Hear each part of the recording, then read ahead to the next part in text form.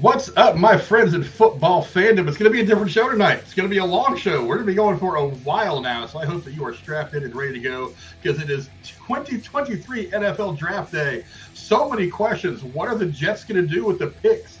What are the Green Bay Packers going to do with the picks that they got for Aaron Rodgers? What are the Jets going to manage to do in this draft to help Aaron Rodgers, to keep him from running off to another darkness retreat, to do all kinds of whatever, hallucinogenic drugs?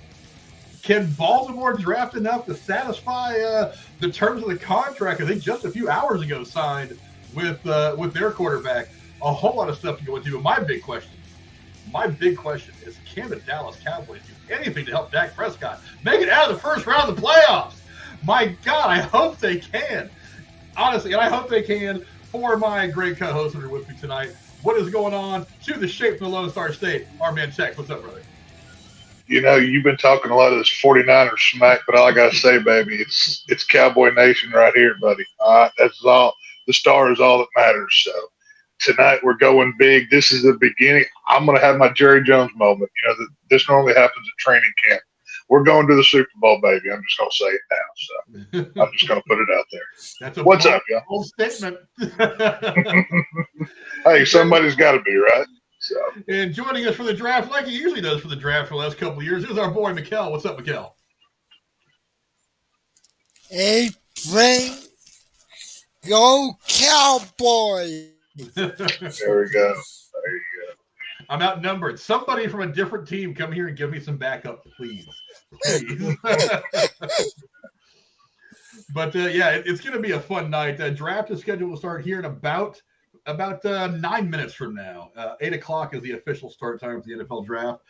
Most drafts, it's kind of obvious who's going to go number one. Most drafts, there's not a whole lot of questions surrounding it. But this time, I mean, there's a lot of quarterback needs at the top end of the draft, the top 3 picks, 3-4 picks, but not really a clear consensus on who's going to be the top overall pick. Is it C.J. Stroud? Is it, not Bryce Young? Who am I thinking of? Guy from Alabama. Why am I drawing a damn blank? Yeah. Who's it going to be? That's the big question. And I don't know. Tex, what do you think? I mean, I feel like Bryce Young goes first. I feel like that's probably mostly a no-brainer, but I'm still kind of on the fence as to what they're going to do. A lot of movement's going to happen in the first 3 or 4 picks based on quarterbacks alone. What do you think we can expect in the first probably 45 minutes or so of the draft, these first 4 picks? Well, there's no doubt Bryce Young's the best quarterback in this draft. He's the most pro-ready. He comes from, as much as an Aggie, I hate to give any kind of credit to Alabama, but he comes from the best pro-ready system. I mean, they've produced how many pros these last few seasons? So Bryce Young's your number one. Now, I don't think Stroud is the second best quarterback in this draft. I think Will Levis out of Kentucky is number 2.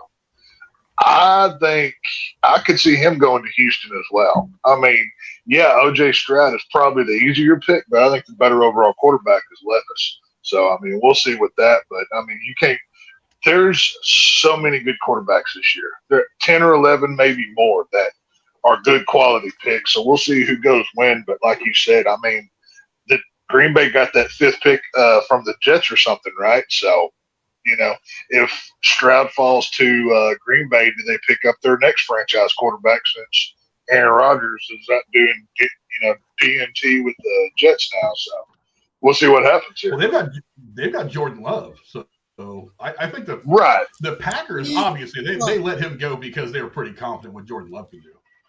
Right, but you don't get quarterbacks as good as O.J. Stroud as you do every year. So if you've got a chance to pick him up, you got to at least consider that option. You know what I mean? I'm sure they have other draft plans going into it, but we'll see. Mikkel, what do you think? Is there going to be anything crazy that happens in the first round of the draft? I want Green Bay. Joey is not that good. Do they go quarterback? Do they go defense? I mean, I don't think Green Bay can win video. I think video they are not gonna make a playoff, and I don't know. I Well, don't think Green Bay gonna be too shit video I do have with one. going. I do have one kind of scenario that a lot of moves would have to be made to make this happen. But I and like I said, I don't like the team that this guy played for, but I want him on my pro team. I would love to see Dallas trade up to pick up Robinson out of Texas, out of UT. You know, odds are he's probably going top 10. So how far would they have to trade up? Who in the top 10 picks is willing to move down? There's got to be somebody that does. You know, somebody's going to want to pick up an extra draft. I mean, the Cowboys' first round pick is at 26 this year, so that's pretty far back. So they're going to have to give up something if they wanted to go get Robinson out of Texas. But I mean, the dude's a beast. If you watched him play any college football these past couple of years, holy crap! I mean, he's probably the best back in all of college football. So I would love to see them go put B. John Robinson with a star on his helmet. So hey, you know, I know Jerry's used to, you know, he likes to trade down and do the Al Davis method, get as many picks as possible. But sometimes you got to go get a superstar. You know what I mean? Yeah. Yeah, I as a 49er fan, I'm a casual observer. The first round of the draft. You know what though? I mean, look, it's been out there a lot. I think they're making a lot of talk about it, even though I don't think it's going to happen. There is this random talk out there that they may end up trading Trey Lance at some point tonight or tomorrow. I can say that. Yeah. I don't know if I could though. I feel like you gave up so much to get this guy. I would have made the trade for him anyway. But you gave up so much to get the guy. You've got to give him a full year to see what he can do. I mean, last year he got injured. Shit happens. I don't blame him for that. I mean, you tackle the guy that's got the football, and he had the football that play. So it's not a big deal. But, I mean, you've got to give him a year to see what he can do. Because if he starts this year and the Niners win 11 games, 10 games, I mean, even if they only win 9 games to go 9-8, since you can't go 8-8 anymore, and go 9-8, but they look good all year long, and he shows a lot of talent, then I think that's a win for the Niners. I think that's a win for Trey Lance, and I think you start to feel better about everything you gave up for him for the long run. Because let's face it, he's 12 years old compared to a lot of guys in the league. He's only 21. I mean, you're going to have him. I mean, if he ends up succeeding, you're going to have him not only on the rise, but you're going to have him for 10 of his prime years. And that guy's got the potential to be a beast. But, I mean, you still got to see him do it first. So I want to see the Niners try to get what they can. As a Niner fan, obviously, as you guys can tell, as a Niner fan, I want them to – don't be bitter. Don't be bitter. It's not a day for bitterness. Everybody's in first place on draft day. Everybody wins. This is true. That is true. But but as a Niner fan, I want to see what this investment got us. Because if we're going to cut bait before we really had a chance to see him play 17 games – then honestly, I would question the ability of you know, guys like John Lynch and Shanahan to do all this shit anyway. I mean, look, sometimes you make trades that look terrible, but they end up working out. As a San Francisco Giants fan, I was one of the people that was ready to burn San Francisco down to the ground when they traded Matt Williams and got Jeff Kent.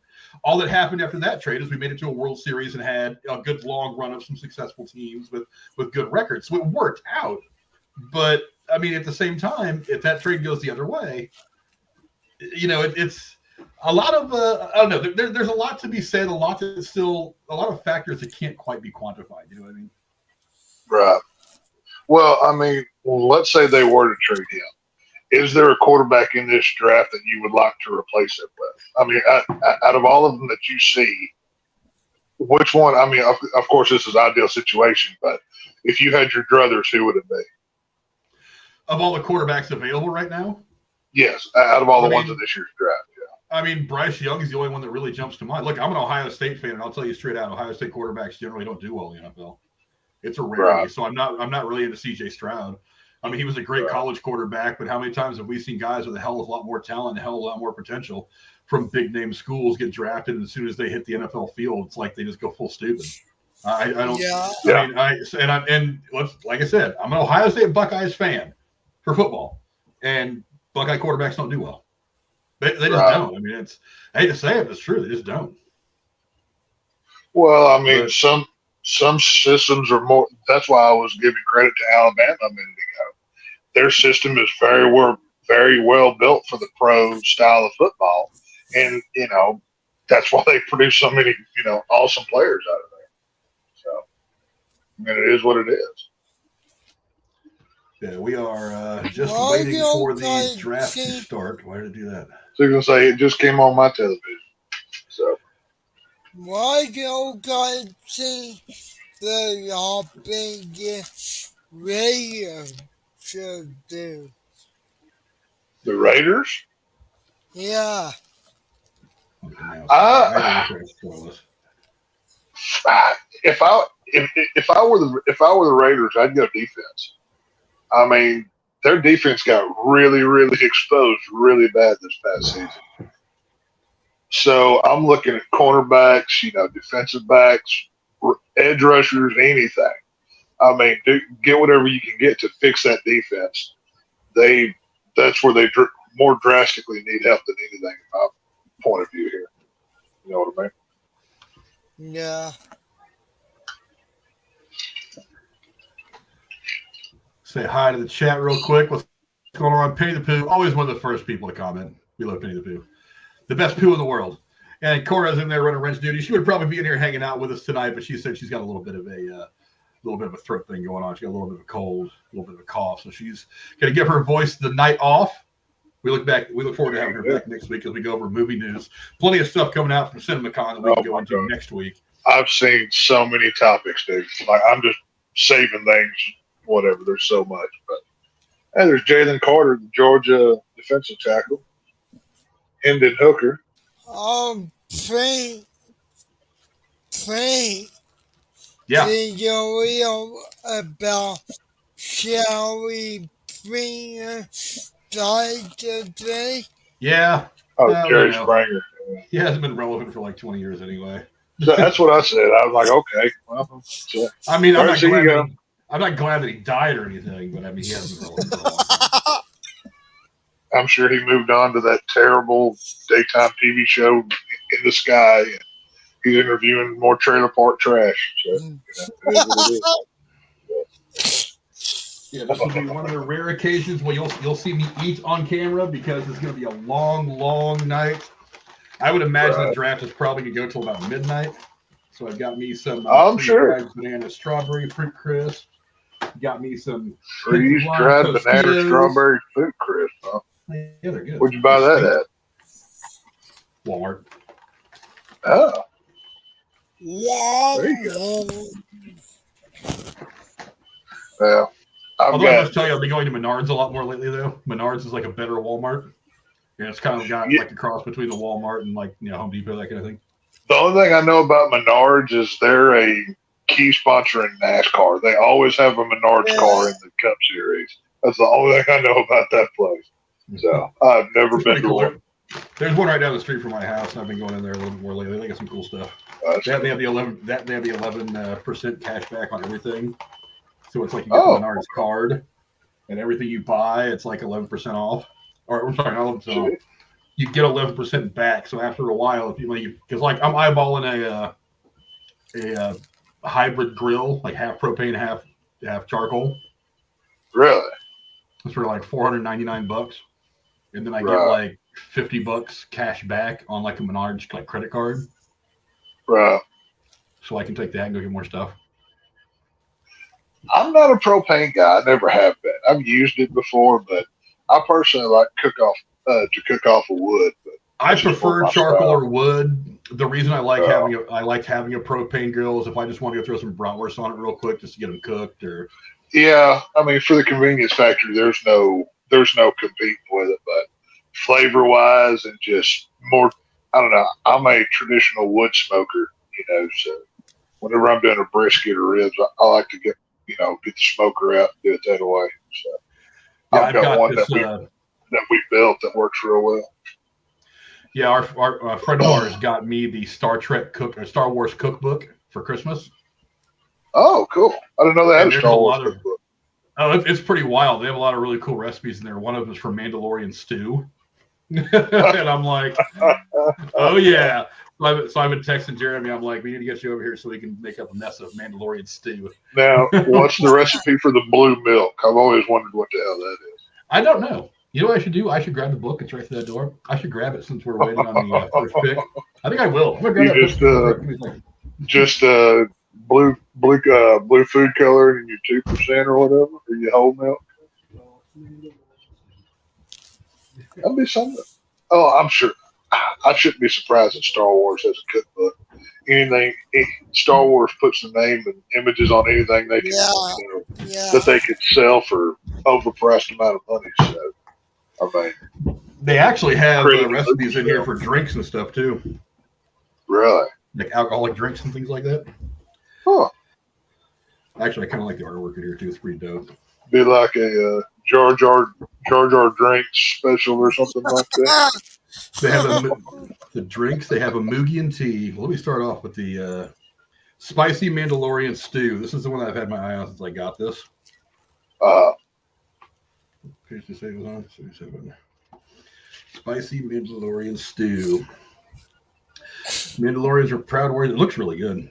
Mandalorians are proud warriors, the real reputation for toughness. If something didn't pose a challenge, it wasn't worth their time. Apparently, that point of view carried over into supper time as well. I'm trying to keep an eye on, make sure that the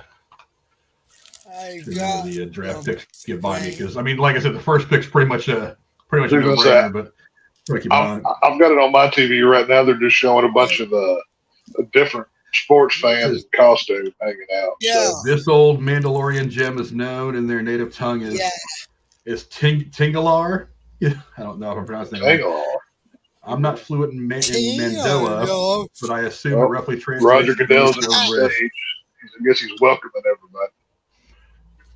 See, each on wrist coming in a hearty blend of meat and veg with a scorching seasoning mix. This concoction would make even the hardiest Mandalorians sweat themselves right out of that crazy armor of theirs. I'm looking at the ingredient list. It's olive oil, onions, garlic, grated fresh ginger, boneless, skinless chicken thighs, roughly chopped, medium red apple, cored and diced, flour, carrots, potato, masala, curry powder. Curry powder probably adds some ass to it. Tomato paste, sugar, soy sauce, broth, chicken broth, and pearl couscous. I don't eat a lot of couscous. It looks dope though. Now, as far as the drinks, I want to go to the drinks for a minute. Let's see. We have. What's the the TV show, that Modern Family? You remember the gay couple? Yeah. What was the heavier set guy's name? I forget. I know the show. I've never watched it though. I don't know, but they've got him and some blonde girl up on the stage, Roger Goodell. I guess because the draft's in Kansas City, apparently they're fans of that team, so they've got them up there right now too. Yeah, whatever. I don't care about celebrities being at sports events. I think it's annoying. Right. I mean, because what's all that damn noise? It's the guy I was talking about yelling at the crowd. Well, that guy needs to calm the fuck down. If you put, holy crap, that guy's dressed just like Andy Reid. If you put a mustache on him, he could play Andy Reid in a movie. Holy crap! Wow. Okay, that's crazy. Yeah, I might have to look up that Star Wars cookbook up just out of curiosity to see what all's in that deal. Well, I mean, they've got a Mugen tea. There's actually some things in here that you have to make them separately to have them as part of the recipe for the main recipes. So you have to make Mugian spice syrup, which there's a recipe for that earlier in the book. But this is Mugen tea is unsweetened iced tea, half cup of chocolate milk, a quarter cup of the Mugian spice syrup, a half cup of heavy cream, 1 ounce of falernum. I don't know what that is. And a tablespoon of Christophian sugar, which you have to make, mixed with 1/2 tablespoon of ground cinnamon for sprinkling. I don't know. It sounds kind of good. I don't know about mixing tea with milk, but whatever. The Coruscant cooler, which is the Coruscant cooler, which sounds pretty straight up. 3 ounces cranberry juice, 2 ounces bourbon, 1 ounce of lime juice, some sweet vermouth, a splash of dark cherry puree, and a lime wedge for garnish. That sounds simple enough. Might be all right. Dagobah Slug Slinger. That sounds awesome. Oh, that's where Yoda was, right? Yeah. Yeah. Then we got a Blurg Fire, lime, red salt, 2 ounces of pomegranate juice, 1/2 ounce habanero lime syrup, and 4 ounces of prepared lemonade. And there's no alcohol in it? Well, I guess it'd be great for my kids. Let's see. Well, you could always add like an Everclear or something to it if you want. Oh, yeah. All right. We have the Carolina Panthers are on the clock. We're at 9:45 and ticking. They're showing the war room right now.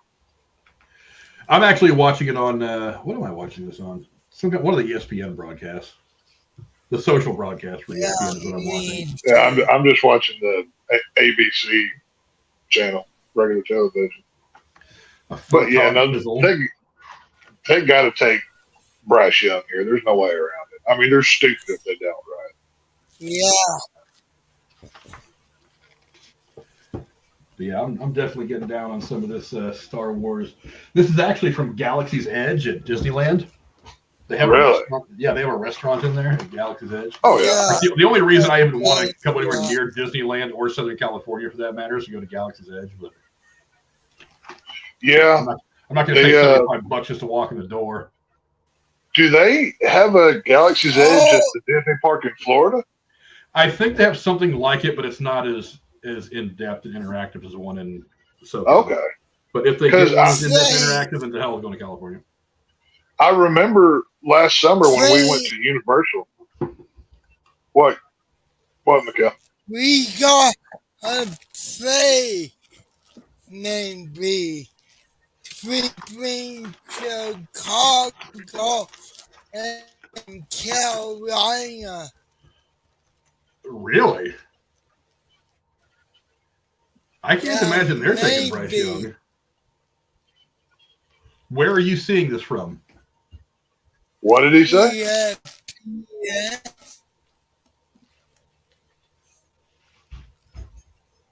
He's saying there's a potential trade between Chicago and Carolina for the first pick? No way. I can't imagine.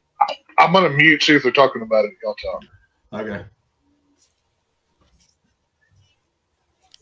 He really wanted that gone because we have not seen a bunch of times. Yeah, I haven't seen anybody. They haven't mentioned it on this social thing they're doing yet. But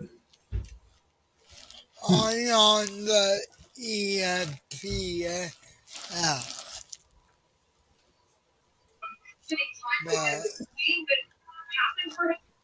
They're not talking about it on TV right now. They're just talking about Bryce Young and Carolina and everything else. They're not saying anything about a trade or anything.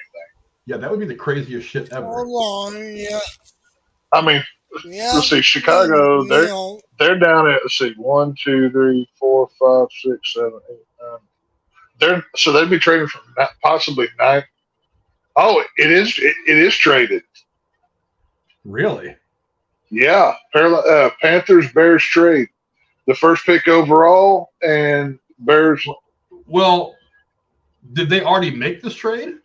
Six to say, yeah, that's the one that was already. Yeah. So say, Mikhail, what are you talking about? Yeah, I thought they were trading back in. I was like, why the fuck would they do that? Six to say that's what didn't make any sense. That was okay. Yeah. No, there's no way they don't take Bryce Young here. They're stupid if they don't. What the? I was fixing to say, wait a minute, I'm not seeing this anywhere.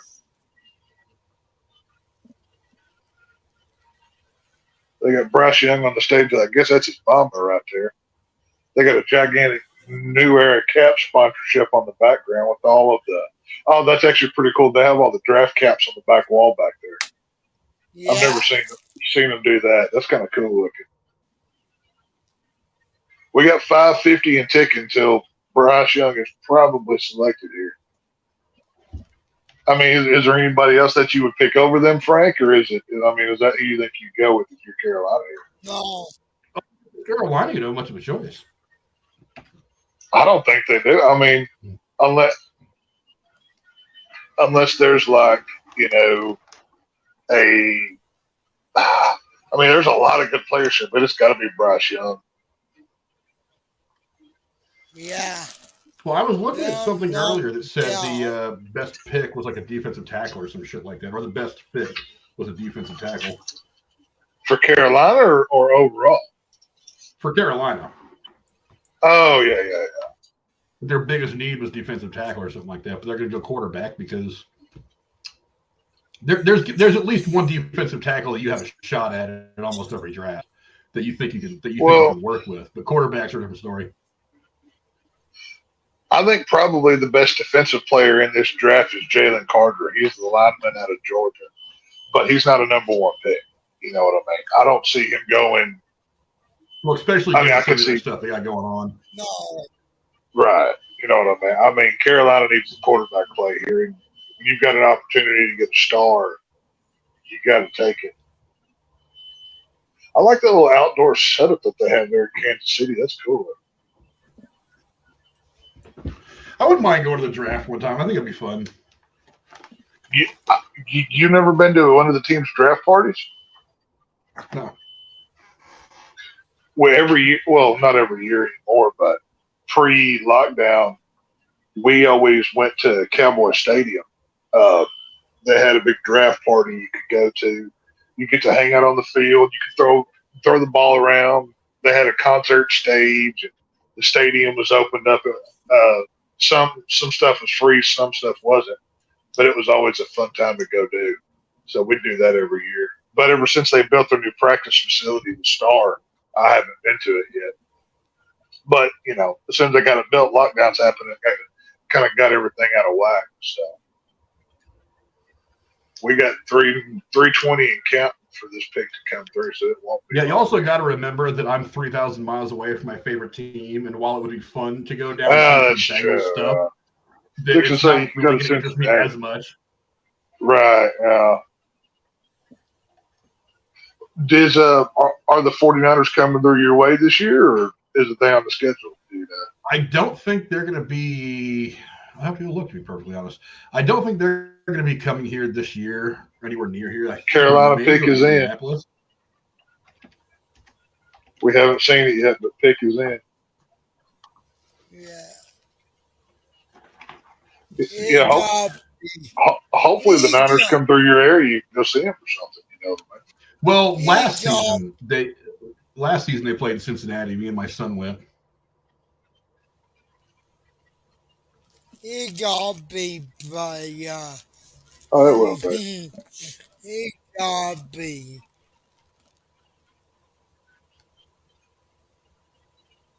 Well, this pick's kind of a gimme. It's got to be Bryce Young.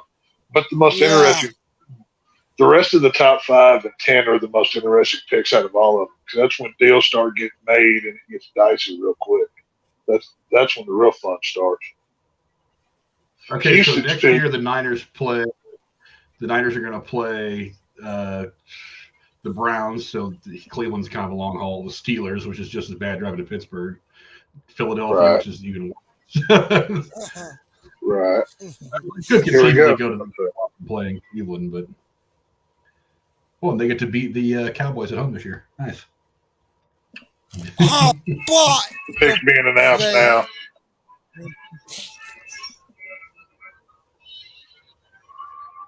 Goodell's coming to the stage. The pick is in. Houston's on the clock. Come on, Goodell, give it to us.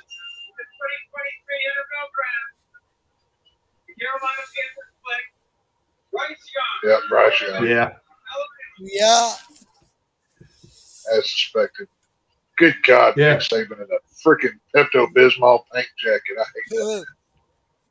I don't like Nick Saban at all. I can't stand. I hate Nick Saban. He drives me. I hate him as bad as I do the Texas Longhorns. I hate that dude. And I think Bryce Young got his suit from Ellen. Is what it looks like. But dude, I swear to God, Ohio State fan as I am, when fucking when that year that you guys drafted Zeke, I was like, why the fuck is this guy wearing a fucking halter top underneath his jacket? That just looks so ridiculous. Yeah, well, it didn't help anything else when he came out this past season with that stupid looking nose ring that looked like he needed to be tied up to like a horse rope somewhere or something. He had to get his cap on, and now he's walking out.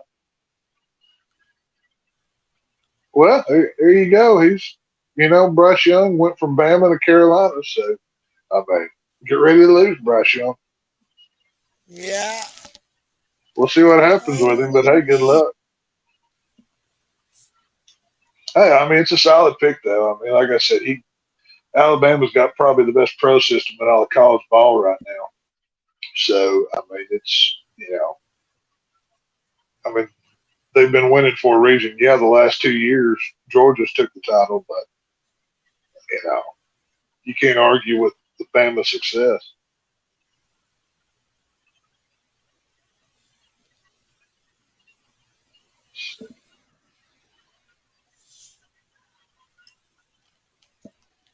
Craig, his old man. There's the Alabama-Tennessee game this past season. I miss college football. I'm so ready for that to start again. Me too. I like college ball more than I do anything else. Let's see here. Right on this down. So play who's the eel in Goblin now? What's that? Who's the cat in get? Who did the Panthers? Who does the Houston get? You mean? Yeah. Who does Houston go with? I don't know. Well, see, that's the thing. I was looking into it. Houston This is one of the areas where you might see them make a trade right now for Trey Lance. This is one of those areas where it could happen. Yeah. I doubt it. I don't think it's going to happen either, but this was one of the areas where it could happen. I mean, we could see C.J. Stroud go right here. Houston needs quarterback, but they need other stuff as well. Well, the rumor I don't know. is they'll probably get your mom Jack from Baltimore. Yeah, They're not going to get him. real Lamar Jackson bad. just re-signed that contract today. He's not going anywhere. Yeah, Oh. so I was going to say that's not going to happen. I mean, they've got their quarterback. Now, did he re-sign the deal, or was it franchise tag him? I didn't see all the info to that. I don't know the exacts of the deal, but they re-signed him. Okay, because I know at one point, the last I heard the other day, they wanted to do like a franchise tag, like an unrestricted franchise tag or some nonsense. I can't remember exactly, but Yeah. apparently the Texans pick is in. I'm going to say it's C.J. Stroud here. Houston needs quarterback play. They suck. Houston sucked so bad they couldn't even get the first pick when they should have. But beside the point. They won the final game. Right, yeah. I mean, you've lost everything else. You might as well just take a knee here, pal. Survive to live, to fight another day. And they'll coach got playable that. Well, I mean, if you're the GM, wouldn't you do the same thing? I know I would. Well, ain't it against the Rumble tank? No. Yes, but you don't come out and just tank and to where it's intentional. You do it creatively so they can't pin it on you, even though they know what you did. You know what I'm saying?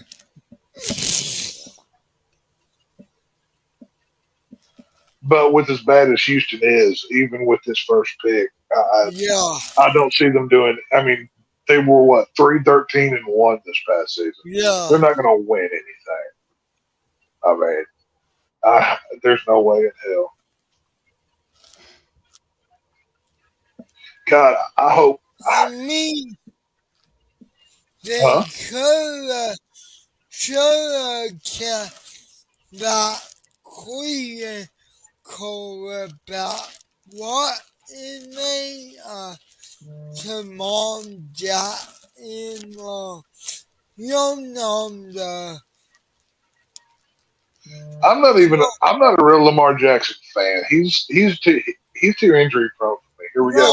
No, Hang on. We got Goodell coming out. Okay.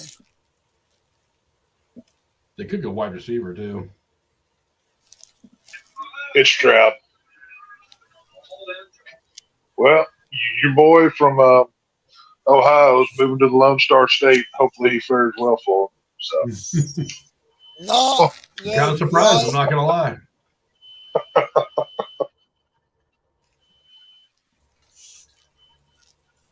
Yeah, I mean, it's like over the other day on Casey's deal. We were talking a little bit of football. I was like, yeah, this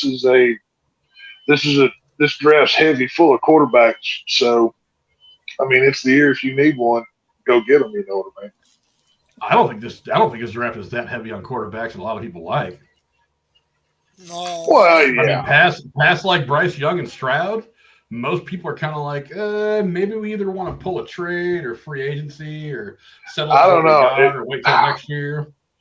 I'd love to see Levin put a Cowboy jersey on and be the number 2 to Dak Prescott.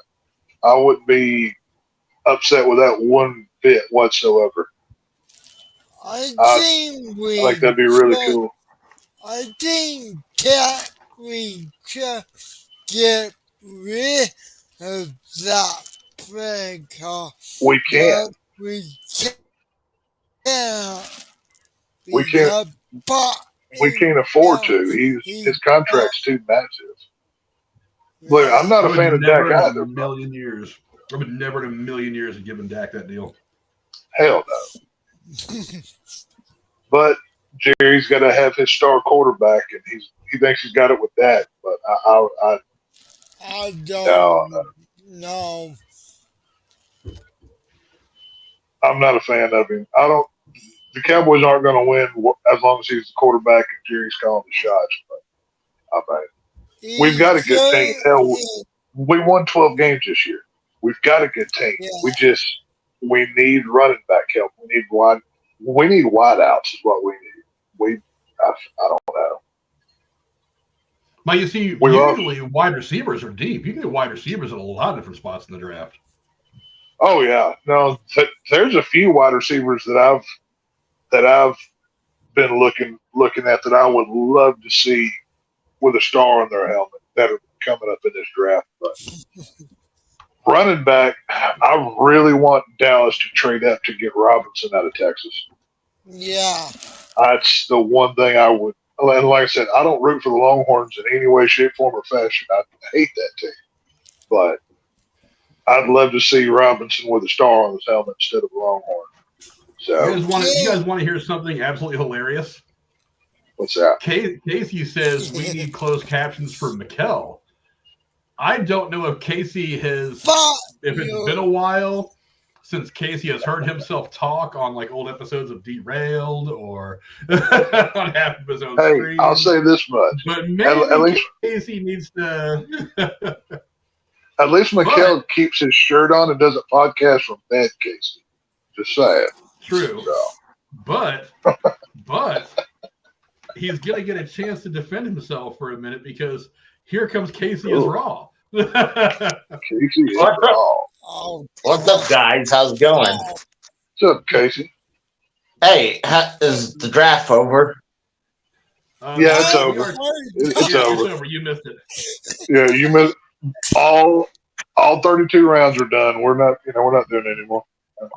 Wow, damn, that's pretty fucking quick. Yeah. That's Well, what I do. and Yeah. instead of taking 10 minutes per pick, they just texted in their pick to Roger Goodell. He's just going to come read them off in like a couple minutes, and we'll be done. So, Yeah. Have we finally drafted a kicker for the Cowboys? If the Cowboys drafted a kicker in the first round, I would completely disown the team. But Yeah. You have to admit that every year that's a possibility. No, Frank. so what's up, Look, Casey? So I've been saying it for a while now.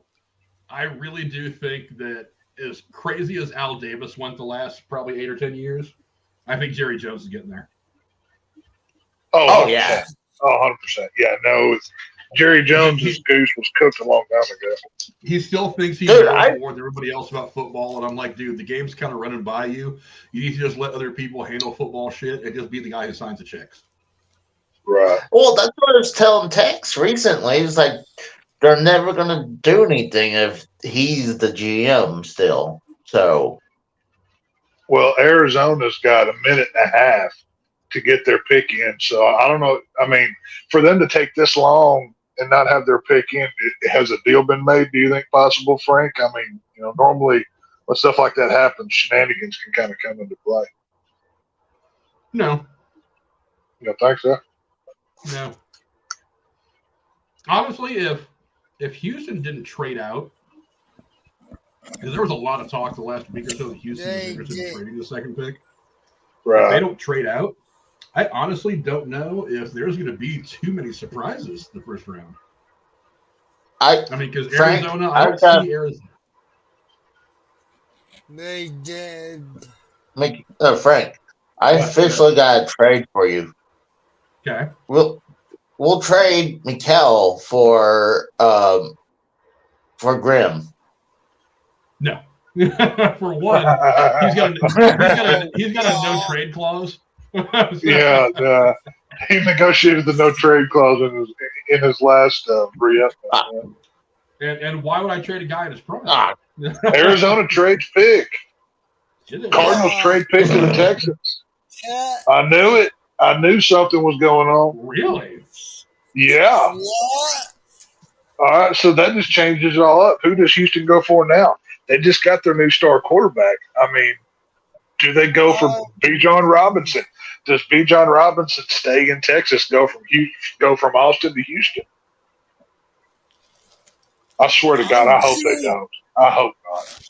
I think they need defense. They do, but they also need a running game. They would be stupid not to. We'll see what happens here. Holy crap. Crazy. Texans pulling off a freaking surprise entrance into the Royal Rumble here. I mean, they're pulling a big bogey.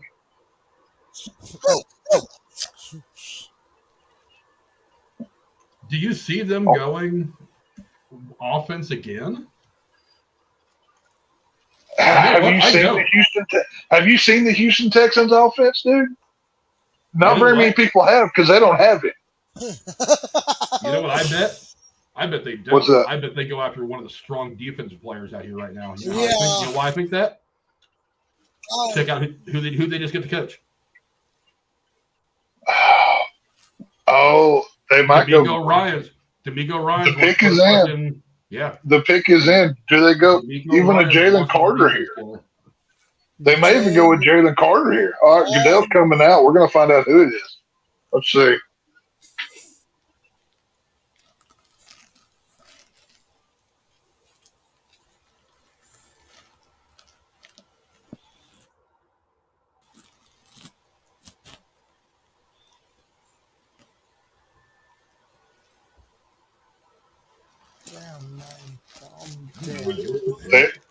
Will Anderson Jr. They went linebacker out of Alabama.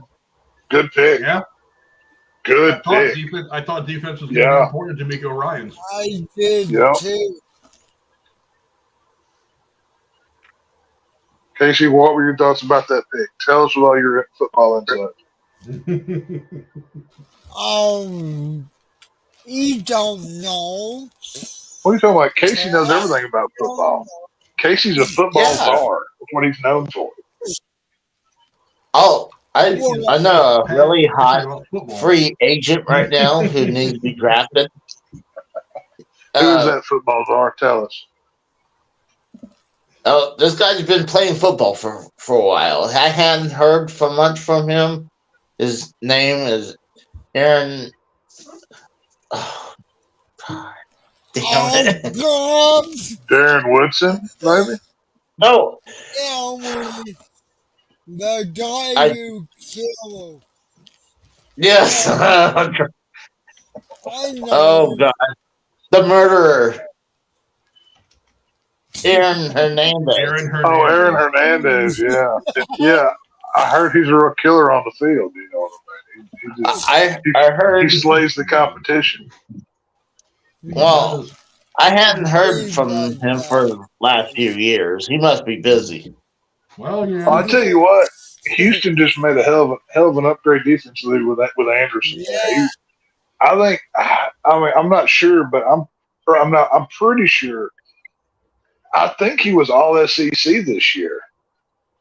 I think he was. I can't remember, but I mean, dude's a solid player, man. I know. Whenever my Aggies played him this year, he killed my. I mean, he just annihilated. That's a solid pick for Houston right there. Now, I wonder how much they gave up to get that second pick from Arizona, though. That's my question.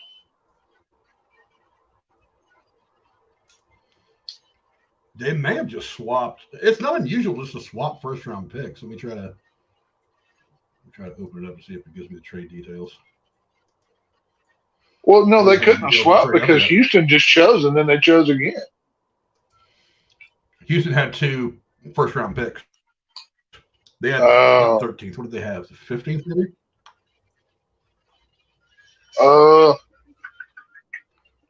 Let's see. The Texans had 2. Let's see.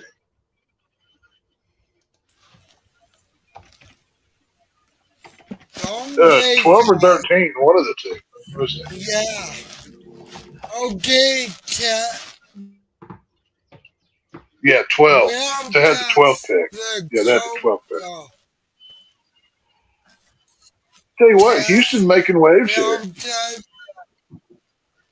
Well done, the Colts go now. Where did the Colts go? Oh, let's see. Let me pull out my notes here. I think defense. I'm going to say quarterback or cornerback, one of the two here. I mean, the Colts quarterback play this year was awful. There's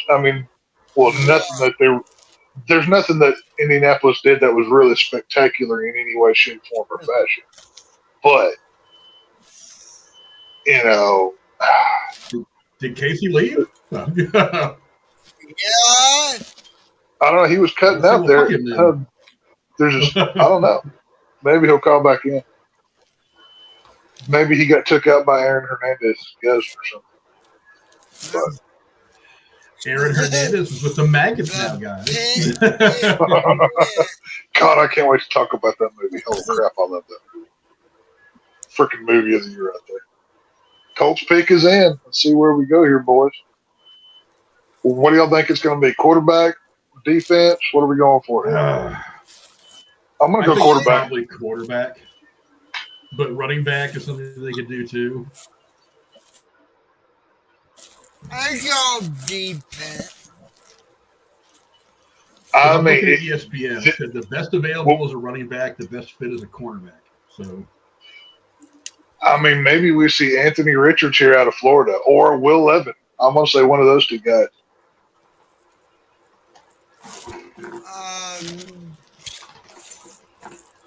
They may not do quarterback. Like I said, that's assuming they're. Like I said, if they go quarterback, I'm going to say it's one of those two, but we'll see.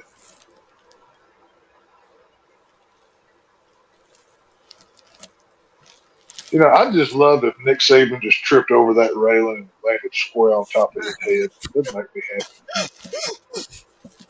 I really don't like that guy. I don't, he caught him on the He could walk into the medicine aisle and blend in with the Pepto-Bismol with that jacket on.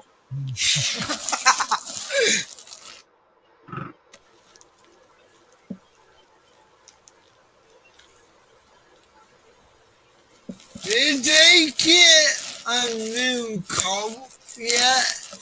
Say the coat. Did Jeff Saturday get fired? Well, he was never really hired. He was just the interim coach anyway.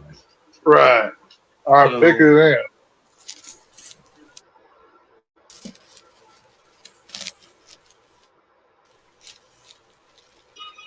I was right. Anthony Richards out of Florida, quarterback. Really? Yep. Wow. Not a bad pickup right there. So far, out of all the quarterbacks, he's been the largest out of all of them.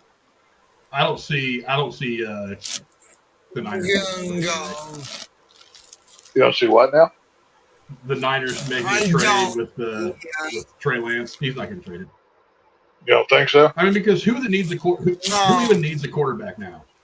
Okay, Carolina has drafted one, Houston has drafted one, Indianapolis has drafted one.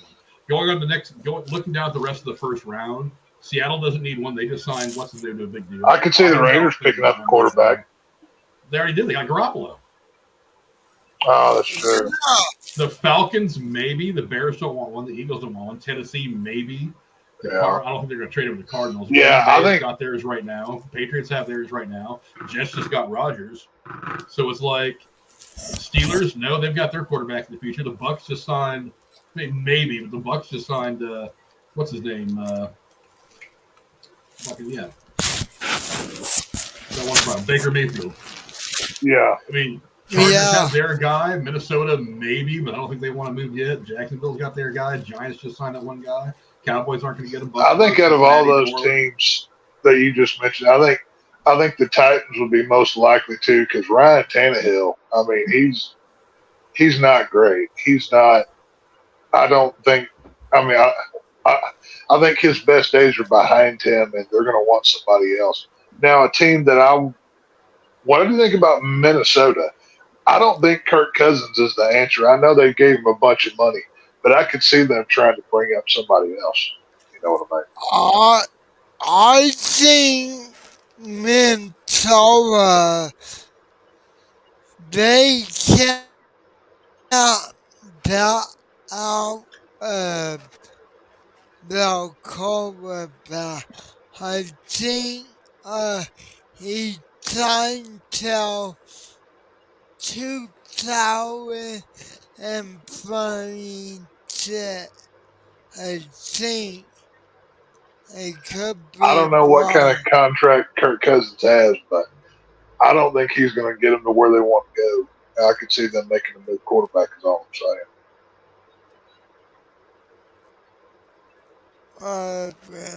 Anthony Richards, a 4.43 40-yard dash, 10 pass rush touchdown. Well, I think out of all the quarterbacks, I know Bryce Young comes out of the best system, but it's hard to argue with Richardson. He was a hell of a quarterback this past season too. There's a lot of good players. I wouldn't have rescored him number 4. You don't think he's a 4 pick? I don't think he's a number 4. I don't think. Look, he's going to cost you so much money, so many years, and there's not a whole lot of people that have that much faith in him. Right. I don't know that I would have done it, but that's just me. Well, knowing all of Indianapolis's needs, where else would you have went? I mean, anywhere else. Running back here? Literally anywhere else. Literally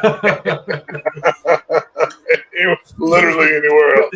Well, here's the problem, though. It's like you reach for a quarterback because everybody feels like it's so important. Look what the Niners did last year with literally the last pick in the draft. It's like, right, but look at the team. Look at the team that's built around that last pick. That's what I'm saying. You can't. Is building the team is more important than jumping to that great quarterback. Right. Because you're never going to find another Joe Montana. You're never going to find another, whatever. You're never going to find these guys again. So it's like, why is it a big hurry to run to get to one of these guys when you know that you have other needs? And so it's so much better for your quarterback to get your pieces in place and then go get them. That's why I've said for a long time, one of the things that I would do if I were a guy in charge of building an NFL team, the first thing I'm doing is I'm building an offensive line. Because I don't give a flying fuck if you get the next great Joe Montana, Tom Brady, whatever. If he spends half the time on his ass, it doesn't fucking matter. None of that matters.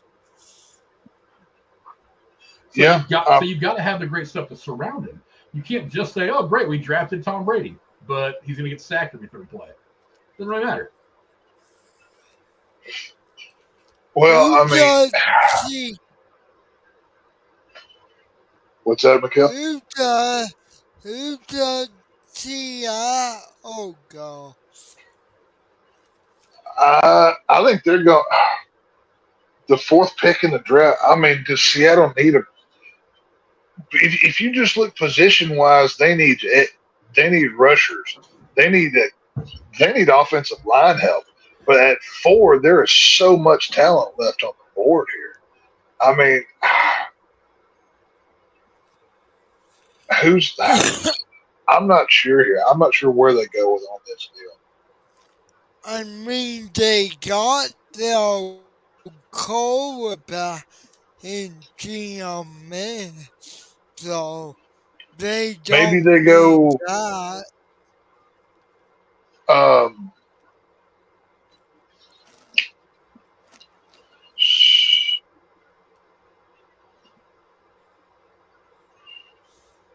No, that guy's not a good fit.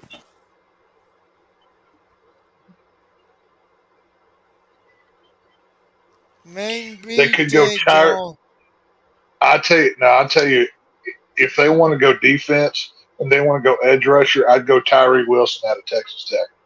This dude's a killer. Yeah, I mean, he was lighting people up in the Big 12.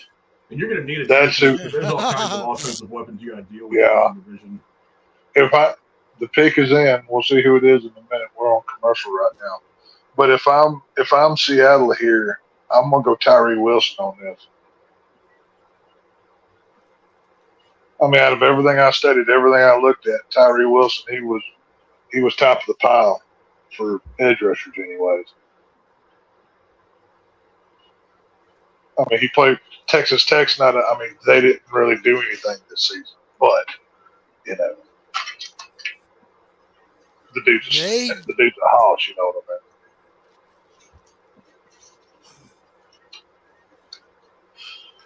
Let's see here.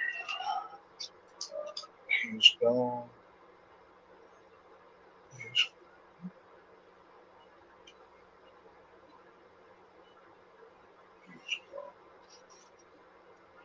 Yeah, I mean, we'll see how all this shakes out. Let's see.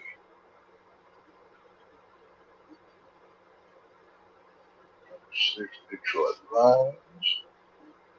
So we have Seahawks on the board now.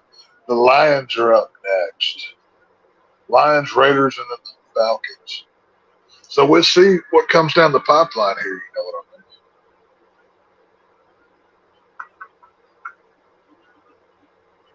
See, Derek Hant says, I can't wait to discuss Evil Dead. Oh, me either, dude. I freaking love that movie. Like, that was Lily Sullivan in that movie as Beth. Like, I was in love. And she's standing there bloodied with a chainsaw. I was like, yep, there's my wife right there. So, I was. There's my new boo. Oh, my God, dude. Oh, you ain't kidding. I was like, yep, I'm impregnating you immediately. Like, let's just do this thing. Next time, somebody else already got already beat you the punch. Right. Well, yeah. Until then, we just have fun at practice, right? Isn't that how it works? Practice making them babies so that when the time comes around, maybe, I don't know. Let's say, all right, Goodell's on the stage. Well, let's see who's going to be part of the Seahawks Nation 12th man. See who he said. Really? Devin Witherspoon, Illinois. Yeah. Solid pick. I guess they're trying to rebuild that 12th man up there, even though they stole the 12th man for Texas A&M.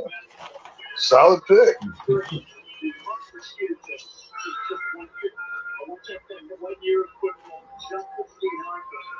I don't know where they're holding the draft little party they're at, but that is a beautiful building. I do have to say. Kansas City. Yeah, but I don't know what that building is. It looks like a big old terminal or something. That looks really cool. I think they built it. They usually build them every year.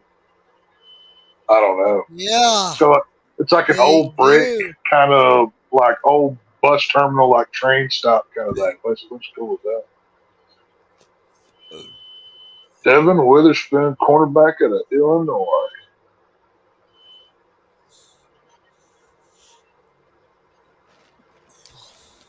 Did y'all see Seattle doing anything this year? Losing to the Niners twice, I hope. No. That's why I asked. I bet you want to see them go 0-2 against the Niners. So. Okay, well, the Detroit go. Oh, I think Detroit goes defensively. They had defense problems all last year.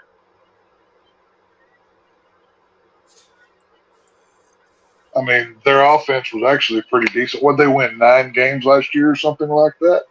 So I mean, I don't think Detroit will do anything in the NFC because I think there's too many strong contenders within the NFC. I mean, they're not going to make it through the NFC to the Super Bowl, but they can compete in their division. I could see. I think Detroit will win the North, but I think that's as far as they go. I don't see them going any further. Yeah.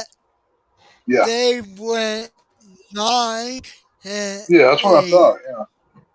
Yeah, that's what I thought. They won 9 games. But yeah, I mean, I could see Detroit winning the North, but they're not better than Dallas. They're not better than the Niners or the Eagles. I don't think they get past any of those teams, to be honest with you. But they have less than 5 minutes to. I think they might win the North because we all know Green Bay not gonna do. I don't know. Green Bay could have a whole new identity since they got rid of Aaron Rodgers and all his drama. You know what I mean? And depending what they get in this draft, who knows? I mean, we know Minnesota's going to be tough, but I could see Detroit winning the North this year. You know what I mean? Could you see the Bell maybe turning things around to you?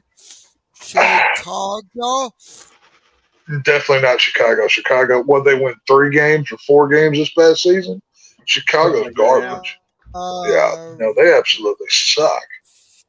I mean, the NFC North, it's not a great division. It's not the NFC East or even the West. But, I mean, I'd say it's the 3rd best in the conference. But, you know, I mean, the division's going to be between Minnesota and Detroit, in my opinion. Who that falls to, we'll see. But my gut says Minnesota, so we'll see. They went it'll be a fighting shot. 3 and 14. They went 3 and 14? 3 and 14. Why even be in the pros if you go 3 and 14? Good Lord, you're garbage. I like to call about though.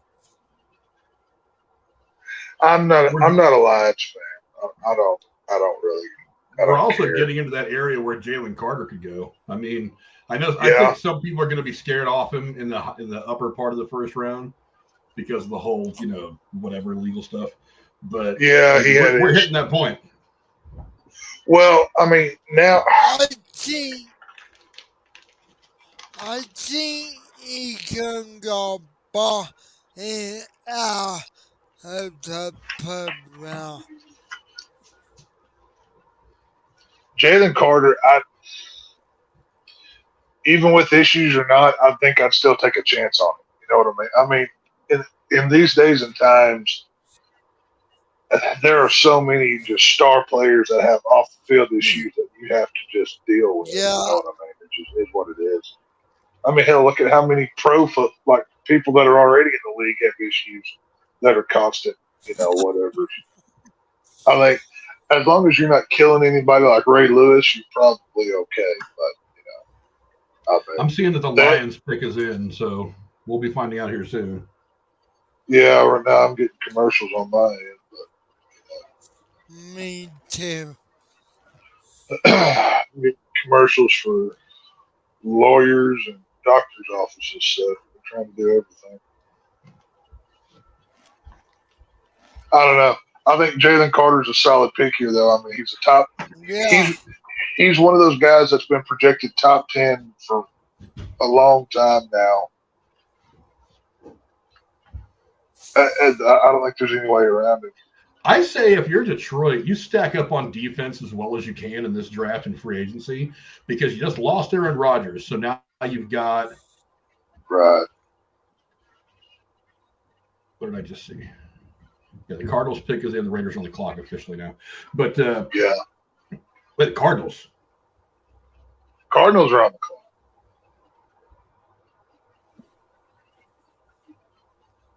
The Cardinals just traded for the pick. Yeah. So the Cardinals just traded in the sixth pick. Okay. So now the Cardinals are on the clock. The pick is in for the Cardinals, and the Raiders are on the clock. That changes things. Yeah, that definitely does.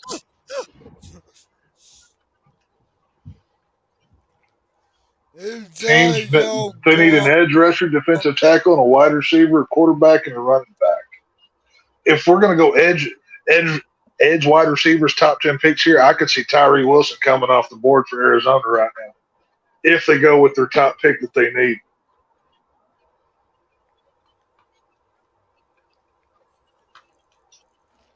Okay. Here it is. Picks in. The Giants get. With the sixth pick in the 2023 NFL Draft, the Arizona Cardinals select Paris Johnson Jr. Oh, Johnson Jr. Okay. I didn't see that one. He's one of your boys out of Ohio State there, Frank. Paris Johnson Jr. Solid pick right there. They went defensive tackle instead of rusher. It's a good one. You got to beef up that defense, I mean, because assuming that guys like Trey Lance are going to be healthy, he's a mobile quarterback. Who else do you have in the division? You've got, Matt Stafford. You got to get pressure on a guy like Stafford, assuming he's going to be healthy and even the starter in LA. You've got Geno Smith in Seattle, who's mobile enough to keep things going. So you got to be able to pressure that guy in while keeping him in the pocket from getting away from you. Right. I don't know. It kind of makes sense. A solid defensive tackle makes sense. Well, somebody as good as him, you can build the defense around too. I mean, he's got the size and speed. I mean, he was killer at Ohio State this past season. I mean, you can build a squad around that dude. So, and I mean, wasn't it Arizona that they got lit up by the Rams at the end of this past season, like 60-10 or something like that? I mean, they desperately need defense. So, yeah, it was. You know, I don't like the draft caps this year. They don't look very good. Not a fan of that. I don't. It's like a weird tan with the team color. It looks weird. I don't like that. I know. They always try this fucking stupid shit. Yeah. Some years they look really cool. I don't know. I don't dig them.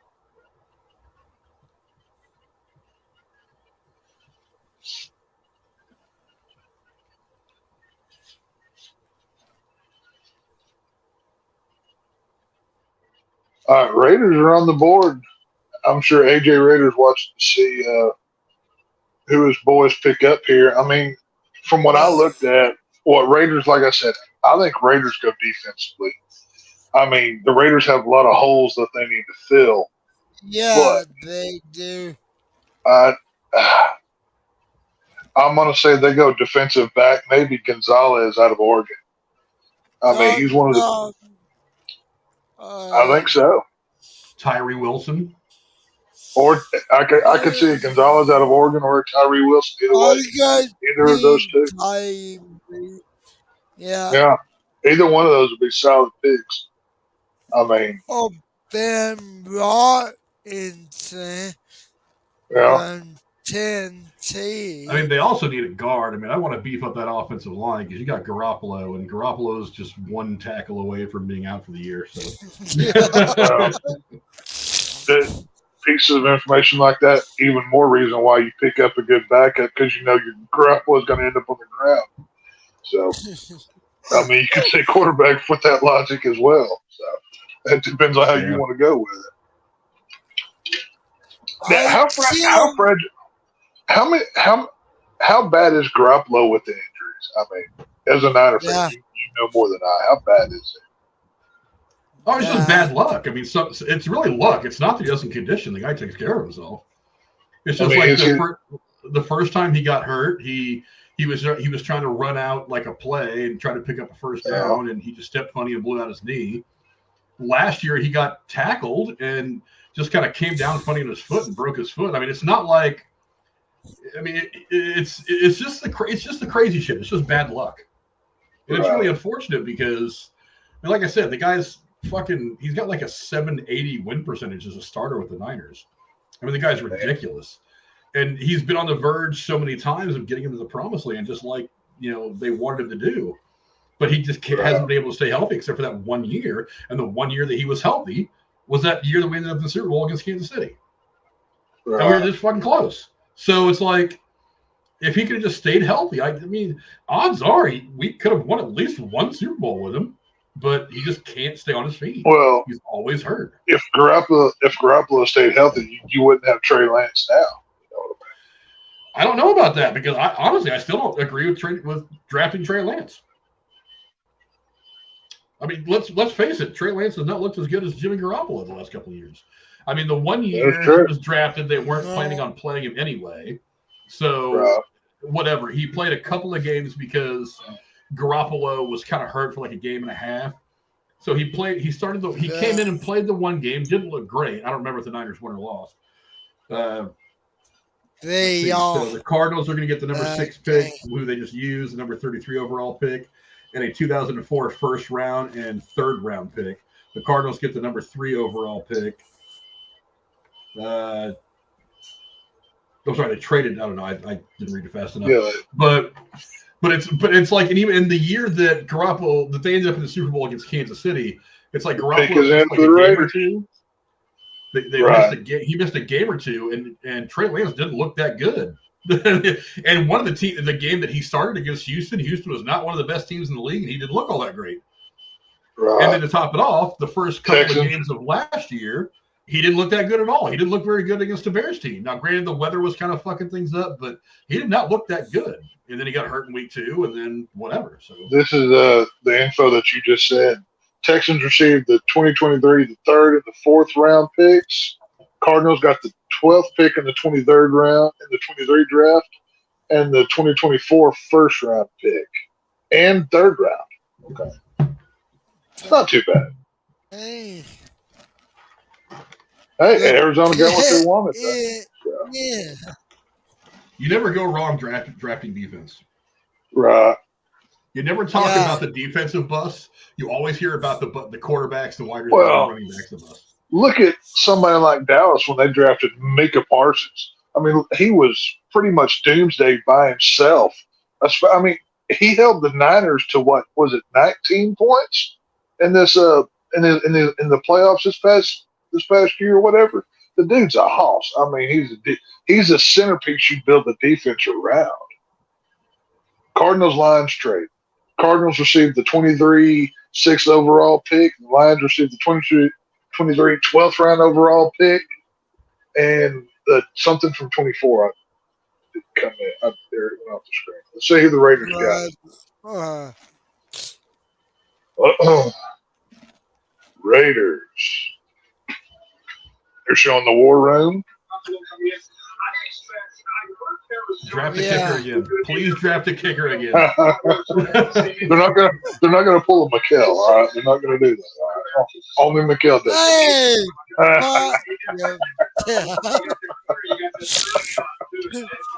that Casey. Raiders needs cornerback, quarterback, defensive tackle, guard, or defensive end. So the Raiders have skipped in 7th overall of the night as we return to the stage. And the question arises Cool stage. Yeah. microphone and say what Las Vegas And to be fair, Well- he didn't draft a kicker in the first round. He just drafted every tight end that was available. the 2023 NFL Draft. The Las Vegas Raiders select Tyree Wilson. Tyree Wilson. There you go. Like I said, good pick. He's got flowers on his coat. Well, he went from a Raider to a Raider, so he's just changing colors from red to black now. So that's cool. Red Raider to Raider. There you go. He just Okay. Oops. Yeah, go, Paul. I don't know. Jalen Carter could go here. let's see who's next. Atlanta. Atlanta. Atlanta. Then Oh, I think Atlanta's going to go deep. Well, see, does Atlanta need a quarterback though? No, they like their quarterback now, the young guy. They want to let him have the reins this year to see what he Six does and say next year. Will Levin is still sitting up there on the board. There's no way I'd be surprised if somebody in the top 15 doesn't take him. But if they don't go quarterback, I think probably cornerback here. I mean, if I had to guess. Well, I mean, Tennessee's got the 11 pick. Yeah. So Tennessee could take him. I think so. Washington could take him at 16. God, I'd rather get drafted by the Browns than Washington. God, I'd say. Oh, I agree. I would rather not get drafted by either one of them. Right. I'm just saying if this is like, gun to my head, worst case scenario, I'd rather go to Cleveland than freaking Washington. Yeah, I don't know. I think if they don't get it, if they're happy with quarterback, I think they probably go cornerback in this draft in this round. If I had to guess, I mean, let's see here. I got too many notes. Devin Witherspoon out of Illinois. Let's see. Was he the one that was just drafted? No. Oh yes, he was. Yeah, sorry. No. I'm trying to cross these off as we go. I got too many written down. I don't know. Jalen Carter's still sitting there. I think if I'm Atlanta, that's who I go with. But that's just me.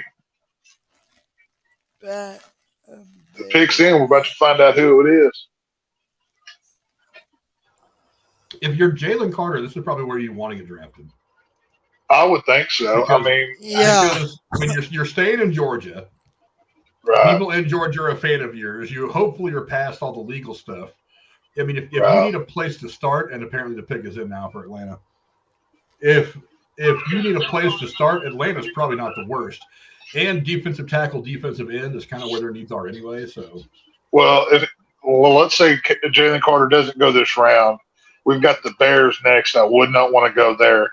Then you have the Eagles. Now, obviously, the Eagles probably going to be back in the Super Bowl, so that's not a bad place to play either. So, yeah, but well, Philly could take him. Yeah. Well, from what I'm seeing, Philly's looking at Robinson out of Texas because they know Dallas really wants him.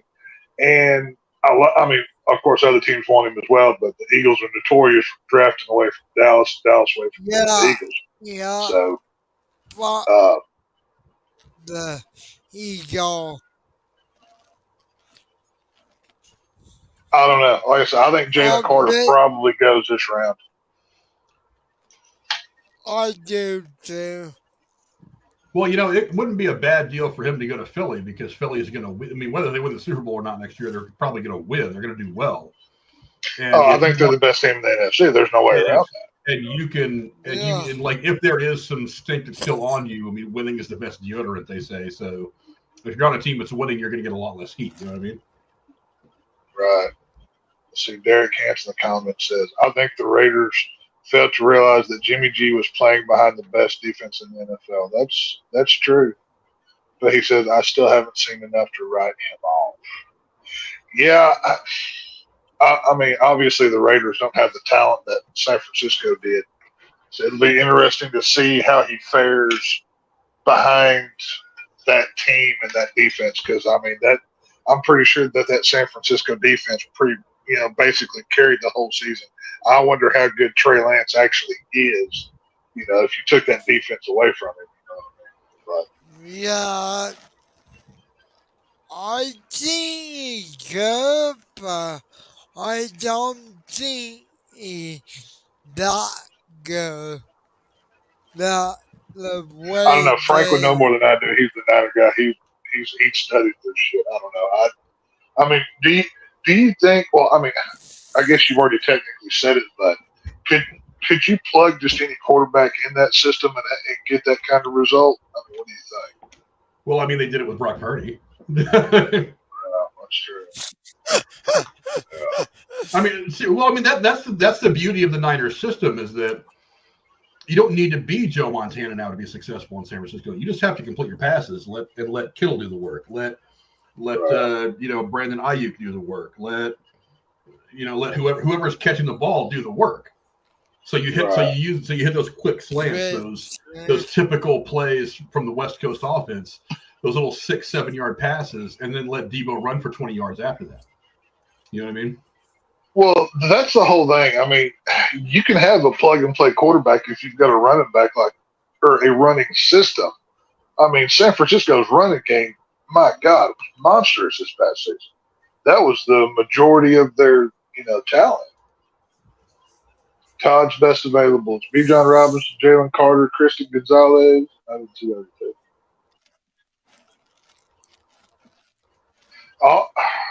I really want. Come on, Jerry, make a move, grow some balls here, and go get Bijan.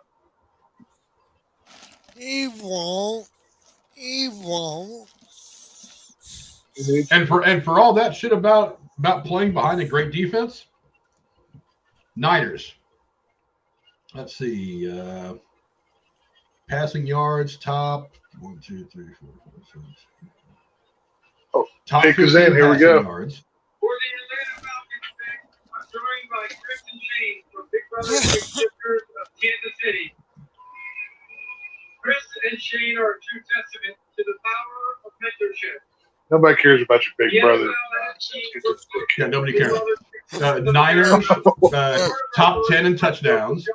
Niners, bottom 6 in interceptions allowed. Niners, second in passing rate behind only the Chief. They have some Make-A-Wish kid telling the pick. Or not Make-A-Wish, the Big Brother 6 kid. in sacks allowed.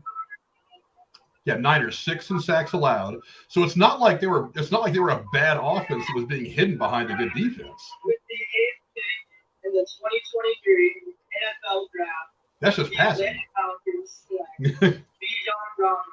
Big dadgummit, Jerry. You could have. Robinson's gone. Oh Crap. my God. Dang it. No. Oh, well.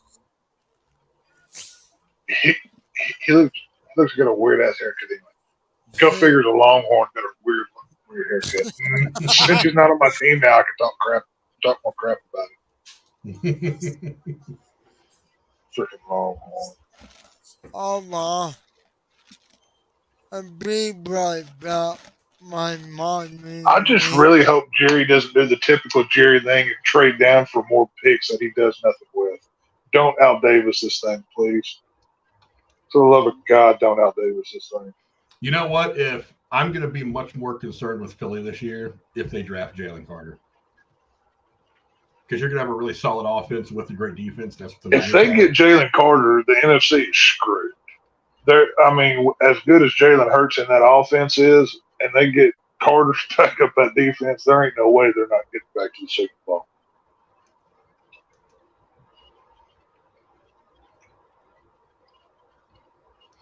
Yeah, 49ers, top 5 in rushing touchdowns. Oh, of course, yeah. Top 5 in receiving touchdowns. Dang, the Eagles' pick is already in. The Eagles took like 30 seconds. Total touchdowns. Holy crap. Yeah, so it's not like the Niners were hiding a bad offense behind a good defense. They had plenty well, of let's hope it's not Jalen Carter here, because their pick's done in already. Hey, you know what? If I'm them, take Jalen Carter. I freaking hope. Well, for the good of the rest of us, I hope it's not him.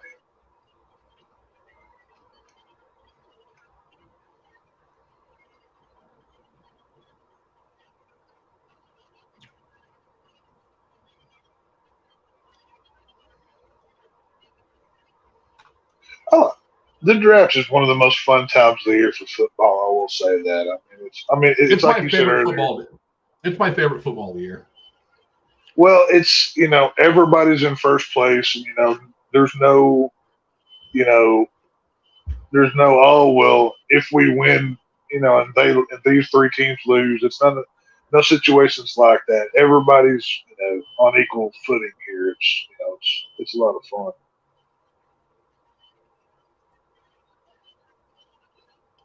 I still think Christian Gonzalez, a cornerback out of Oregon, is going to go here pretty soon.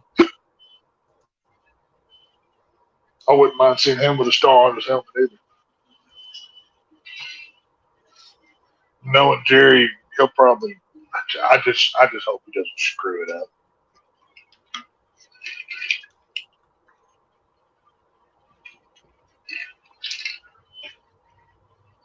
I think Robinson's mama expected him to get drafted by the Eagles just because she's wearing their damn colors. Looks like she's wearing a uniform over here.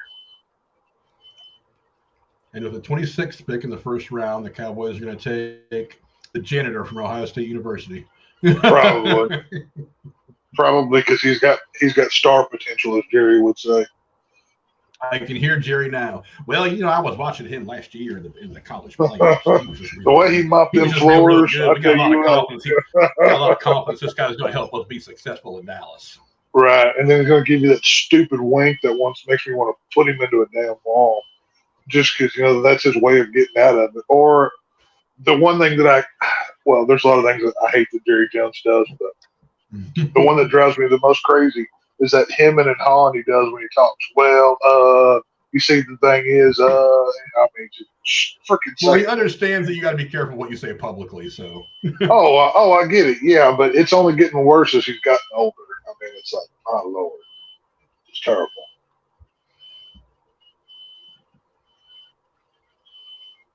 Well, Falcons are a good organization for Bijan. If I were being drafted, I guess I could be all right going to Atlanta.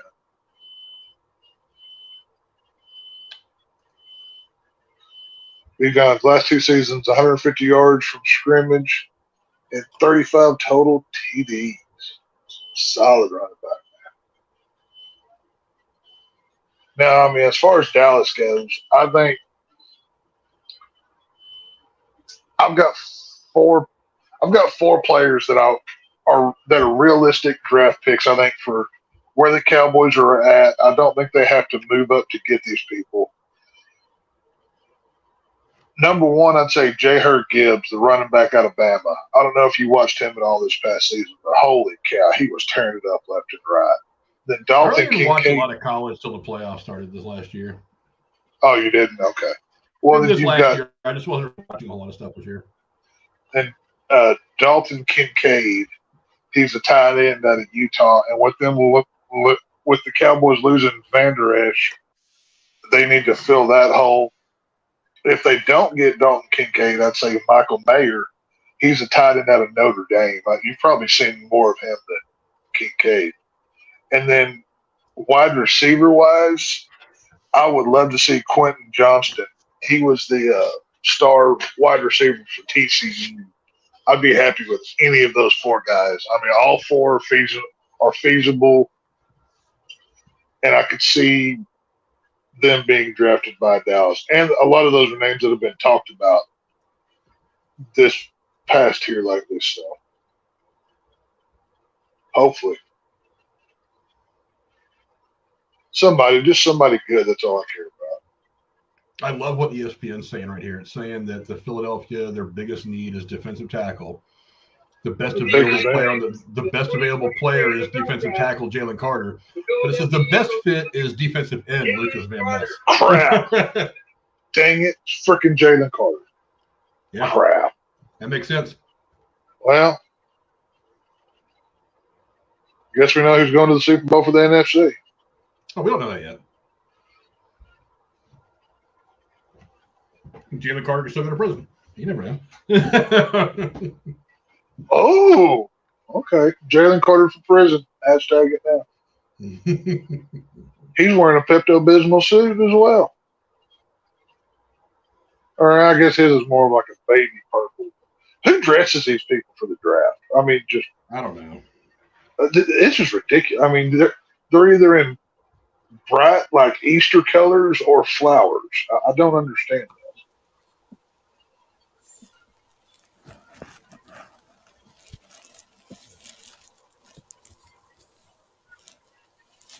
Present at the scene of the car crash that killed 2 people in Athens, Georgia.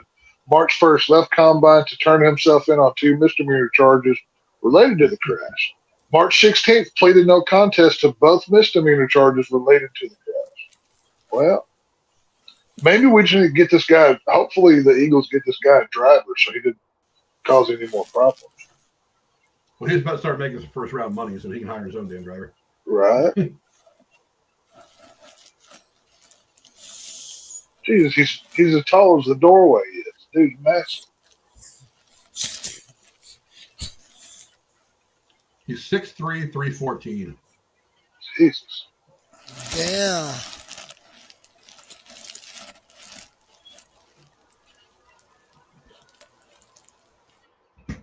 Yeah, I'm seeing that Chicago's pick is in, so. Yeah, they didn't take very long to get theirs in either. Chicago. What are we looking at for Chicago? Defense. I would go offensive line. They're either going. I think they go rusher or offensive line here. One of the two. I don't know about defense too, but I'm with you. I'm with Frank. Offense I line. think if I were to put a name to him, I'd say possibly Broderick Jones. He's an offensive tackle out of Georgia Tech. He's another solid top 10 pick that I could very well easily see being picked there as well.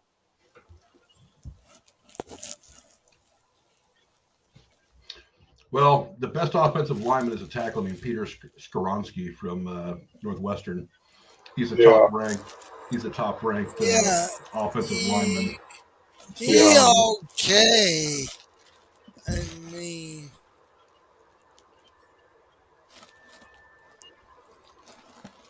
Christian Gonzalez from Oregon, though, and they could go cornerback. See, I thought Oakland would have picked him. That's who I had in mind for, or not Oakland, but Las Vegas. I would have sworn the Raiders had him hemmed up.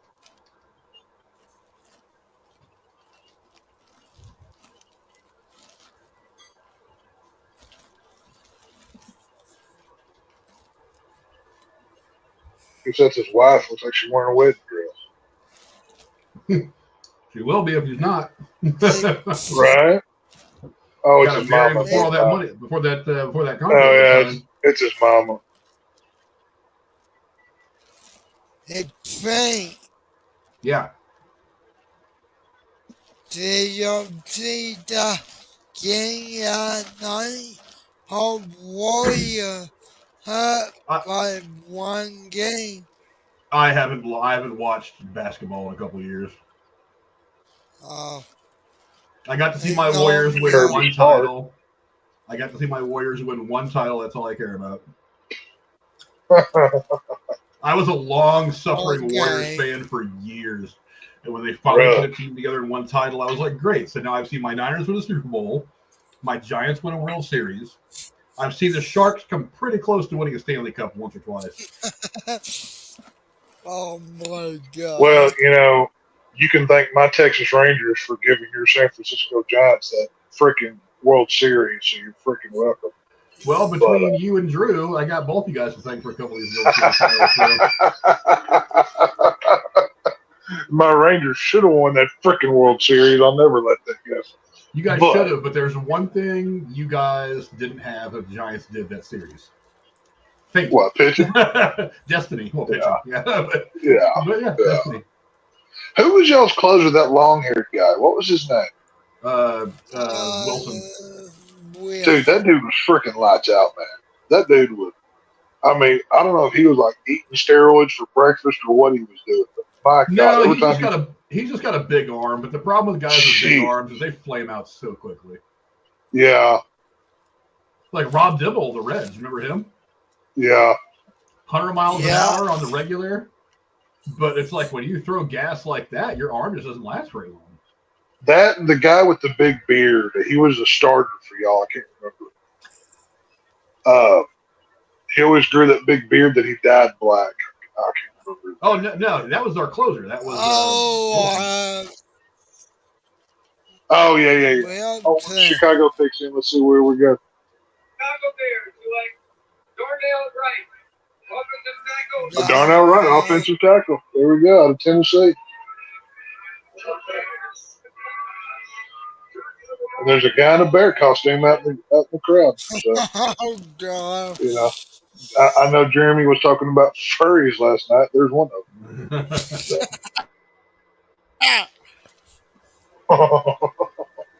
And he already knew he was going to be picked because he's sitting out in the crowd with a bear. He had a Bears cap in his hand already before they announced it. That's funny. Yeah. Well, he probably got the phone call first. Oh, I'm sure, yeah. Because he's not even coming up on stage. No. He may not be there. He may be on a satellite location or something. Yeah, a lot of these guys don't go to the draft anymore. Well, only so many get invited, right? Well, they'll invite anybody usually. Yeah. They'll invite people that they think might go in the first round.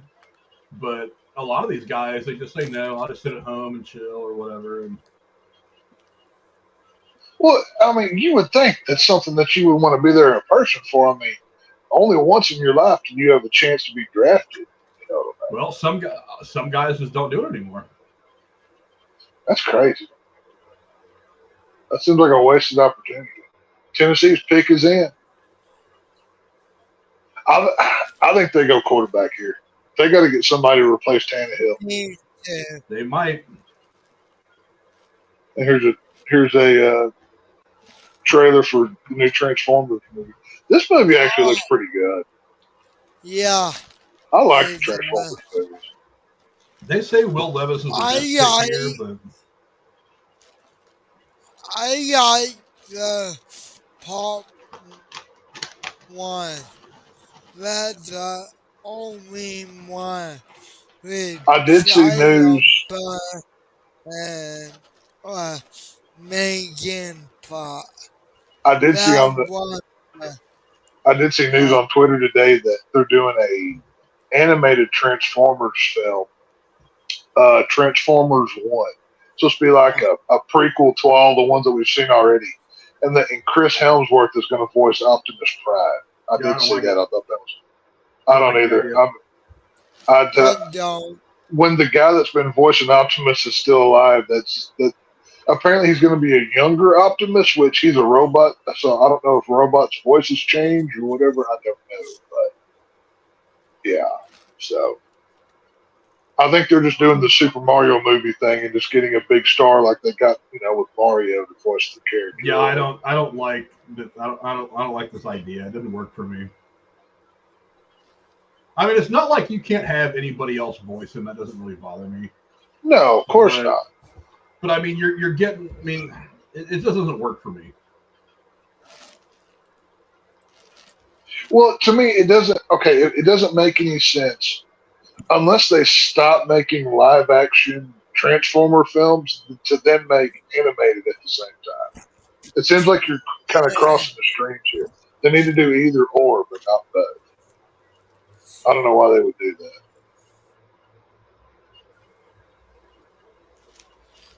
I don't know. There's so much freaking movie news that I mean, some I've sent to the group and some I've just saw or whatever. Hell, they're doing did you see the one I shared in the group earlier about the Christopher Robin television show they're going to do? Oh, yeah, I haven't read about it, but yeah, I thought.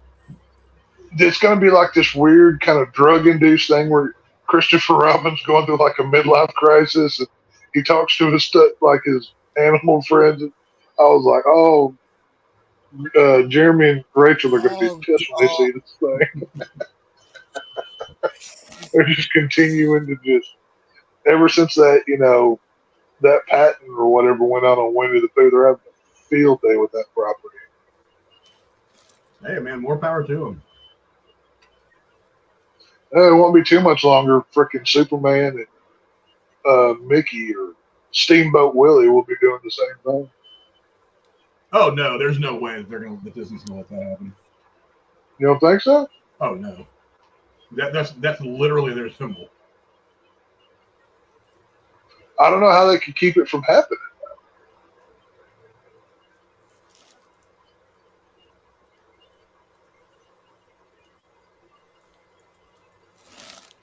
Well, I'm not sure, but I think that you can file to have the copyright passed when it goes fair use, but the deadline is like 95 years or whatever it is. So what'll probably happen is it'll get right up to that border of Mickey Mouse being fair use. Yeah. And then they'll file for a whatever on it for the next 100 years. We'll just pay $1 billion for it. And then they'll have it for the next 100 years. Well, I have been seeing 100 years from now, it's going to be somebody else's problem.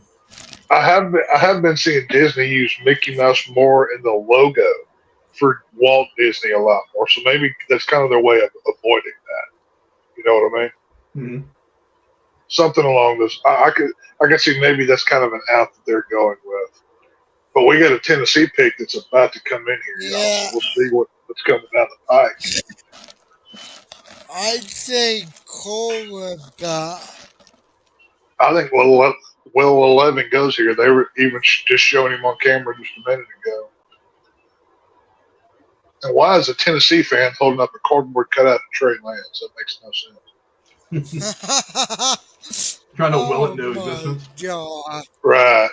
He's not your team, right? I mean, he's even wearing a Jaguar jersey in that cutout.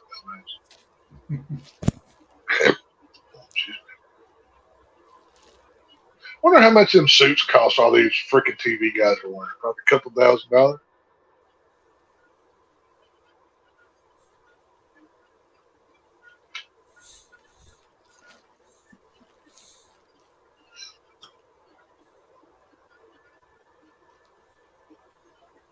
You can't just go to the draft. Just like as a fan or whatever. You can't do that, right? You don't always have access. Yeah, you don't always have access to what's going on. But yeah, I mean, there's nothing stopping us from getting in a car and driving to Kansas City right now. Well, I didn't know if you could buy a ticket to it or something. Let's see here. I think they have like a whole interactive thing going on. But... The Tennessee Titans select Peter Skoronski, offensive tackle. Oh, they go offensive tackle. Okay, building that offensive lineup. Peter Skoronski. Offensive line, man, I'm telling you, that's the shit. Yeah. First 5-star recruit in Northwestern football history. Grandfather Bob played offensive line on Lombardi's 5 championship Packer teams. Wow. Oh, nice. All right, that's some lineage right there. Dressed as his grandfather for Halloween as a child. I bet that was fun. Wouldn't that be something for Vince Lombardi to be taking out his grandson trick or treating with dressed as Vince Lombardi? That'd have to be something you take a picture of right there.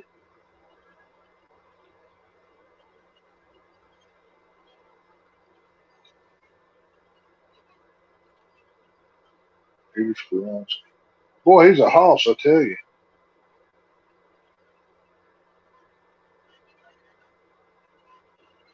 Let's see.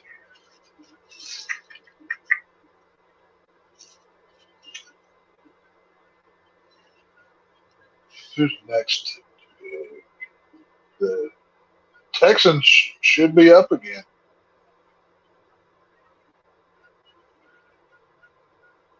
So where do we think the Texans go with this pick? They've already gotten C.J. Stroud and Will Anderson Jr. Do we think they go defense here? What do y'all think? I mean, they went rusher with their last pick. I mean, there's still a lot of good ones. They could go Christian Gonzalez out of Oregon, get that cornerback. When do they Broderick Jones. Huh? When do they? We talk about Houston? Yes, they're picking next. On the clock is Detroit. Or Detroit.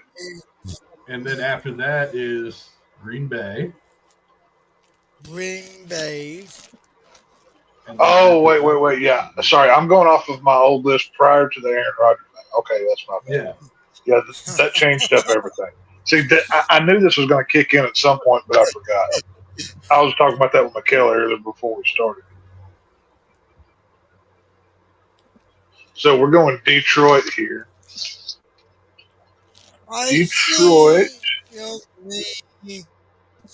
Defense on Detroit. I think they're going to go defense here with this pick. I mean, defensive tackle or defensive end, one of the two. Let's see who it is. Yeah.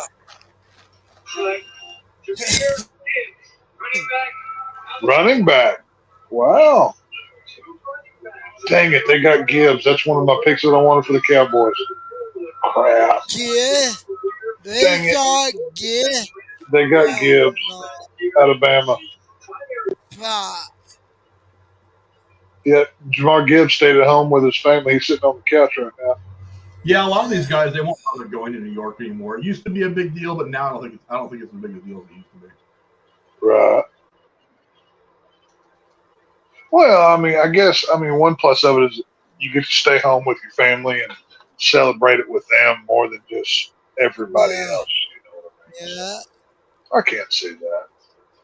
Well, I can cross him off of my Cowboy wish list. Both of my running backs that I wanted are gone, so, you know. Screw them. I don't know. Somehow I think Dalton Kincaid will end up a Cowboy. Him or Michael Mayer, one of the two. I really think the Cowboys are going to go tight end with this thing. I think that's most likely. Green Bay's on the clock now. We got 5 minutes. I would go defense with Green Bay. No, we're going to wide receiver. I think so. I think Frank is right. I think we're going wide receiver here. I think they need offensive help.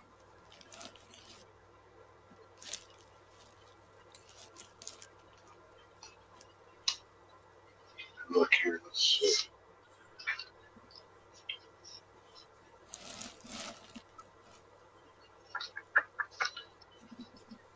Please restroom. I'll be right back. Okay.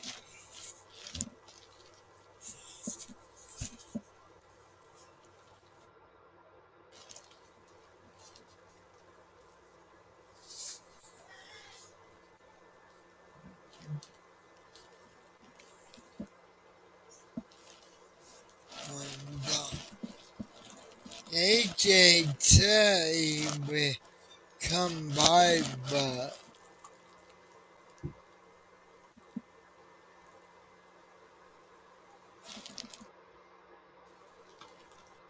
Like I said, the link is pinned. Is the pinned comment in the in the chat. So anybody who wants to pop in, even just a little bit and talk some football, that is where it's at.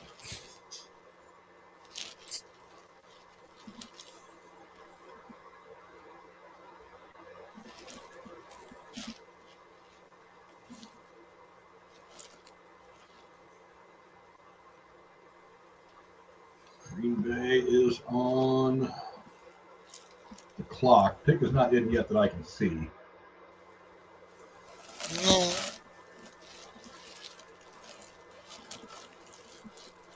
Then we got the well, the breakup free. What's that? Well, the pay yeah. Don't blame the alright for the new year. I don't know what the hell the Patriots do, to be honest. I have no idea. I mean, they could conceivably. Let me look at my shit here.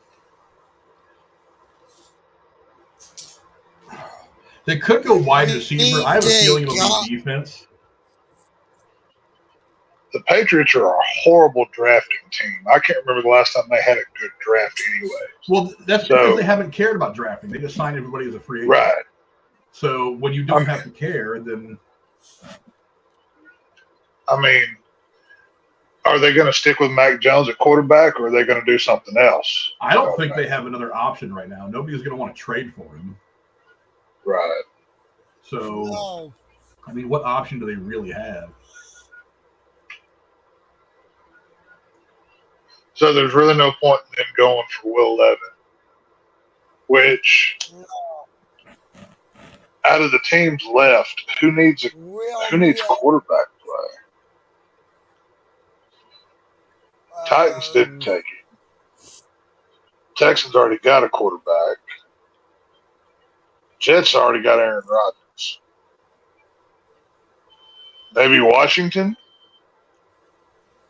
Maybe, but... not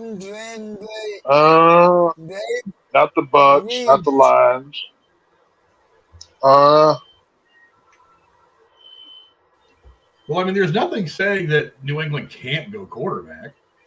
I mean, they probably won't, but... Right, well, that's what I'm saying. I'm trying to think of what's most likely. You know what I mean?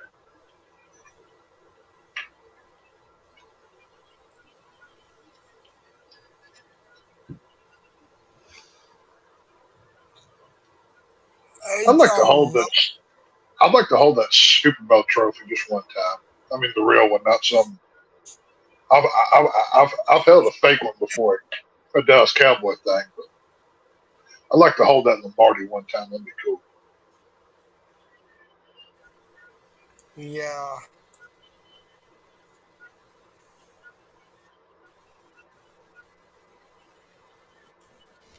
And the Cowboys like to hold the Super Bowl trophy too. What's that? So the Cowboys like to hold the Super Bowl trophy too. Hey, no, he's right about that one. I mean, there's no argument there on that deal. Pick is in for Packers. Let's see what we got. In the 2023 NFL Draft, they're going to pick Aaron Rodgers. Lucas Finesse, defensive end, Iowa. Oh, Van Ness. I'm surprised he went this far. I mean, he's good, but I didn't think he would go this early. I figured he'd be like a second half of the first round guy. Lucas Van Ness, he was pretty good, actually. I watched a couple of his games against Texas teams down here. He's pretty daggum good. What the freaking Jonas Brothers doing? What the hell? They're just showing up. Trying to suck that NFL clout dick. So I was going to say, the only time you see them is when Jerry Jones hires them to do a halftime show for no freaking reason. When Jerry Jones hires them for a happy ending. Probably. I wouldn't be surprised. Yeah. Jerry, it seems like Jerry likes to bring them out around Thanksgiving time. They've been the halftime show 2 or 3 times, and it makes no sense. Yeah. Oh, they're promoting their new album. That's Who fucking cares about their bullshit album? right.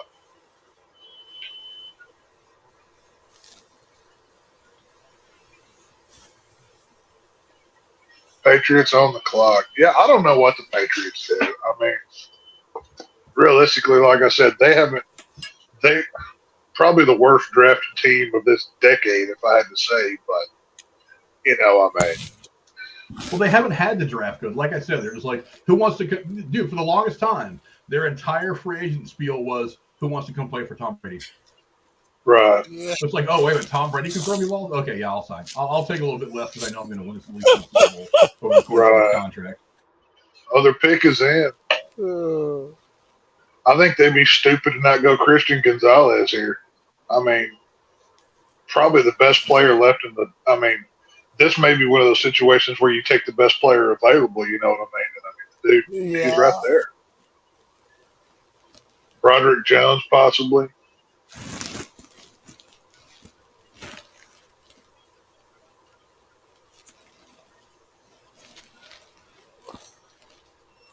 Their pick is in, and Pittsburgh's on the clock. What if we're going to get any more trades or something out of nowhere? Surely somebody's going to drop down or do something. They always do. There's no way everybody just I sticks think with with the Aaron Rodgers trade going down, that's pretty much it for the big trades. Like I said, the only thing that could really trip this thing up is if the Niners didn't want to trade Trey Lance. They would probably trade into the first round. But there's not a whole lot of teams left that are going to want him. So, what's up, Rue? Good to see you, brother. I don't think so. Hey, Rue. What's that? Yeah, I don't know what they're going to do here. I mean, Pittsburgh, they're down to 3 minutes on the clock. As far as needs go, I mean, their most pressing needs are cornerback or offensive line. I don't draft that Johnny Unitas.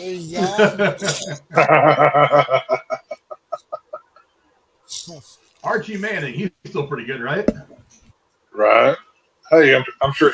Hell, even Eli's not doing much these days besides coaching flag football teams for the damn Pro Bowl. So bring his ass back out.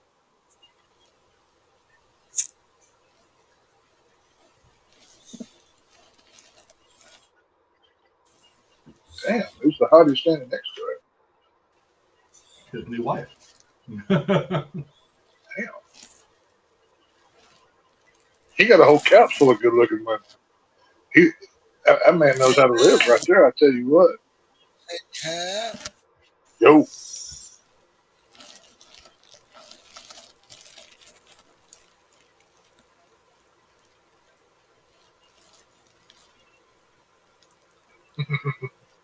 Well, the Steelers pick is in, so we'll see who they go with. I'm gonna say probably a cornerback here. I mean, that from everything I've looked at, saying this is their most pressing deal. So, I mean, if that's the truth, that's probably what they need to go with. You know what I mean?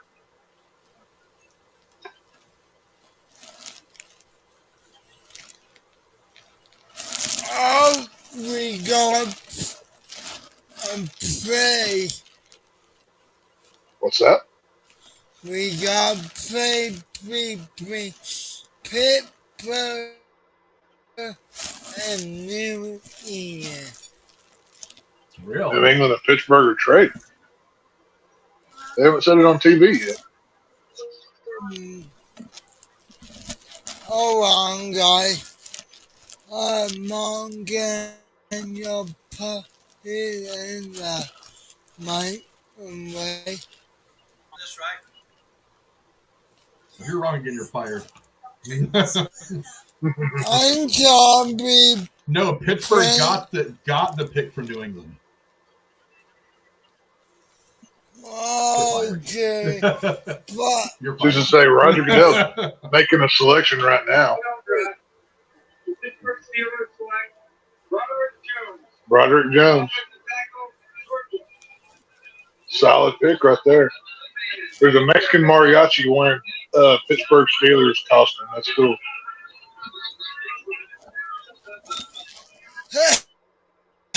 Oh, that's why. Okay, they're not actually sitting there holding the hats. They have a table full of all the different team hats back there. Okay, that makes sense.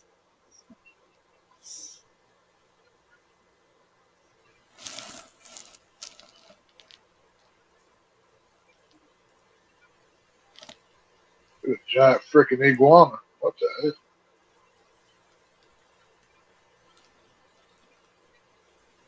You said somebody has a giant iguana at the fucking draft? That makes perfect sense.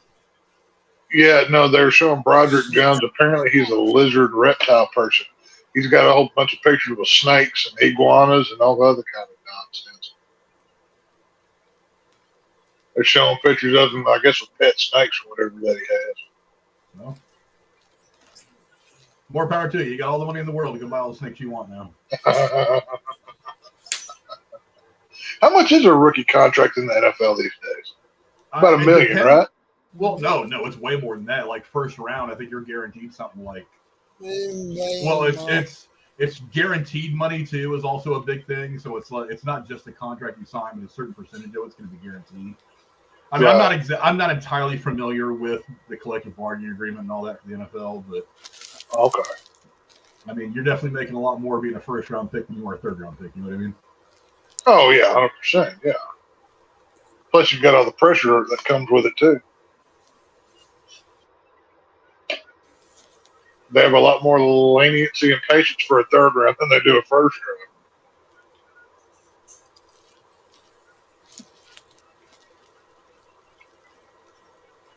Let's see here.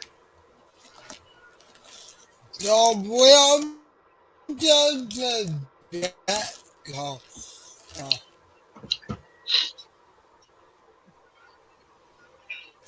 I mean, they did sign. Also, another Broderick. Yeah, another reason to get Broderick Jones is because you've got Pickett playing quarterback now. You got a first-year quarterback, first-year full-time starter, so you want to make sure he's got protection. Right. Yeah, I mean it's like you said earlier in the show. The first thing you build on the football team's offensive line. I mean, without them, you don't do jack diddly squat. Well done. Jack go now. They did call out in Broderick. I'm gonna say that they go offensive line here. Packers received 2023 13th overall pick, a 6th round, and a conditional next year 2nd round. From the Jets? From the Jets. And the Jets received Aaron Rodgers, a 2023 15th overall pick, and a 5th round pick for this year as well. So that was the trade back and forth. Right.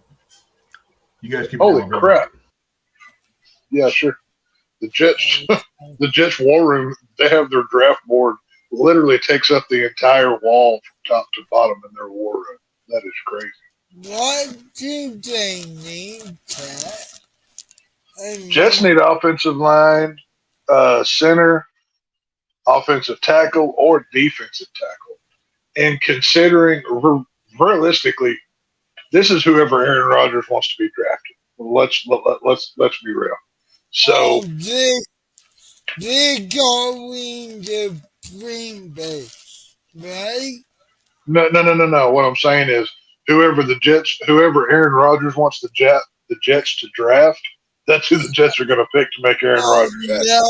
Yeah. So, I mean, whoever, their needs be damned, they're going to go with whatever Aaron Rodgers wants are at this point. So, yeah. I mean, how long do you think he got? 2 more years? I'm not sure. How long do you think he will play? Not long. He's 40 years old, right? So I think if maybe he gets one more good year, he'll probably retire. But I mean, I think if I was him, I probably would have just retired a Green Bay Packer and not went somewhere else. But that's not the world that we live in. You know what I mean? The opening of Green Bay, the Jets did. Why William Allen Broadway? He got maybe 2 more years, and the Jets can be back in the same boat without no quarterback. It Yeah. don't make sense. Well, Um, it does. What the Jets did was they traded their future for the present, and they're willing to gamble on their team now than how good their team is going to be in the future. So yeah, but to your team, they got a team to win a Super Bowl. I don't. the Jets have talent, they have potential.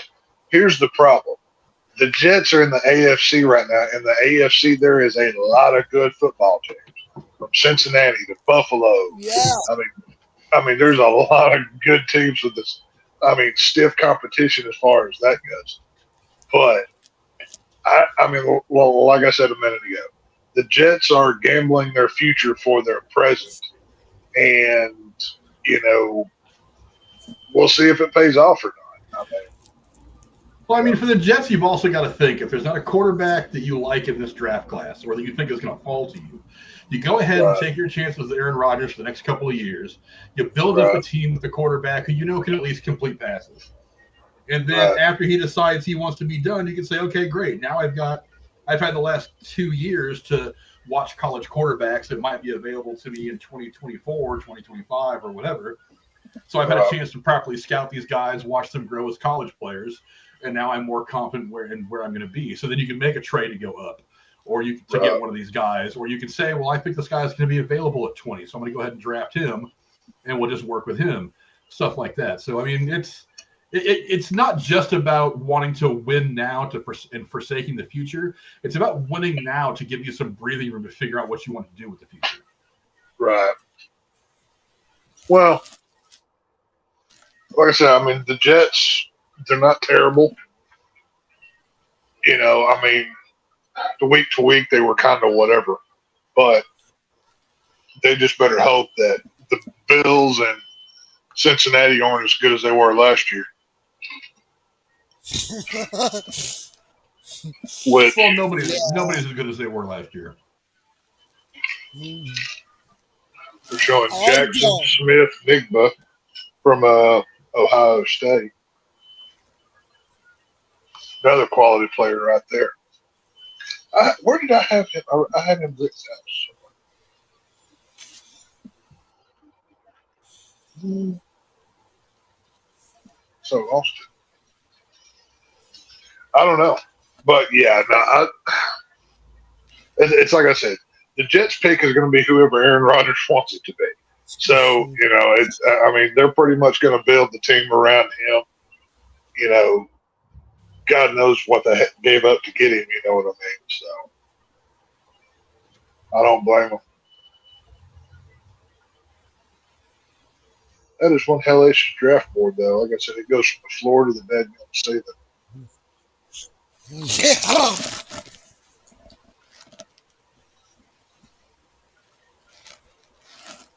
I don't see why they build him now. Because they're not going to win a Super Bowl.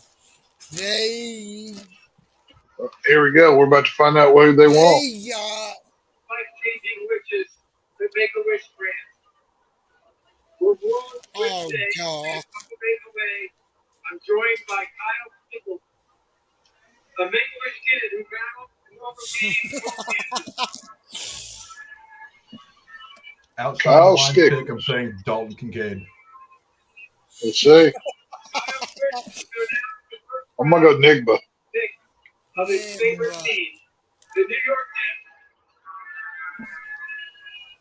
all of you to join me in cheering on Kyle as this wish comes true. The floor is yours, Kyle.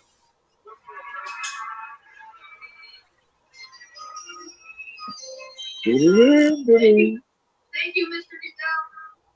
I'd also like to thank the NFL, the New York Jets, and the Make-A-Wish Foundation of Northeastern New York for giving me this opportunity tonight. Yeah!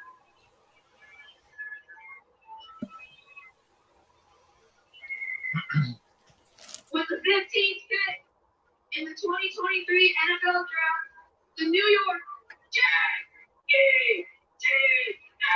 Oh, shut up. Jesus, kid, come on, just say it. Oh, God. Oh, Will McDonald. Solid pick. They got another corn-fed Iowa boy to fill up that offensive line, protect linebacker, excuse me, to go tear people apart.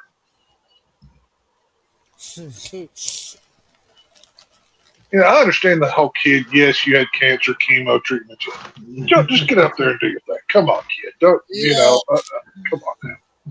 Let him be a fan. He almost died after all. Okay, fine.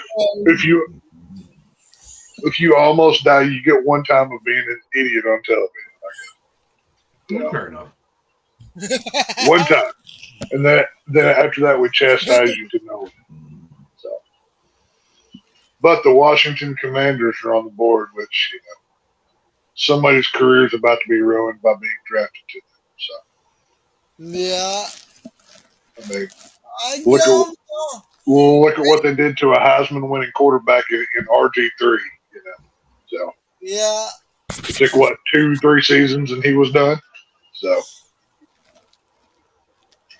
then again, he was another Big 12 quarterback that wasn't really cut out for the NFL.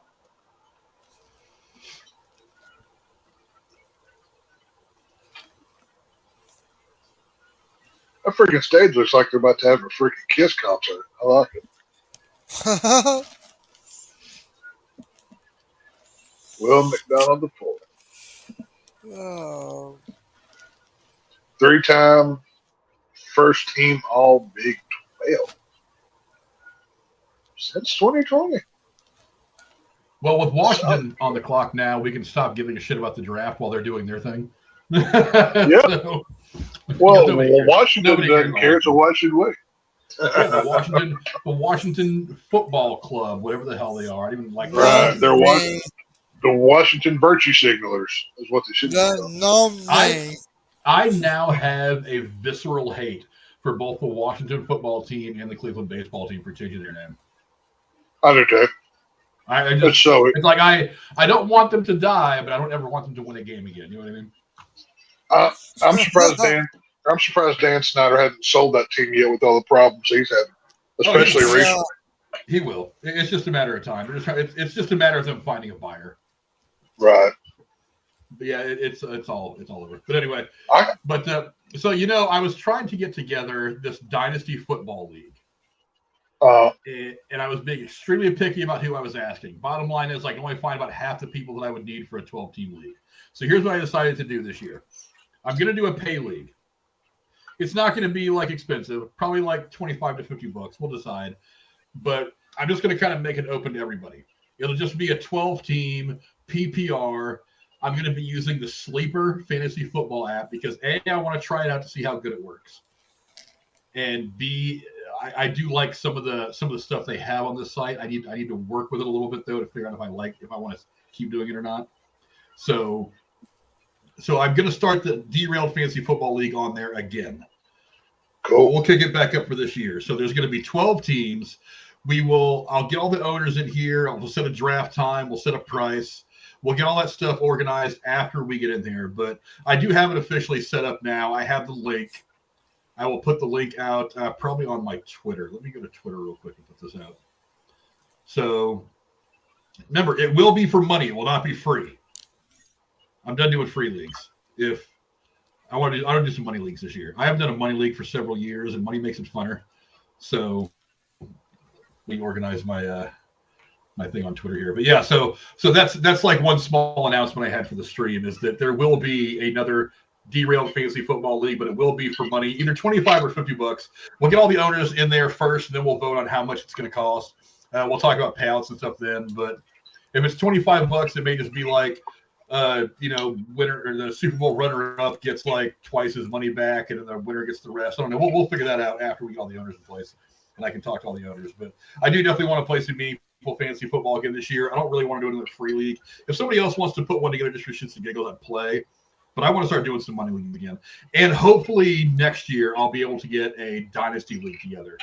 But I want to make sure that we have some serious owners, like people who are really into fantasy football for the dynasty league, because that is not a fuck around league. That is not that's not a bullshit league. I mean, that's a many years commitment, and I don't want anybody that's going to bail after the first year. So I'll work on getting a dynasty league together for next season. But for this season, on the Sleeper app, which I actually kind of like. My friend Sleeper app. I've never heard of that. I've never heard of it either. My friend Frank Giovanello, who I trust implicitly in matters about fantasy football, he's a good friend of mine, and most of my leagues that we've been in together, me and him have been co-commissioners. So he's a really good guy, someone who I trust on this. But he said that he really liked this app, so I'm gonna put the link out there at some point tonight. I haven't pulled Twitter up yet. Excuse me. I'll put the link out there at some point tonight to anybody that wants to get it. Just know that it will be a money league. So here's what I'm probably going to do now I think about it. Rather than just putting the link out there for any asshole that wants to jump in and me have to delete a bunch of people who don't quite understand what I'm saying, email me and let me know that you understand this is going to be a money league and that you're willing to deal with either $25 or $50. But I do want to start another league again this year, so we'll get the owners in place, and then we'll get everything going for that. We'll set a draft time probably later in the summer, somewhere around August is where I like to draft, somewhere mid-August. So if you're interested in that, when did we do it last time? Was it the end of August? I like to have my draft as late in the preseason as possible, so that way. I mean, because I know people that will draft like next week, like seriously. Oh God, that's too soon. I know. I have friends that like to do it as soon as the NFL draft is done. Emmanuel Forbes, cornerback from Mississippi State, going to the Commanders, has now ruined his career. R.I.P. He can always just kill time until he's a free agent. Yeah, he can always kill time until he's a free agent. So good luck to you, Emmanuel Forbes. You're going to need it to play that. There you go. But yeah, so. But yeah, I have friends of mine who, like, in the next couple of weeks they're gonna start fantasy football drafts, and I'm like, that's just too long. I mean, the fantasy football magazines don't even come out until like June or July. Right.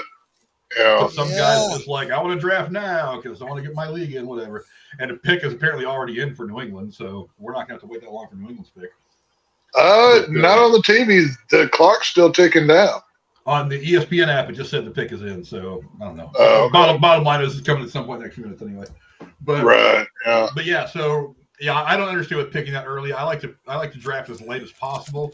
That way, if the big running back that you drafted blew his knee out in the first preseason game, you don't have to you don't saddled with having to draft that guy in 1 overall and throw him away, that kind of thing. So I like to draft late. And on top of that, if there's any other trades that pop in that affect the fantasy landscape, that's one of the things that it helps out with a lot too. So I try to wait, but we've got almost 4 months before I will feel really compelled to draft. So I would imagine it's not going to take that long to get everything together. What's up, AJ? Yeah, I've got financial commitments right now. Stuff that I ain't doing any pay leagues this year. It's just not a reality for me. So if we want to do something together, cool. If not, it is what it is. But real life comes first, unfortunately. You know what I could do? You know what I could do?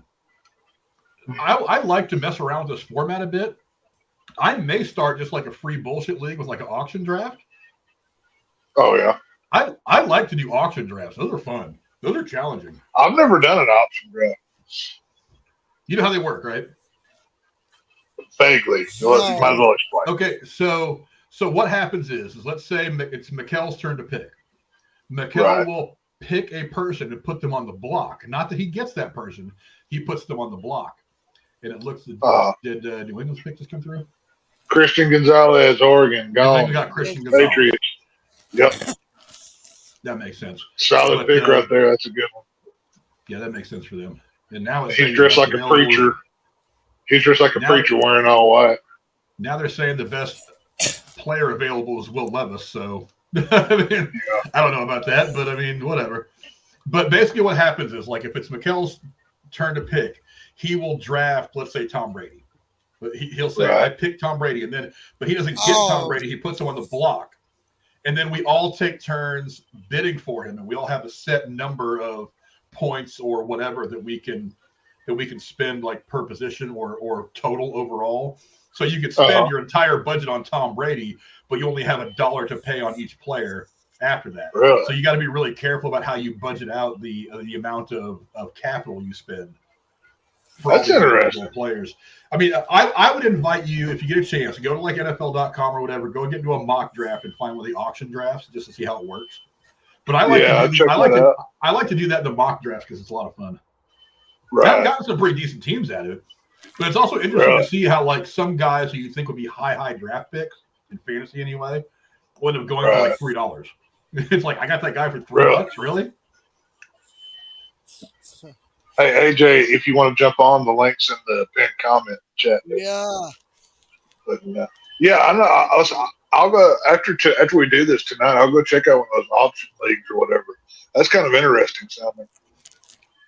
I've never done anything. I've heard of those, but I've never done one before. Maybe I was going to say maybe I'll just start one on the sleeper leagues, the sleeper website, so that we can all kind of get used to it. Right. Because he didn't really tell me about this till last fantasy season was ending, so I didn't get a chance to jump in any kind of a league and kind of get a feel for it. Right. But I've been messing with it as much as I can. And they're kind of expanding. It's a little bit better than that one that we use at Fantrax. I mean, I don't think Fantrax is bad. I just think it needs some work. I like the mobile app needs a lot of work. The mobile interface is awful. I mean, it's not a bad site as far as fantasy websites go, but the mobile app was terrible. It just was not very functionally sound. I never had a problem with Fantrax because I was setting my lineups like 3 or 4 days ahead of time. The biggest complaints that I saw from everybody was, I can't set my lineup and it's the morning, or 10 p.m. on the night before or something, because for some reason it locked it out or something. I didn't have an issue with it. My biggest problem was they didn't always tell you when a player was injured and how bad they were injured. That was my biggest problem. You didn't, that little flag would pop up next to the name, but you didn't know if that was, they broke their leg off or, they got the wind knocked out of them. You never knew how bad it actually was. So, I don't know. I'd do Fantrax. The thing I like about other sites over Fantrax is that you can change your players in and out right up until kickoff of the individual game. Right. And the reason I like that is because let's say that my starting quarterback is a game time decision. So if I'm watching it really, really close, I'm watching to see if I have to swap my quarterback out. So that way, a half hour to game time, if it finally comes out in the news saying your quarterback is sitting this game out to rest his sore knee, I can swap that guy out real quick and be fine. My problem with Fantrax is it locks everything at like 10 o'clock. So for like a 2 o'clock game or a Sunday night game, I'm stuck. I'm stuck with the guy that's not playing. And I'm watching that stuff all the time. So, yeah, I'm watching that stuff right up till game time because I want to know if I have to make a sudden change. And that site doesn't allow you to do that, which kind of bothers me. Right. Yeah, I don't know.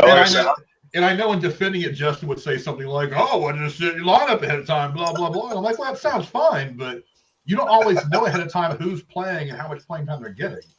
Yeah. So if I have, like I said, if I have to sit here and watch right up till game time before I find out, like say I've got Joe Burrow and he's, nursing a sore elbow or whatever in his throwing arm. And maybe at the last second they decide, this isn't a really important game. We're going to go ahead and sit Joe Burrow. Or maybe they're going to announce ahead of time he's only going to play the first half. And if they're winning, they're going to pull him. It's like, well, I may as well go ahead and go with my other option to get me more points to win my fantasy game. Right. So that way I get a fair shot. It seems like that kind of takes the decision out of the hand of the fantasy owner, and that's not really what how I think it should work. You know what I mean? Yeah, I don't know. Like I said, I saw the complaints, and I saw that. Well, I said that was at the beginning of the season, it took me about a month or maybe 2 weeks to a month, I'd say, to get used to how to navigate the app and deal with it and everything else. But once I got that down, it wasn't really that bad. But I mean, it wasn't as good as like a Yahoo or whatever. That's debatable, but it wasn't too bad by the end. It is what it is. Gillette, the best a man can get. Yeah, I mean, it's an app like any other. I mean, to me, it's less about the app and more about the way that your league is set up. Yeah. I mean, because you can go on any league and rearrange the rules and the scoring and stuff like that to whatever you and your league want it to be. Well, I tried doing during the playoffs. I found a playoff league that was going in Fantrax, and I don't know who was running it, but my God, it was horrible. Like it was, the guy didn't allow enough like team space, because playoffs you lose, you get eliminated, right? So like after the first game or like the first week, like almost half my team was gone. So I'm like scrapping pieces together and picking people that probably won't even play in the game. They just happen to be on a team that is still active. It was horrible. The playoff fantasy football style didn't work like that. One thing I want to do this year, I didn't do a pick'em league last year. I always like the pick'em leagues as well, where you pick the winners and scores and whatever. That's always fun too. So I want to try to do that again this season. I think you can do that on Sleeper. I think they also have like a pick'em thing. Because I thought about doing that. Like we'll each put in like $20-$30 for the season, and then we'll pick our games every week, and then whoever wins has the most wins at the end of the season, or wins the most weeks, or however we want to set it up, just wins the money. Right. So kind of like an old school football pool. You know what I mean? Right. Yeah. Yeah. My brother, he doesn't do the fantasy stuff, but he plays squares all the time. He plays squares with all his friends that he works with and whatever. I think he hit on a couple big ones this year, but nothing like extravagant. So I used to do that back in the day as well.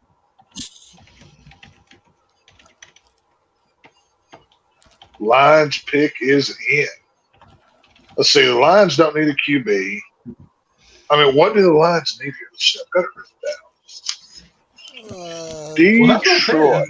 They may not need much just to contend in their division because Aaron Rodgers is gone. Offensive tackle, cornerbacks, or tight ends. And the pick is in. Let's see what the Goodell bot says. Iowa. Linebacker, Jack Campbell. Jack Campbell. I've never heard of that guy before. Father played football at Northern Iowa. Jack grew up a diehard UNI fan. Girlfriend, Megan Meyer, plays basketball. Nobody cares. Oh, Jack Campbell's now Detroit Lions, so there you go. He won 2 state basketball titles at Cedar Falls. There you go. Oh, God, what the Tampa Bay do now? Tampa Bay? I mean, do they go? I think they may go. They just got a quarterback, didn't they?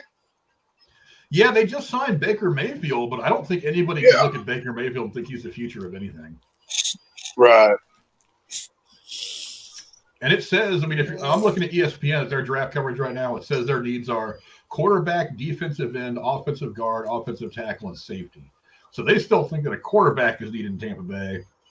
I don't know if I'm Tampa Bay and I just signed Baker Mayfield. If I go and draft a quarterback immediately thereafter in the first round, I'm already telling Baker Mayfield that I'm not very confident you're going to be. Six and say that just tells you have no hope in the guy. Yeah, so you flat out shit on the contract, the $1 million contract you just signed with Baker Mayfield, even though it's not a huge contract. I mean, you're already telling me for him to try. So They don't need running backs. They've got a pretty solid, assuming they got both of their guys healthy.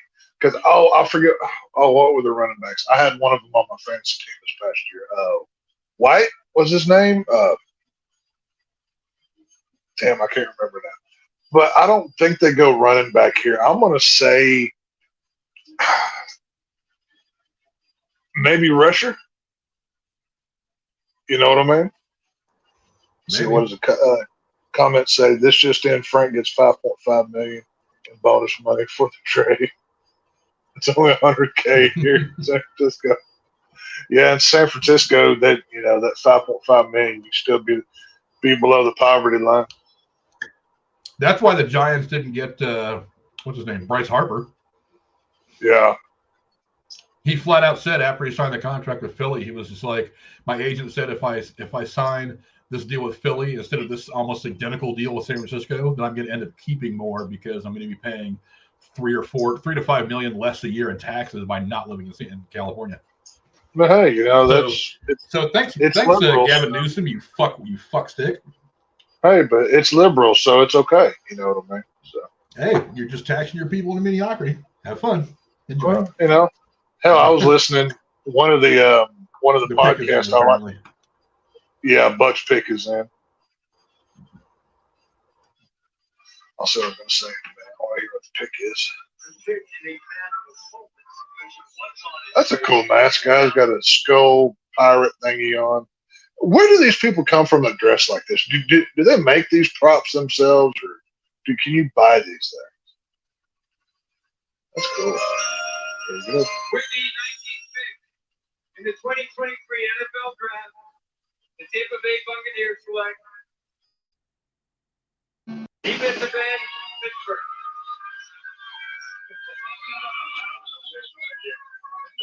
Unanimous winner gives us the answer to the.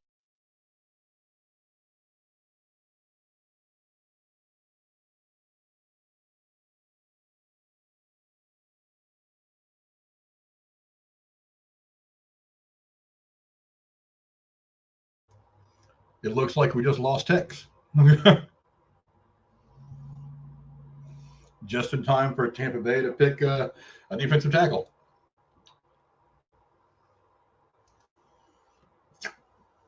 Yeah, so Tampa Bay just took defensive tackle Kalajic Kancey from Pittsburgh. 6'1", 281. I would not want to fight that man. The number 2 ranked defensive tackle on the board, 20th ranked prospect overall. Hopefully he will come back soon. Mikkel, are you there? Mikkel looks like he's still here.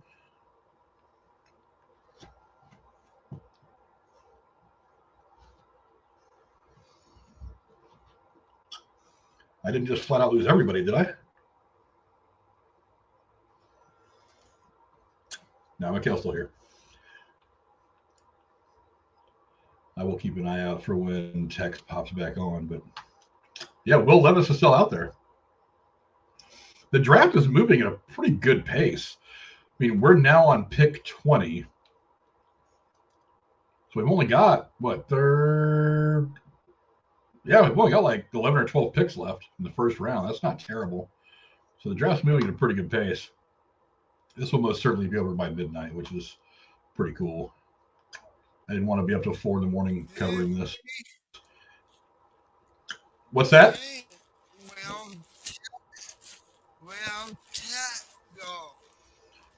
He got a phone call. And he uses his phone for everything, so he had to bounce for a minute, but he'll be back here in a second. Okay.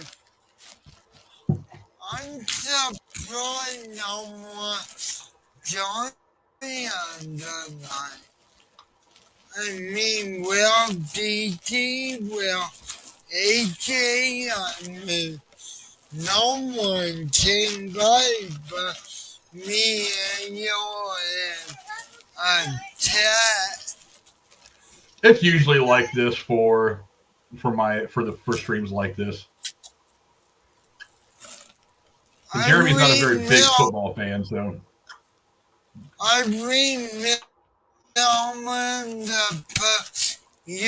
we did it. We DT James me, bro, we had like 10 people on that show. Yeah, I don't know. Sometimes people are just busy. I know Drew said he would try to stop on tonight, but he said he's got stuff with his daughter and other things to do. So, and Casey, he was busy playing with his putt or something. And I was trying to get Brooding Gamer to come on for a bit, but he's busy doing some stuff around his house. He just moved and all that, so he's busy. Yeah, I'm not really tripping over it. Well, Jamie. I don't know. I mean, I've texted back and forth with him a couple of times since Derailed went on hiatus, but he's, I don't know. Like I said, the link is in the chat for anybody who wants to pop on for a bit and say what's up. I totally forgot till just now. I put a poll out there. Let's see what the poll's looking like. What poll is that? But the poll, there's 9 votes. How do you think your favorite team will do in the 2023 NFL draft? Tell us why in the comments. So far, 17% of you, 12 votes so far, I'm sorry. 17% of you say great, 25% say your team's going to do okay, 17% say not great, and 42% of you think that your team's draft is going to be straight poop. So, I hope you guys are wrong. What your KD Jamie is there? I'm sure he wishes it were so.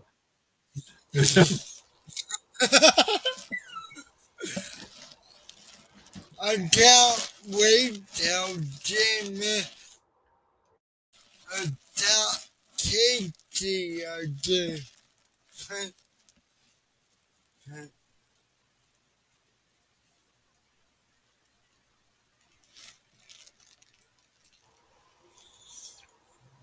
So now what does Seattle do? It says here Seattle needs mostly a defensive end or a wide receiver. I think got wide receiver. They got DJ Metcalf. Who else did they got? Well, I mean, you need depth. You can't just have one wide receiver, or else everybody's going to cover him. This could be Jackson Smith-Njigba from Ohio State. Could see another Buckeye go right here. That wouldn't be too big of a deal. That wouldn't be a bad pick for him. I didn't see only wide receiver right now. I mean, you got DJ Metcalf, but not about all you got right now. And he's gonna get the OT a lot. So we don't mean that. You're set it free wide receiver.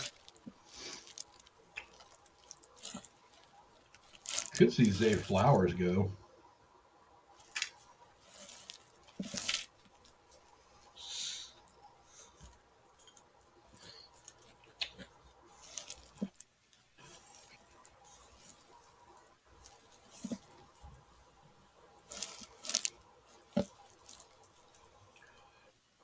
And Texas back. Sorry about that. All right, we got Seattle on the clock, and apparently Chris Pratt is a Seattle fan because he was announcing something for them. I didn't hear it, but I saw him. So keep celebrities out of this bullshit. Yeah. Well, they got ESPN's all part of that Disney deal, so they have to loop their Guardians. They have to loop their Guardians of the Galaxy plug in. You know what I mean? So very true. He made sure to say, yeah. So what you gonna do? That's all part of the big machine.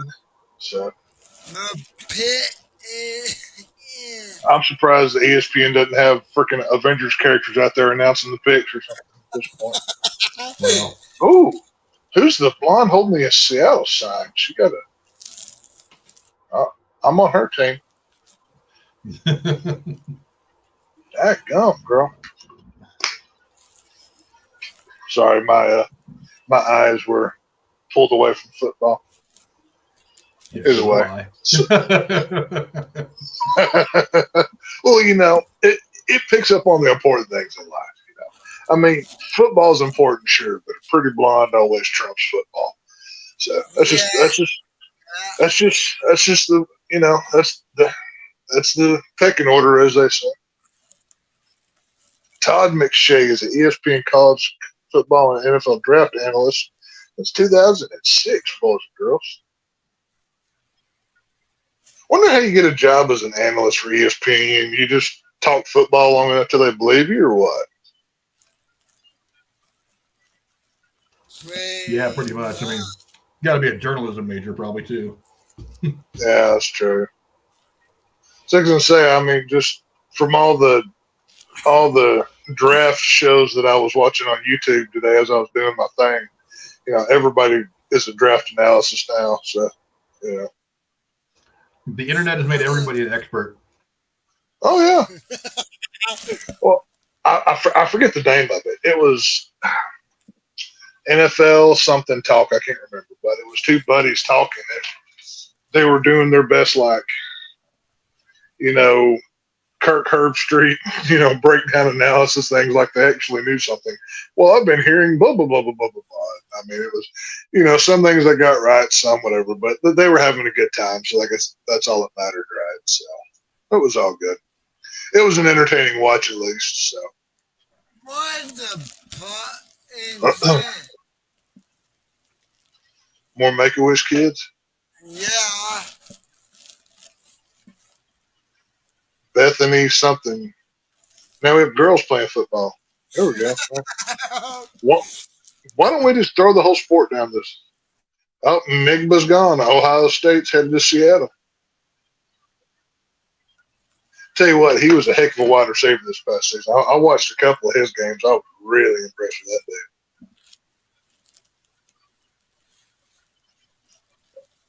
that dude. That guy standing next to him look just like Trump Jr. Or not Trump Jr., but the other Trump, sorry. That's funny. Jackson Smith Nigba. Yeah, I'm probably butchering that last name, but he's out of Texas. I'll be dogged. Okay, he's out of Rockwall. I know where that's at. I'm happy for him. Hopefully, Seattle does. I noticed Casey hasn't come back yet, fucker. he probably fell asleep on the toilet. He's in the chat talking about Jamie and being dead. So I bet you if I went on YouTube right now and looked, he's probably playing fucking video games. Well, I don't know. I mean, I know. Well, I can't say Jamin's not currently dead, but last time I saw he was singing karaoke on Twitter. I was seeing pictures of him. So, you know, at least as of that point, he wasn't deceased. But, you know, maybe Casey killed him too, along with Jerry Springer. Who knows? I mean, anything is possible. So, okay, maybe you can answer me this question then. Why do they call it the Ohio State anytime they announce it anytime? Like, nobody else does that. Because they do. I've always found that obnoxious. Like, is there more than one Ohio State? Is there like there is actually there's Ohio State, there's Ohio University, two very different schools. So I think a lot of it comes down from that. Okay. So, because Ohio University is where was it Roethlisberger? Yeah, Roethlisberger I think played at Ohio University. Okay. Look real quick. But Ohio University is not a tier 1 football school though. Oh no, but they put some players in the NFL. I don't think I've ever watched an Ohio University game. What conference are they? I don't know, some fucking stupid conference. I don't know. Like Conference USA or Sun Belt or some nonsense? Yeah, Roethlisberger is from Lima, Ohio, which is about 45 minutes north of where I'm at right now. Yeah. I actually have a couple of friends that live up in Lima. He went to he went to Miami of Ohio, Miami University, which is different. Oh, okay. Which is the same kind of school. I mean, he actually went to high school in Findlay, Ohio, which is not too far from here. I've watched some pretty obscure college football teams play football. I've never seen Ohio University play football. I've never, like, unless they're in like Wyoming division or some nonsense. You know what I mean?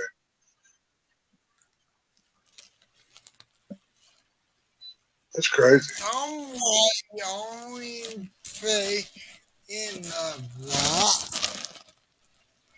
What was that?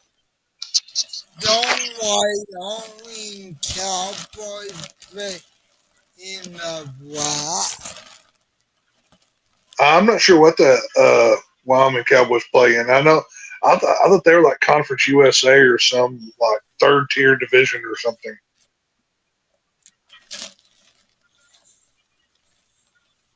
Jackson Smith, Nick 1,606 receiving yards, Ohio State records.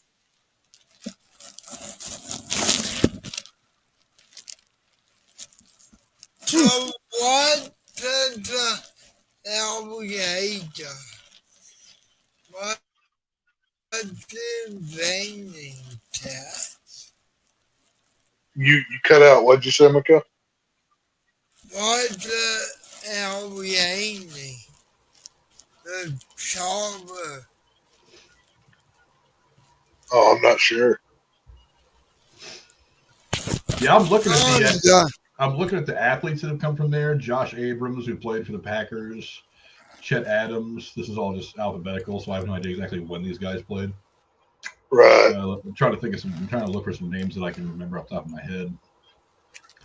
Let's see. Bob Bradley, he used to be the manager for the U.S. men's national soccer team. I know that guy. Bob Brenly, former baseball player, played for the Giants several years. I watched him play for the Giants a lot. Let's see. Vince Costello, former NFL player. Remember that name. Let's see. Basketball coach. Dave Green, former NFL player. Bob Huggins, the coach. You probably remember that name. College basketball coach. Yeah. Coach. Art Lewis, former NFL player and Mountaineers head football coach.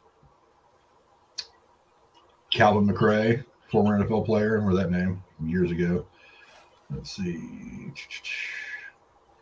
Bo Pelini, LSU Tigers football coach.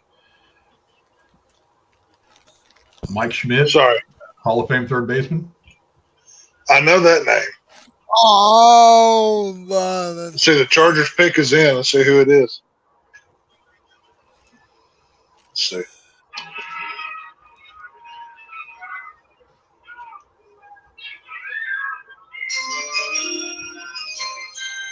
With the 21st pick in the 2023 NFL Draft, the Los Angeles Chargers select Quentin Johnston, wide receiver, TCU. Dang it. Not him. I wanted him for the Cowboys. Crap. Quentin Johnston is gone.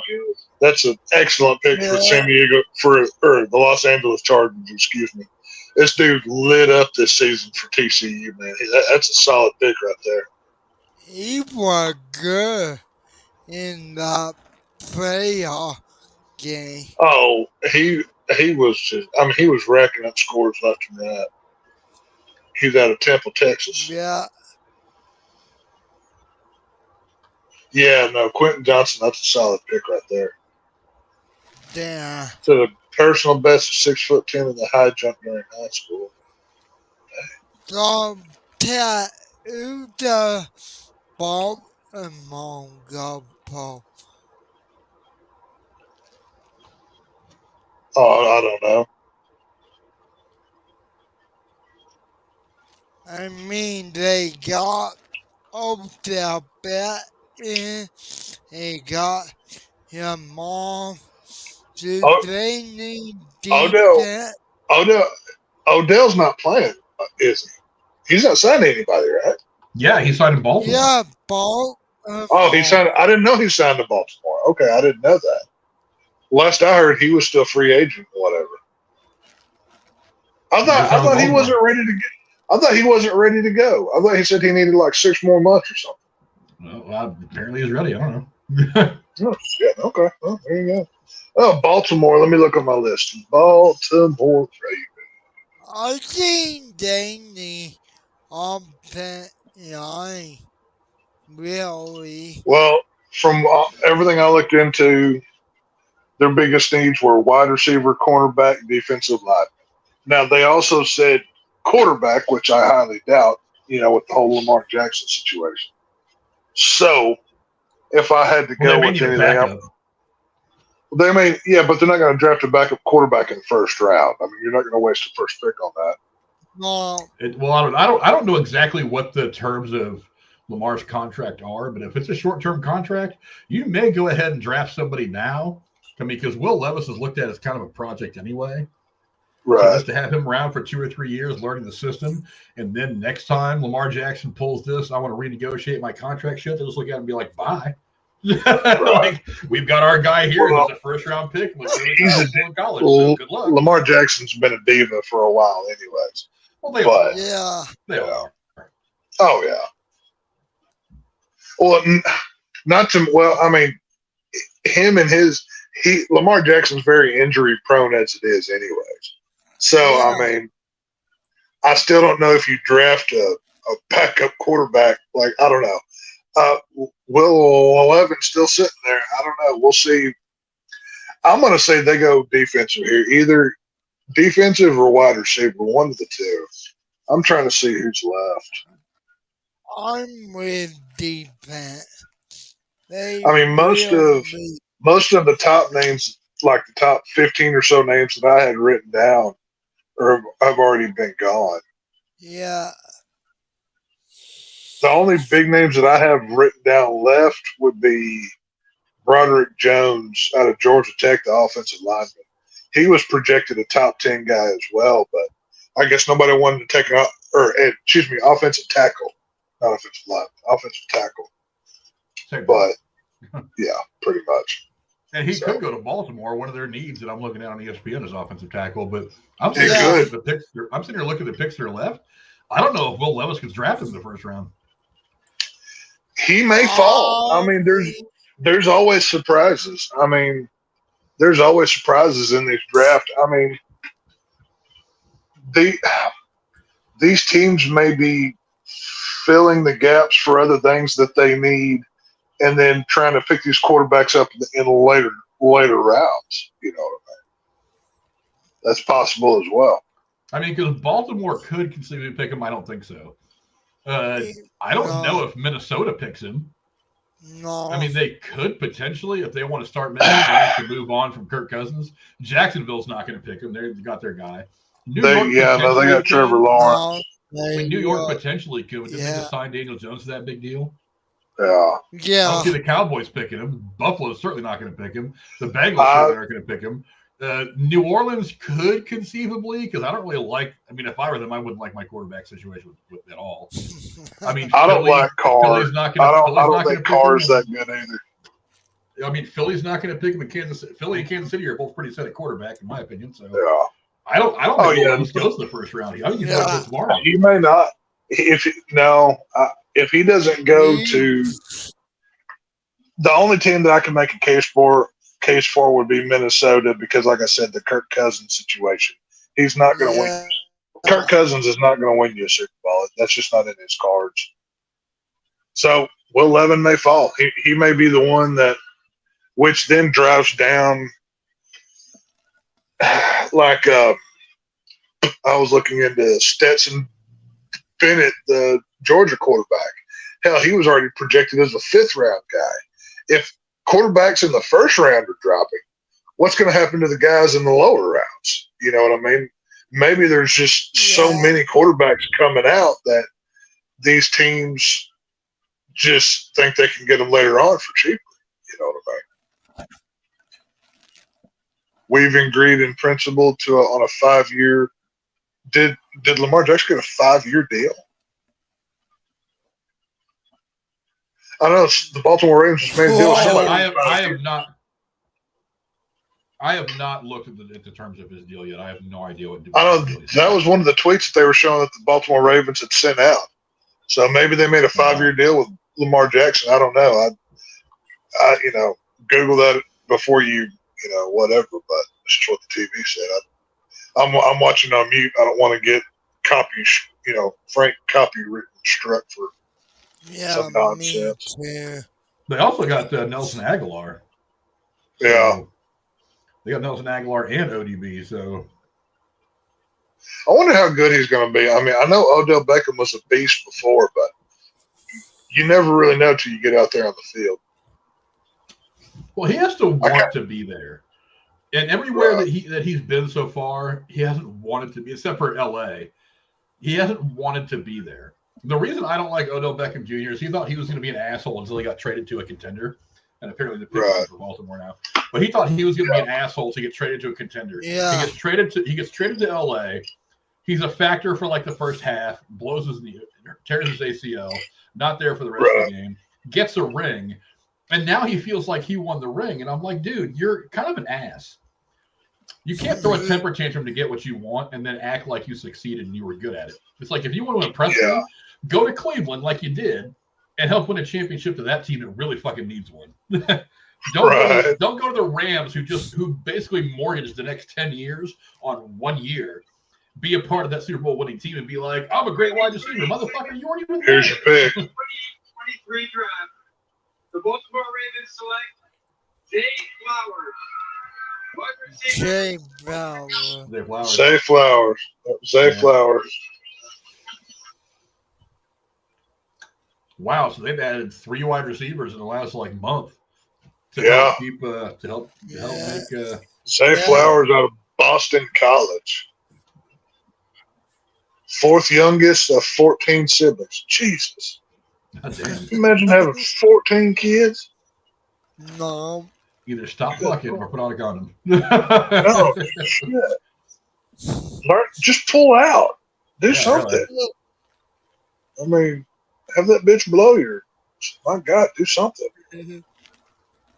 14 children. Apparently, I guess his mom and daddy didn't have television. Yeah. My God. Well, he's been good to watch. Somebody get them a DVD player.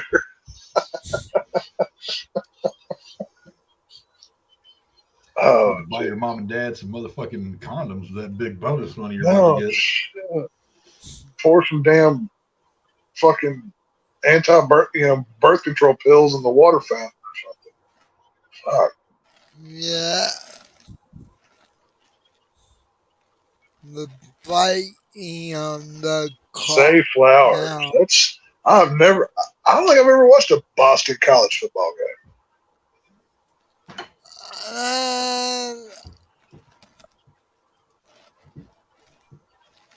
I don't know. NFL players from Boston College. Let's see what kind of NFL players. I know a couple names off the top of my head. I can't think of any from Boston College. I think Doug Flutie went to Boston College. Oh, I think, okay. I think Flutie went to BC. I still have a box of Flutie Flakes from back in the 90s. I still got one of those. Okay, Boston College has sent 230 players to the NFL, including 212 through the draft, of which 21 players were selected in the first round. I don't know how old this is. Matt Ryan went to Boston College. Oh. He's not. Let's see. He's not. He's playing for Indianapolis, right? Or did he get fired? Well, I think he's a free agent now, but okay. Yeah. So you can say he was at Indianapolis. I don't know if he still was. Yeah. Luke Ketchley, remember him? Linebacker for the Panthers. The last name rings a bell, but yeah. Mike Lula, linebacker of the Eagles. John Bosa, back in 1986. That Bosa name is not Oh, okay. They're an ACC team. Okay, that's why. I don't watch much ACC AJ football. Dillon. AJ Dillon went there. AJ. So they've got a respectable program. Let's see. Odell Beckham Jr. tweeted, "Whoever gets Zay, Addison, or Nigba is getting a steal this late. I thought they would have been gone, but what do I know?" Well, he knows how to fucking bitch his way into a title, which is why I'm gonna say maybe he ought to focus on his own dadgum business besides watering somebody else's yard. But hey, what you gonna do? Yeah, I mean, Zach Allen, defensive end for the Cardinals. I've heard that name. What am I looking at? Isaac Yadom of the Texans, the cornerback. Yadom. Okay. Let's see here. Look at my notes. Well, unfortunately, 3 of the picks that I wanted for my Cowboys have been stolen. Bill Thomas, the running back. Oh, that was the 70s. Never mind.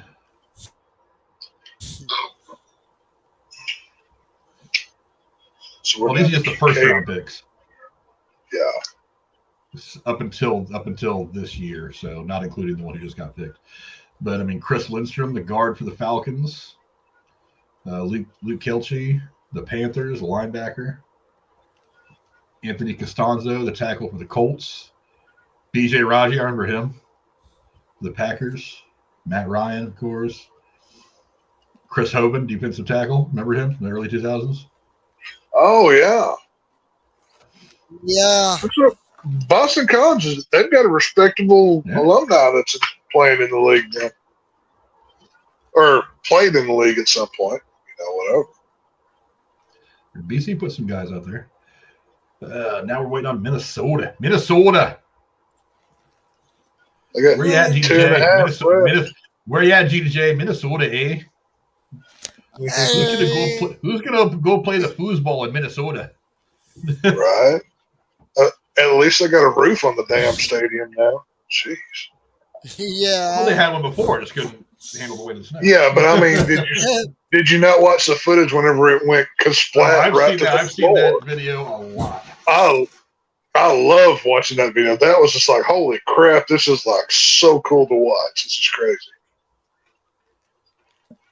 I'm really glad that didn't happen during a game. That could have been terrible. That could have been terrible. I like their stadium how it looks like a vacuum ship. Like I love the not so much the inside, but the outside design of their stadium. I think it's beautiful. I think them, Las Vegas and Cowboys probably have the nicest stadiums in football these days, at least in the NFL. They just look really cool. The Niners Stadium in Santa Clara is right across the street from an amusement park. Oh, is it? Yeah.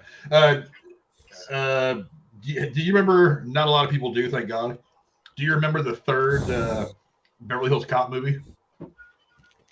Yeah. Vaguely, but yes. Yeah, vaguely because it was terrible and it should never have been made. It was actually filmed there. That was a big amusement park that I used to go to when I was a kid. It's called Great America. Really? Yeah. Okay. It was owned by Paramount, so it's like Six Flags and all that stuff. They used to all be owned by the same company. Okay. So Six Flags has they're not owned by Warner Brothers, but they have a tie-in with them because all of the Warner properties, like from the Looney Tunes to the DC characters, have different rides and sections in Six Flags. It's pretty cool. Well, they actually all used to be owned by Paramount. Paramount thought that was going to be a good way to advertise their movies, so they bought an amusement park division. And they ended up buying Great America, where I used to go to a lot when I was a kid, Kings Island, which is the one that I live close to now. And apparently the pick is in for Minnesota. But so they bought all these and they just named a bunch of rides after their movies. They had a roller coaster called the Face Off for the whole Travolta Nick Cage movie.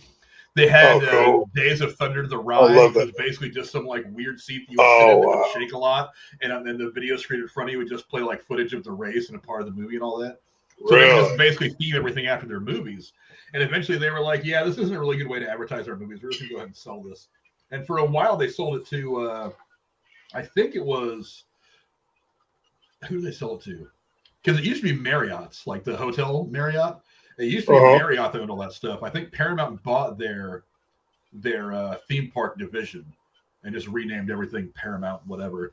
And then it was owned by somebody else, I forget who, and now it's owned by, I want to say, a company called Cedar Fair, which owns Cedar Point up in Sandusky, Ohio. Yeah, it's got like it's Cedar, yeah. Yeah, you're right. Yeah. So now it's all owned by them.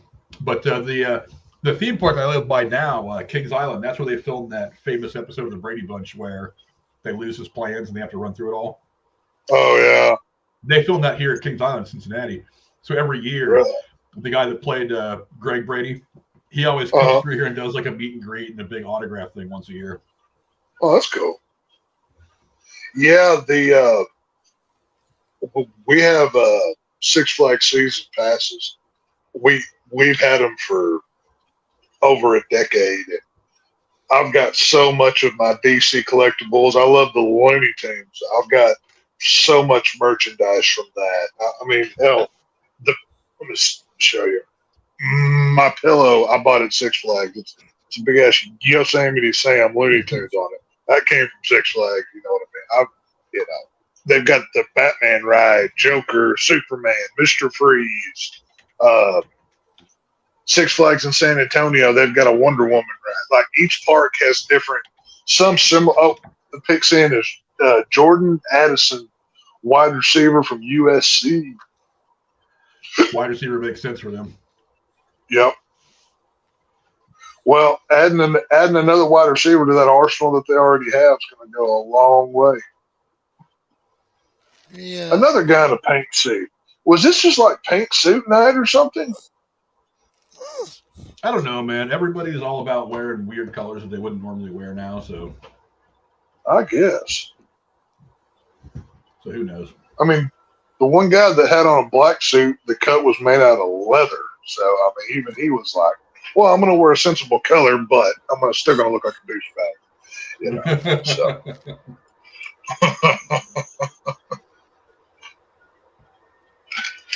But, yeah, no, it's really cool. They at Six Flags over Texas in Arlington, they have the Justice League ride. And do you remember the old Super Friends cartoon from the 70s and 80s? Oh, I love that cartoon. They had the Hall of Justice. You know how that was designed or whatever?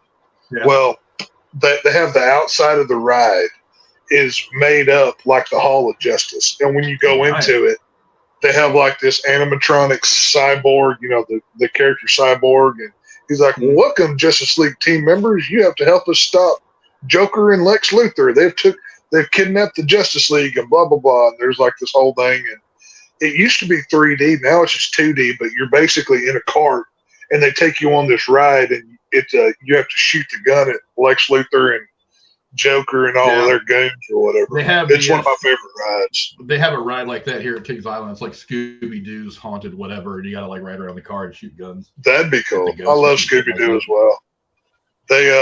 But no, they have stuff. They have that there, and then Mr. Freeze is like one of the faster roller coasters, and it takes you frontwards and backwards. And Joker's. I've rode Joker's ride a handful of times, but after my car wreck a few years ago, it messed up my neck, and I can't take side to side shaking on my head much anymore. So I'm very limited in what I can do that way. But there's a lot of fun roller coasters. The last one I did up there, that my kids wanted to ride the Catwoman, and it's basically like one of those. It's like a flat disc, and there's seats all the way around it, and it starts spinning around in circles. And then it tilts you up on the side till basically you're straight up and down. And I ended up getting stuck in the seat because it messed up. It took them like 30 minutes to get it open. I was pissed. Let's see, the Giants are on the clock and the pick is in. Didn't take the Giants long. And they know what they want. Speaking of picking ass, guess who decided to rejoin us? Hey. I was kind of busy. You don't want to know what I was doing earlier. I bet I know what you were doing and where you were doing it. I had to put my stream out because I didn't want to compete with Frank. I was just had to put it out, but I told people to come over here. There we go. But have I been drafted yet? So you went. Actually, Casey, yes, you've been. No, Mikhail, don't lie to him. Casey has been drafted to the Oklahoma Douchebags. That's the team he's going to play for next season. He's going to be their new mascot, and he's just going to walk around as himself, and people are going to throw pies at him. You know? Yep. So, Well, no, I thought this was the military draft. I mean, Casey, if there's ever a war, I hope you're drafted into the enemy's draft, not ours. So, Yeah. no, thank you. Yeah. I thought this is 2023, the military draft. I was kind of hoping for the Air Force. The draft. Do you fit in the cockpit of an airplane, Casey? He fits on the cock. I mean, I can lose weight and fit in the cockpit. I mean, I want to be like Maverick. I want to be like Top Gun. Are you going to be Tom Cruise? And, That's right. Get into Scientology and be a weirdo and keep your wife and child hostage and everything that he did? You going to do all those things? Well, I was kind of hoping that Mikhail was drafted to the Operation Human Shield. Oh yeah, that's the thing. We're just going to strap. We're going to strap Mikhail to the front of the tank, so in case it's shot at, we don't damage the paint. That's what we're going to do. So, yeah, he'll be fine. We'll get him all good, doped up, and whatever. He'll probably live. If not, we thank him for his service, and we'll go on about our day. So I guess this is NFL draft. Has the Cowboys drafted 10 tight ends like Mikhail would do? Before you answer stupid questions, let's add A Raider in here as well. We're finally getting some football guys in here. What's going on, boys? What's going on, boys? Same old, same old. Just got off a 12-hour shift. How about you, boys? Well, we're just making fun of Casey as always. So I see. So who is this pick that the Raiders pick? I have no clue who he is. The Tyrese or Terrell Williams? Never heard of him. He okay. I mean. I had it written down. Let's see. He not really. Oh, no, the Raiders got Tyree Williams out of Texas Tech. Yeah. Y'all actually got a pretty damn good player. He's a... Huh? What was that, Mikhail? Okay. No, he was... Tyree Williams. Okay. He was a hell of a pass rusher. So that's what we need desperately is a pass rusher. Yeah, the dude's got. I haven't watched all of his games. He's Texas Tech's in the Big 12. I don't see all of them, but I try to watch as many as I can. But Tyree, he's got some speed to him. Do you remember Jamarcus Ware? Kind of how he played. He was a Cowboy some years ago. Didn't he play for the Denver Broncos too, as well? Yes. Yeah, I remember him. He kind of has a playing style very similar to Demarcus Ware. Like, not quite as good, but he's very similar. And the Giants pick is in. Let me sound it. Deontay Banks. Yep, Deontay Banks, defensive back. There you go. But, yeah, no, the Raiders get, like I said, he went from a Red Raider to just a Raider. So yeah. Instead of red and black, he's silver and black now. Yeah, he's just swapping red for silver is all he's doing. So. And instead of having a cowboy as the logo, he's got the pirate head. So yeah. It's all good. Gonna be a butt pirate. Yeah. No, that's Tampa. That's Tampa. Get it right, Tampa. No. They're the one-eyed fanny bandits. Is what they should be called. Fanny bandits. Oh, that's funny. So who did the Lions pick? Because I was just curious. Alex Karras. Is he any good? I'm kidding. Man, am I that old that I can drop that name and nobody have any clue what I'm talking about? I started watching football in '98, so I don't know. Yeah, no. Oh no, Alex Karras goes way farther back. He's way before that. Yeah. Alex Karras actually is probably better known for being an actor. I don't think I wrote down who the Lions got. Didn't they get a wide receiver or something like that? Oh wait, it's on the bottom of the screen right here. It says something Gibbs. What? Hey, didn't Ordenthal Simpson been drafted yet by Buffalo? O.J. Simpson was drafted. See, Casey would just draft all the NFL players who killed somebody or themselves. That's the only one that Casey is a murderer. Yeah. Jamar Gibbs, the running back from Alabama, is who Detroit got to 12. Oh, okay. Next Casey's going to be wearing his Ray Lewis football jersey while he takes his girlfriend back. Oh. You know, I do find it weird. I mean, I seen that Twitter. You sent that picture to me today, Tex, where what a coincidence, Brett Favre. The one about the Jets, yeah. Yeah. I didn't think about it, but that is true. First Brett Favre did it, and now Aaron Rodgers. That's weird.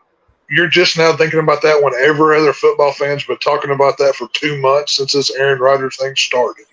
You just now caught on to that. Yeah, I've been talking about it for a while. I even made a joke about that. You know what? I wasn't online when I said it. I made a joke a while back. I was like, I swear to God, if Aaron Rodgers gets traded to fucking Minnesota next year, I'm just going to give up on football. Oh, right. Yeah. Well, if he ends up a Viking, that's how you know this is just one gigantic soap opera with helmets and shoulder pads. That's all that it is. Well, it's just a reoccurring storyline like it's wrestling or something. They're just creating it as they go.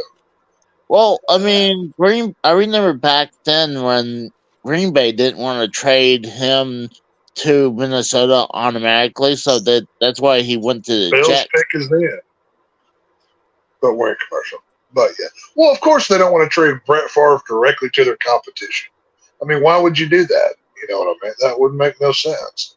Yeah. I mean, there's a reason why direct, in-conference rivals don't do business with one another. It's just not how they operate. So. Yeah, that's a good point. Well, you try not to anyway. Well, yeah. I mean, it is what it is. But. Money so, Casey, talks, though. So who wins the Super Bowl this year? Hang on. Who's in and who wins that Super Bowl? I can tell you who's not going to win the Super Bowl this year is the Lions, for sure. Well, of course not. Well, I don't think so. I think I know who's going to win the Super Bowl this year. All right, who? AJ, who is I think in? It's going to be the Eagles. Who wins the Super Bowl? I think it's going to be the Eagles. Who are they playing in the Super Bowl? For the AFC, who are they playing? You go Bills, you go Bengals. Do you take a chance and say the Jets? I mean, the Jets were good last year. Now that they've got Aaron Rodgers, they may be even better. Bills did great. I don't know, but I was listening to your guys earlier when I was on the way home because I had to stay later for more money, obviously. But I heard you guys were talking about the later round draft picks. Will Levis still hasn't been picked, and then you were talking about Stetson Bennett earlier. I think Stetson's going to get picked up by the Eagles in the later round. Honest, because think about it, the Eagles have 3 Bulldogs already. Well, that's what I was saying is with Will Levis still on the board, if a first round quarterback is being held off on, that shows everybody else, including Bennett, down the line. Right, there's so many quarterbacks in this draft. So the value for them is it's already, every round that goes by, it gets cheaper and cheaper. So, we'll see what happens. Look, think about it this way. He's got a smoking hot-ass girlfriend right next to him, and then he's got his mom and sister. So that totally makes him draftable then, I guess. I know, right? Look how hot she is, man. Out of all the guys that have been on here, that Van Ness guy, the Iowa guy that got drafted, he had 3 smoking hot honeys on the couch with him. I'm like, I want to be that guy's friend just to catch his leftovers. Like, good You Lord. want the sloppy seconds? Hey, his sloppy seconds are better than your first. All right, I don't even want to hear. You know what I And, mean? and fucking Nolan Smith he's still on the board. I mean, there's a lot of big. Ooh, look at the rep. Joey Porter Lord. Jr. is out there too. Yeah. I bet. God bless that woman. I don't know what her name is. But, never mind. She looks better. I got a good pick. This guy was a former. He was a running back for the OSU.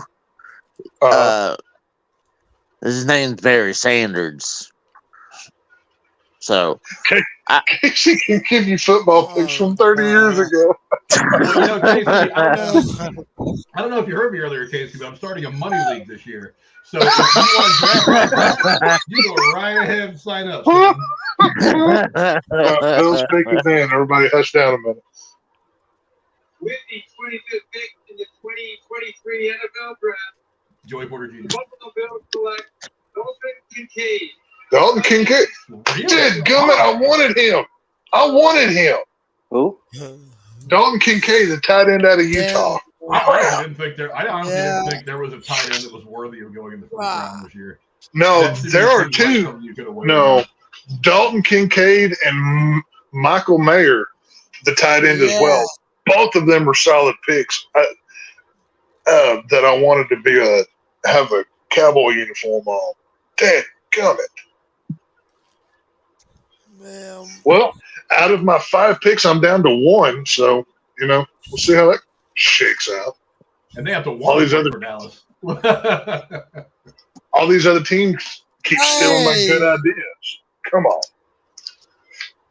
Crap. Maybe if Dallas had just sucked through the regular season the way everybody wanted them to, they'd have better picks. Hey, at this point, I'd be happy with it because we could get a new quarterback and not have to have that freaking Prescott anymore. Good Lord. It's all good. Oh, you guys are on the clock now. Here we go. Yes, sir. I'm calling it right now. Michael Mayer, tight end. That's who we're getting. I have heard this name for 2 weeks on talk radio. I've heard this. I mean, everybody's been just bragging about this dude. I've looked this dude up. This dude is legit. Michael Mayer, and his name's almost Michael Myers, so that's also why I'm picking for him. Yeah. Hey, you know what? It could be Will Levis, though. I don't buy me. Hey, if they want to pick up Will Levis, I'm fine with that too. Have him sit behind Dak for a while because Dak's going to get injured again, and put Will Levis in there. I'm okay with that too. By all means, Dallas, take another quarterback you're going to fucking ruin. I'm all for that. Take another middle of the road, way overpaid for a quarterback. Give him $30 million a year. Take whatever Dak gets, give him a 10% raise, and go right ahead. Frank should be an agent. Frank should be an agent for all the Cowboy quarterbacks. He'd make them all trillionaires. So, you're like, what's the national debt? Yeah, add 10%. And I'll make you president too. I'll make him an ambassador to China or some shit. Frank could be walking around in a diamond encrusted gold suit from all the money he made for his players. He'd be that kind of agent, I would have a diamond surgically implanted in the tip of my penis.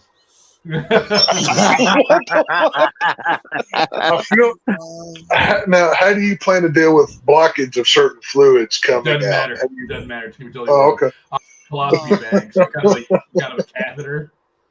I got this money because Jerry Jones doesn't know how to pay his fucking players. Right. ESPN has one.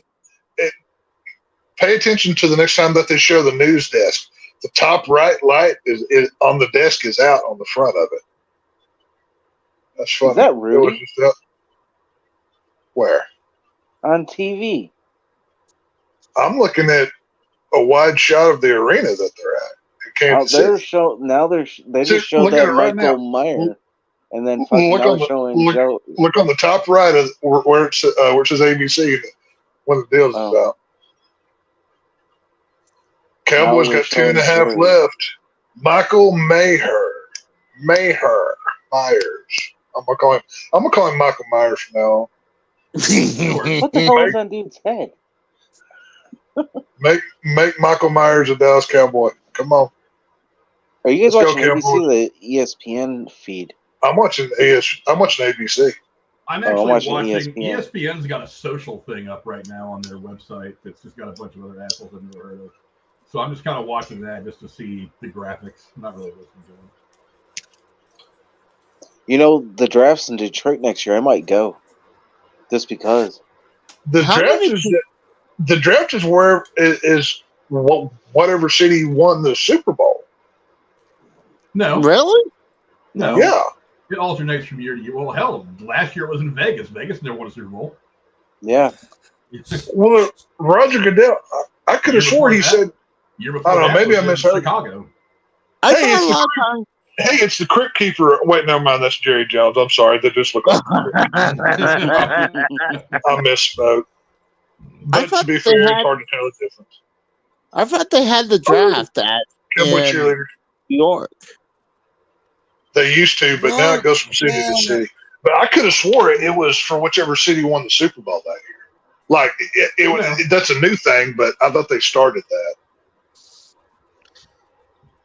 No, if they did that, it'd be stupid because you know how it is in the NFL. There's always like one team that dominates for like 5, 6, 7 years. So it's like every NFL draft would be in the same place. And on top of that, you kind of want to avoid having it in a place that's got shitty weather all the time. Everybody's shaking hands, and the pick is in. So we're about to find out who's going to be a member of the finest organization on God's green earth, the Dallas Cowboys, baby. Let's go. Come on, Cowboy Nation. Get it up. Let's go. Come on, Cowgirls. Cowgirls over here. Yeah. That's right, Mikhail. And with this pick, That's Jerry right. Jones picks his own ass. He's going to be starting.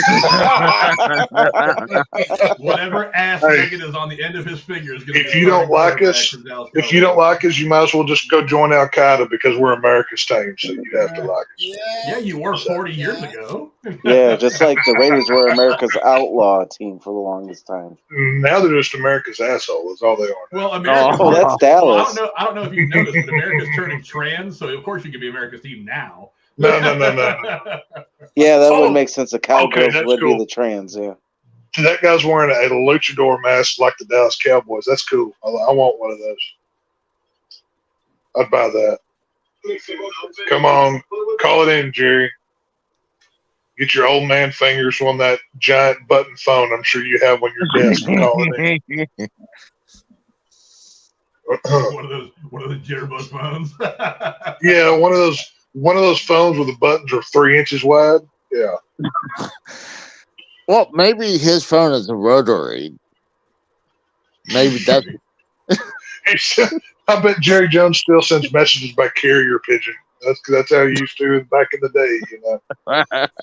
Smoke signals. Right. I gotta say, credits. Huh? Do you remember seeing that picture of him a long time ago? Maybe he had one of them. Maybe he's like, somebody go tell that colored boy and pass this message for me. Hey, you know, it is what it is. Here we go. Are we coming to the stage? Do-do-do-do. Who's going to be the next Cowboy? Here we go. Let's go, Cowboys. The Dallas Cowboys select Ozzie Smith. Dang it. So you missed out on all the picks that you wanted, and then they picked the guy that you didn't want. I don't even know who this guy is. Ozzie Smith. Grandparents Carl and Jim. I don't care about who his grandparents were. But you tell me, Joe. All I'm saying is there's plenty of room on the Niner bandwagon for new applicants. That's all I'm saying. Now, you tell you what, We gladly hand over McKell to you. If you want McKell, we don't need draft picks in return. We'll just send him over. You know, No. I will say this dude's as big as a house on that defensive line. I'm not mad at it. You know what I mean? I mean, we do need help on that defensive front. So we can always get a tight end in the later rounds. Tight end's not the most important thing.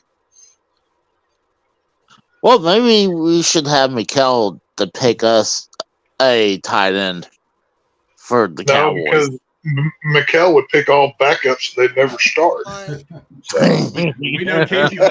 We know Casey loves them tight ends. So or Casey, we'll just have you pick, and you'll pick all of the same players from the same exact team that share all the same points, like you did this last season, right? Yeah. So. Oh, I mean, granted. I mean, I didn't know who was going to start more often, and it was pretty much split down the middle. Okay, if you paid any attention to Cowboy football, you know that Tony Pollard was always the backup. That's how I know you didn't know what you were talking about. You know what I mean? He didn't end up that way though. No, he didn't end up that way because Zeke sucked, and then Pollard ended up getting his leg broke. But hey, that's what happens when you're carrying the load for the whole team. You know what I mean? So. Well, by the way, I had that same rag text, but I use it for a different reason now. Is that because you love the Cowboys so much that you want to have sex with them?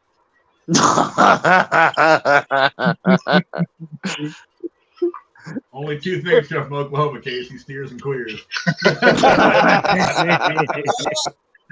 No, see, this right here ain't no just rag. This is back when I had season tickets for the Cowboys. I'll show you.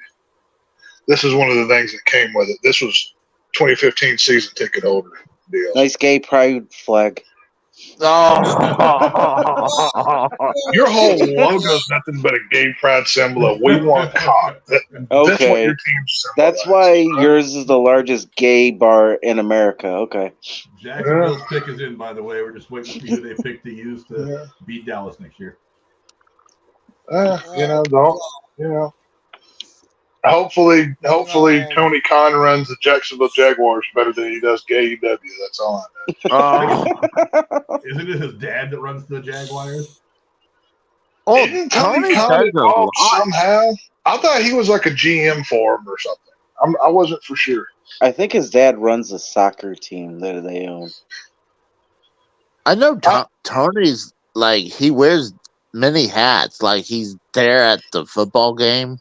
And obviously, running AEW and Ring of Honor. And I had no idea about that soccer team, though. Watch him draft like Hulk Hogan to the Jacksonville Jaguars would be freaking cool.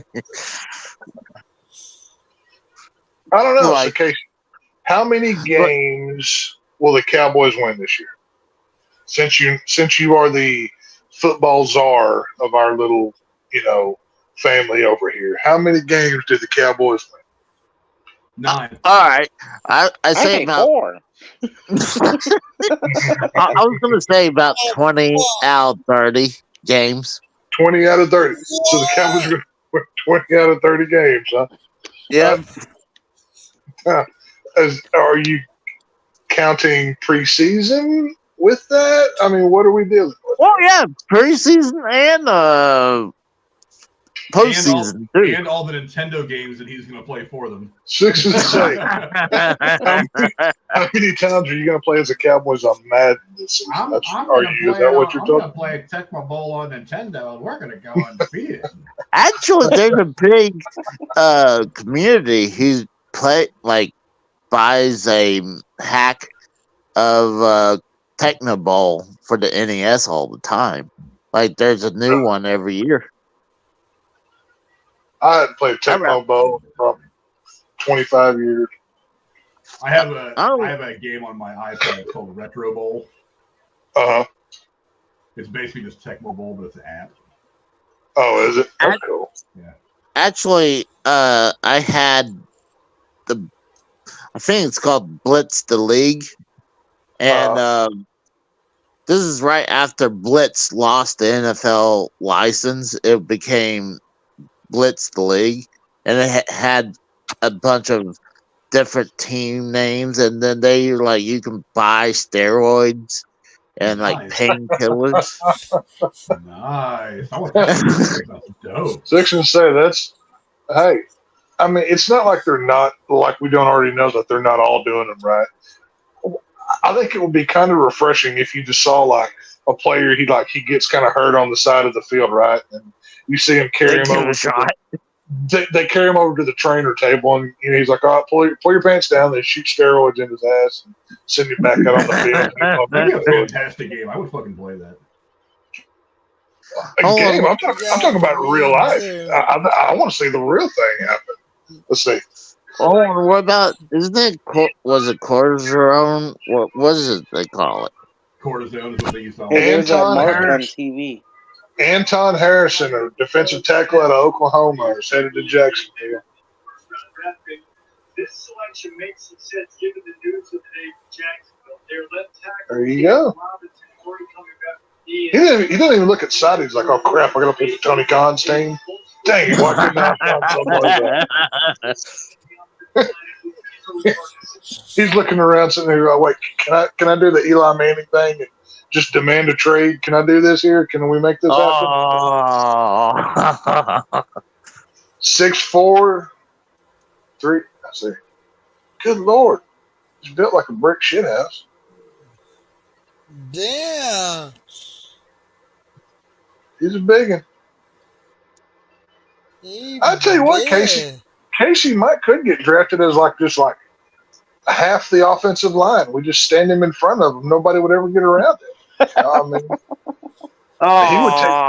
Casey would take up from the line of scrimmage to like 3 first downs from there. I mean, that'd be great. Well, I mean, look at some of these guys. I mean, are they really athletes when the center's like 400 pounds? I used to work with a guy who went to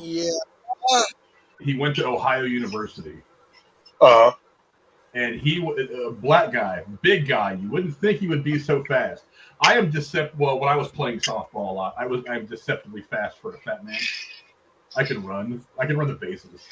That should be a T-shirt. Deceptively fast for a fat man. I would wear that T-shirt. I'm deceptively fast for a fat man. That's a great T-shirt idea. And me and him and a bunch of other people got together just to play a football game like around Thanksgiving one year when we all worked together. And that guy, I swear to God, he's probably at least 6 or 8 inches taller than me. He had me at the time by about 30 or 40 pounds, and that guy ran away from me like I hadn't even started yet. He was fast. Right. And he only played college at Ohio University. He didn't even play for like Ohio State or Notre Dame or one of these big schools. Like he just played for like a regular old kind of a very normal college and played college football. He was fast. And he was a big guy. He was 300 and something pounds. He was 6. He had to have been 6'5", 6'6", somewhere around there. But he was fast for being a big guy. Shit. I won the bet. Hey, Jay. He won the bet. Yeah. Oh yeah, Steve and him have a bet going on that the loser of the Vegas and Winnipeg game has to shave their head and face on Nitro. Oh, so really? that means Steve has to shave his head and his face on Nitro live. Is that eyebrows included? That's the whole thing. Yeah. Wow, we're going for chemo. No, Casey, you have nothing involved with this. This deal was shook 2 weeks ago. Yeah. Okay, I'm just saying eyebrows. I would let that go. It's like those are the rules. They shook on it. Yeah, them's the breaks. Dude, if you think about it, the Eagles could get Jalen Carter and Joey Porter Jr. the first round. God, I hope not. Let's see. God. Selections in. Who is it? Defensive end, Miles Murphy. Yeah, out of Clemson. So he goes from one Tiger to another.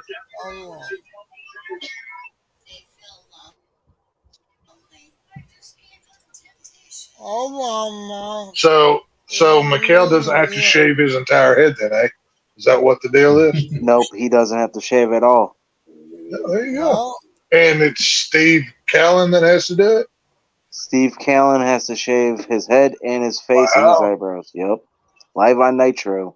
So stay tuned. People that are watching in the chat, people here, There you go. Nitro. Yep. Yeah, you'll have a muted.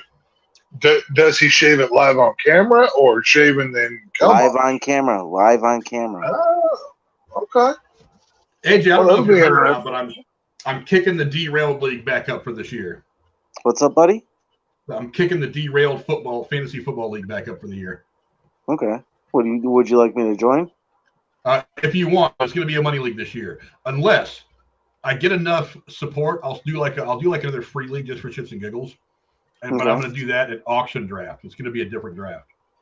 To be honest with you, I've never done like a draft or like a season thing, so you guys would have to explain it all to me. So, yeah. You never played fantasy football, really? Yeah. No, I basically just watched football games, like college and football and NFL. So it's like I You'll don't know love any of it. fantasy. You'll love fantasy football. If you're a Casey stat doesn't- junkie, you'll do well. Yeah. I mean, Okay. If you're a Well, stat junkie, you'll be okay. I Casey- actually won a Casey, few let Tex explain it. championships. What I'm a- championships have you won, Casey? I mean, granted, there's one I cheated, but you cheated everything that you've ever won. What are you talking about? So the Saints are on the board. Saints are on the board. 5.5 to go. Yeah. No. I wonder who no. they're going to draft Let me look at my sheet. Here. because they got Derek Carr as a quarterback. They got fucking they got a few Raider guys that Well, just went over just too. because they drafted, or just because they signed Carr, that I doesn't think mean Jacobs is there too. that they Josh wouldn't Jacobs draft a went there. QB. But I'm going to say that the Saints either go for running back because there's still a lot of good ones left, Well, that's or, Josh Jacobs is there. or He's in New defensive Orleans tackle. now. One of the two. One of the two is going to. I would say that they're going to pick here. I'm saying defensive tackle or defensive end. I mean, say at no this You one got to is point, remember there. a lot. You got to remember a lot of the teams in that division are probably going to start building their defenses back up because they don't have to fuck with Tom Brady anymore. That's Well, true. Frank's the right. NFC South is garbage. Even the team that won the division was below 500. Yeah. You know what I mean? I mean, there's no good teams in the NFC South as it is. I So- I mean, it is what it take is. defense. They need defense. But I mean, just because they have Carr as their quarterback, I don't think he's a permanent fixture. I think he's a Band-Aid on a shotgun wound for that team. Yeah. And Well, that team hasn't been the same since Drew Brees I left. could see them drafting. I mean, now, like I said earlier, a team's not going to spend a number one pick on a backup quarterback. That's not going to happen. Oh no. But I could see the Saints picking up somebody to work in down the line because I don't think Carr is very good. He's okay. Well, you but gotta- that's the thing. He's just okay. Something you got to remember about Carr and the situation that he was in. And I got a lot of love for the Raiders. I'm a Bay Area guy. I've always liked it when the Raiders are successful. But and most of my family are Raiders fans. Raiders are Charger fans. I'm one of the few Niner fans in my family. But Could always the come to the Raiders- dark side. But the Raiders have been dysfunctional for fucking ever. Dude, we've Yeah, been in like the shitter Al forever. Well, I mean, it was dysfunction. I mean, Al Davis, like I've said it before, Al Davis, the last 10 or 12 years, the guy was a train wreck. He didn't know what the hell was going on. Oh yeah, I rather prefer Al Davis 1970s, 1980s, and 90s Al Davis compared to 2000s to his death in 2011. After that, it was just stop. And I'm not entirely sure that his son's got a much better grasp on what's going on. Oh, Mark Davis just is there for the PF Changs in the fucking casinos. That's it. I think Mark Davis looks at it. I think Mark Davis. Well, I think he purposely moved him to Vegas, knowing all of the visitor money he can get in. He's not worried about his home base fans. He's Well, my you no, got- market. get you this also- though, Tex. You also It have was to all- remember, Oakland is a terrible fucking market. Yeah, I've been there. Yeah. Many of times. Oakland's also, didn't they lose the A's here recently as well? The or A's something? are moving to Las The A's Vegas are moving as to well. Vegas. Yeah, that's what I'm right down saying. the They're street. losing all their stuff. Yeah. Yeah, right down the street from the Raiders where they play. They're building a new stadium. Yeah. Right off the strip. Yep, So I mean, yeah, right I mean, off Fremont Street, if I'm correct. and look, even in the years where the Raiders and the A's were kind of the toast of the Bay Area, San Francisco's always run the Bay. Oh yeah, Right. I mean, when the it comes to Niners the for Bay, years, Niners. the Niners for years, the Giants for most of the last 20 years. I mean, yeah, the A's teams of the late 80s into the 90s were good, but I mean, ever since then, it's been just even the Giants were having down years. The Giants run the Bay, baseball wise. Right. Look, even the Warriors moved to San Francisco. Yeah. Their new stadium is just south of San Francisco. So yeah, they're not even in Oakland anymore. So Yeah, I you mean, guys have never Oakland's- left ever. Yeah, Oakland is look. Here's the thing about Oakland.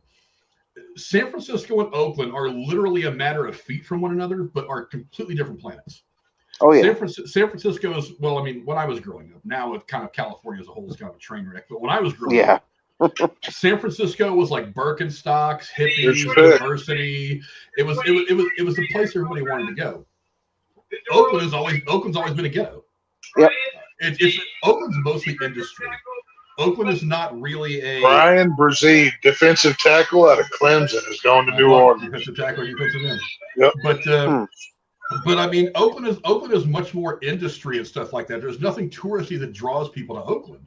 Yeah, it's So pretty when- much like So Detroit. when you're in the position of like the A's, let's say, I mean, you guys are sports fans. You guys have heard the stories about the Coliseum in Oakland, sewage backing up. Oh, into dude, I've Oh, been there that's many terrible. times. I know it's It's horrible. like the last time I was in the Coliseum in Oakland was 1989, 80, Yeah. 89, 90, somewhere around Oh there. wow, okay. And back then, that place was a shithole. And that was when the A's were one of the best teams in baseball, and Oakland was doing really. Actually, I think maybe the Raiders were still in LA at the time, but I mean that was when the stadium was 30 years younger, and it still looked like shit. It still looked old and hobbled, and Oakland can't. I mean, because you have to have a certain amount of tax dollars to be able to put in the stadium, because. And there's no money there. There's no tax money that they can get. Oakland couldn't Because support. the A's have tried to work out tax abatements and stuff like that with the city. But I mean, in the millions of dollars they want, the city can't justify doing it. They can't justify passing that kind of a tax along to their citizens because it's all pretty much low income. There's no money there. And if there's no money there, you can't get a fucking $400 or $500 million stadium built. You got to do something else. Vegas can cash those checks because Vegas has got money coming in all the fucking time. There's just money coming in from everywhere. All you got to do is raise the hotel tax by a penny a day, and that's all you need to fund a stadium because there's so many people just rolling out of Vegas. Well, I mean, that's the way it is. Look at how often Vegas tears down a hotel that's still nice to build one that's triple the price for even nicer, and they're still making money. You know, money is not an issue in Vegas. Hell, Oakland, I'm surprised they even got one stadium built, and even with two sports teams in it, they still couldn't support either franchise. Three. I mean, it's just, or three, whatever. It's just, it's a terrible. I mean, it's a terrible market.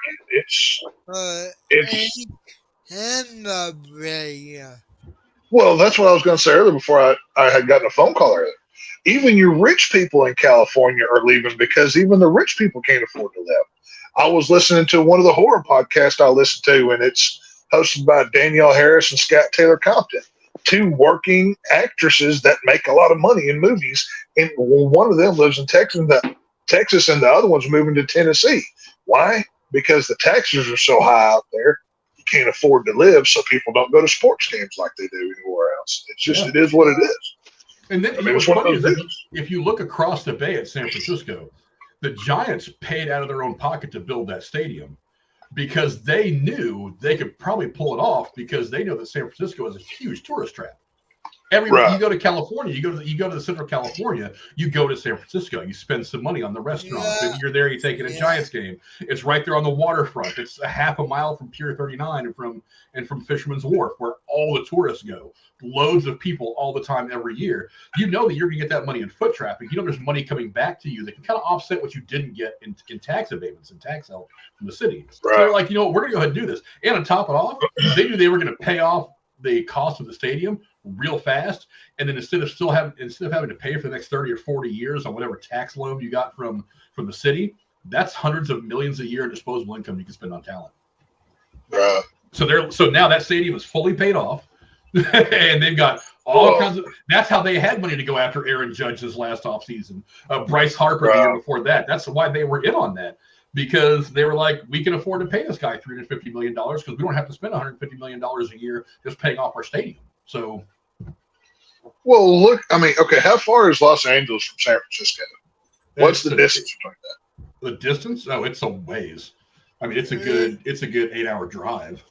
Oh, is it? Okay, I didn't know how close they were, but I mean, look at how much money they put into SoFi Stadium out there.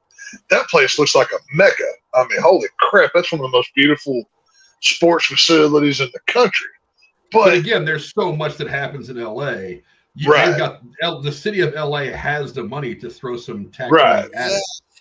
And it's one of those things to where all you have to do is you charge the movie companies an extra penny per movie, and they do so much business there. You've got that money to make up, and it's a small amount. I have a question, Frank, about that. I have a question. So how is it that LA has all this money, but yet they can't keep all the homeless people out of like the area? They don't want them. Well, that's more of a political question. Yeah, long answer or short answer? Well, either or. I'm just curious. Short answer. We can take this a whole different way. Short answer is there's a whole lot of money to be made in having homeless people for LA. That's the short answer. Gotcha.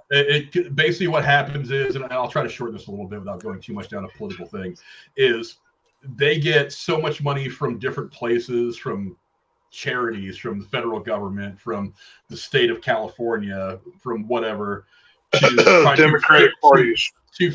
From a lot of different places, let's be fair, to fix the homeless problem. So what they end up doing is they say, okay, we've got $1 billion this year to help figure out how we can help the homeless people do whatever. And on the surface, it sounds great. But what ends up happening is this friend of the LA mayor gets a $150,000 contract to figure out where to put people, and it doesn't really do anything. It's a piece of paper. You're spending $150,000 on a packet stapled together saying this is where you can put them there, and that costs $150,000.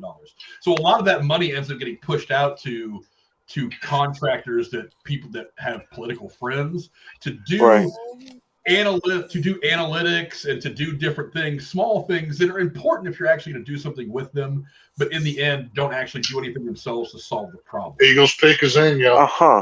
So what ends up happening is they've spent billions of dollars over the course of the last 10, 15, 20 years, whatever the number I heard was, and homelessness has actually gone up. Okay, because the reason why I ask you about that is because they had WrestleMania here. They had WrestleMania in LA, and they had it in the national title game was there. That's why I was asking, what do you think they do with all those people to keep it? Oh, okay. They will know shit like a week before or 2 weeks before, or whatever it is, whatever they think they need to do. They will go in there with the cops and they will move these homeless encampments. Wow. They'll, as long as there's nothing big going on that won't be on camera, they'll let them sit and camp and shit wherever they want. But as soon as like WrestleMania, the Super Bowl, I mean, this is one of the reasons why San Diego is an interesting case study, because San Diego wanted to get the Super Bowl. Right. They wanted to get it like every 2 or 3 seasons, and the NFL said you need to clean your fucking city up. Because San Diego, when I was a kid, San Diego wasn't the prettiest town. I mean, it was pretty tough. It was kind of ghetto-y, a lot of gangs and stuff like that. But not as bad as Oakland, though, right? Well, I mean, they were kind of close, just bigger. But San Diego was like, we really want the income that comes from having the Super Bowl every 2 or 3 years. So here's what we're going to do. They spent billions cleaning up the city, removing a lot of bullshit, tearing down shitty buildings and giving tax abatements and tax help to build new ones, inviting businesses to town to make that place look great. And San Diego now is pretty damn beautiful. I have relatives in San Diego. My dad was actually born in San Diego. Never been there. Yeah, and now it's beautiful. Every town's got their tough spots, and San Diego's no different. But I mean, San Diego now is beautiful, and that's one of the reasons why the NFL sends the Super Bowl there every 2-3 years, because they're like, okay, we got this beautiful place where we can have the biggest game of the year. It's on the beach, it's warm weather, it's Southern California, where everybody wants to go hang out. That's the place where we're going to go every 2 or 3 years, and that's what they did. LA. Seriously, I remember what was the reason that happened there? I forget why, but they will let you camp and sleep and shit wherever you want until there needs to be a national news coverage something, and then they'll go in there and they'll shoot everybody out. They'll clean up kind of that area. They'll run the street sweepers and make it all look good, and then they'll do their filming, and then they leave, and then all the homeless people just kind of slowly float back in. And that's it. And it's the same thing. Well, I have a suggestion. Why don't they just move them all to Wyoming or Utah? Oh God! There you go, Justin. The homeless people are traded to fucking McCall's backyard. Do you realize you just described the plot of an episode of South Park with what you just said? It was. Cartman jumped over the homeless people. Yeah, that was literally a plot from the homeless. One of the things that works against California, ironically enough, is the fact that it's nice there year-round. So ask yourself, where do you want to be homeless in December or January? Do you want to be homeless in Montana? Nolan Smith, linebacker out of Georgia. Oh, Philadelphia. My God, they didn't get See, I told you all of the Georgia guys are going to the Eagles. Stetson's going too. Yeah, all of the defensive guys for Georgia are being drafted. Not the I'm telling you, offenses too. Offense. If there's any offense besides Stetson, they're all going to the Eagles. I feel bad for you guys for the NFC East. You're fucked. The Eagles are somebody's going to figure the Eagles out this year. I hope so. That Georgia defense, because I'm a Georgia Bulldogs fan. That Georgia defense is fucking deadly. We didn't just beat the shit out of TCU for no reason. He spends every Christmas feeding homeless. Do we need to know this in this draft coverage? Nobody cares. Nolan Smith. Oh. They're giving little stats. He plays for the Eagles now. He plays for the Eagles. He's the devil. Okay, that's all we need to know about.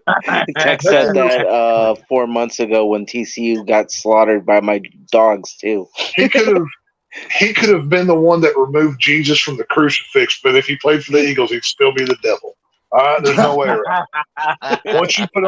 Once you put on that filthy jersey, you just might as well just kill yourself. I mean, there's no way around it. So, I can be friends with anybody else besides a freaking Eagles fan. I hate every one of them.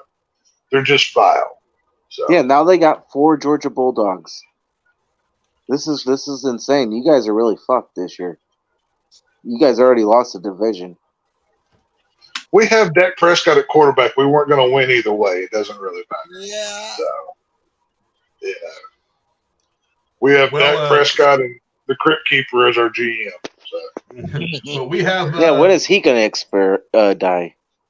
Not soon enough. Not soon enough. Yeah, Casey, where you at? We need you. But looking at the poll that I put in the chat, it's 15 votes in. And I asked, how do you think your favorite team will do in the draft? 13% said great. 40% said okay. That's the winner right now. 13% said not great. And 33% said straight poop. So 33% okay. The first round. I got to give Houston the best. Houston's done the best out of anybody this first round, as far as I can tell. Really? I think so. I would say the Eagles. Frank, I voted for straight poop. Okay, but Casey, you are the algorithm knew that you know nothing about football, so it discredited your vote. Yeah. They're like, oh, this is Casey that Biden used. Right. Yeah, as soon as it registered the Casey as raw account, it automatically, it didn't take away your vote, but it just added one to the other side to even it back out. You know what I mean? So, your voice was still heard, but, we got 3 minutes for the last pick in the first round of this draft, and it's your Super Bowl champion, Kansas City Chiefs. So, I mean, let's see. Obviously, we know that they're pretty much a knockout team, but according to their needs, it's pretty much all defense. Besides, they need defensive ends, tackles, offensive tackles, and a possible wide receiver. Where do you think they're going here? I think they go defense. I'm thinking defensive end, defensive tackle. I couldn't tell you who. I'd be surprised to see them get a wide receiver right now. I'm gonna go offensive tackle. I don't know who either, but I think they're going to want to try to rebuild that line and protect Mahomes. I mean, considering how everything ended last year, but we'll see. I got a feeling they're gonna draft a goalie. I mean, we got A goalie. Yeah. This Okay, ain't so hockey. about this fantasy football league, Casey, it's $50 for you. No, Casey's going to start drafting Detroit Red Wings and Dallas Stars onto his football team. no, I'm talking about Hey, now. football. You know, soccer, Poop right? ball? What's poop ball? Right. Soccer, right? I mean, we need the. I've never No, heard of poop ball. everybody knows that soccer is a communist plot to take over America, Casey. Nobody plays that crap. All They right? could go offensive lineman. So, I'm telling. Like I said, I got a feeling it's going to be offensive tackle. I think they want to rebuild that line. Oh, you know what? I think when the Cowboys need to draft a field goal kicker, and I got a perfect person in line. I seen this person play. Her name is Cindy Crawford, and Her name? yeah. Only Casey. Football's already powder puff enough. Are you trying to make it even more powder puff? Well, Cindy Crawford can kick a pretty long. She's field like goal. 70, dude. She's like 70. Okay, she's maybe not 70, but she's old. You get my point. Do they have to pay that mole too? Casey, are you trying to make a movie reference? Yes, I think- will. Because Okay. From, What do you What do you reference? necessary roughness. That was Kathy Ireland. Was that Kathy Ireland? Oh, Never God. seen it. Oh, damn. You're right. I thought it was Michael Mayer is still freaking sitting there on the best available board in Dallas. Didn't pick it. So Idiot. this is the Oh, this is Casey trying to tell that joke, and these are the two meeting. Casey, flush that joke right down the fucking toilet. I don't know. Never Damn seen the it. movie. It I haven't was seen the movie. Kathy For real. Ireland. Damn it. Katie, you're She, a fucking retard. well, you know, she is the hotter one out between those two. I'd definitely fuck Casey. Kathy Ireland Oh than my Casey, Wow. if you found Thank you. Casey, You didn't even know the difference between the two of them 5 minutes ago, Casey. No, I If you- forgot. I swore it was Cindy Crawford, but Hey, Boca! Casey would. what the fuck? I think Mikkel's dying. I'm not sure what's going on there. But Casey, if you found a knot hole in the ground that had enough KY on it, you'd stick your dick in it. I don't want to hear it. Oh, Oh, I mean, I saw this hole in the wall earlier. I mean, Oh, Casey, That's- stop that talking. was The good. pick is in. We're just waiting to see who it is. So is this like the harsh truth mixed with like Friday is Raw? Like you got the weed, dick, and fart jokes and the No, seriousness? this is the harsh truth that needs to make sure that it organizes whoever's going to be on the show a lot more. I know. I was just about to say that.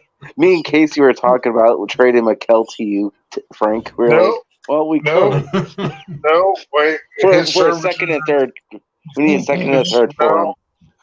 The harsh truth is declining the trade. We're good.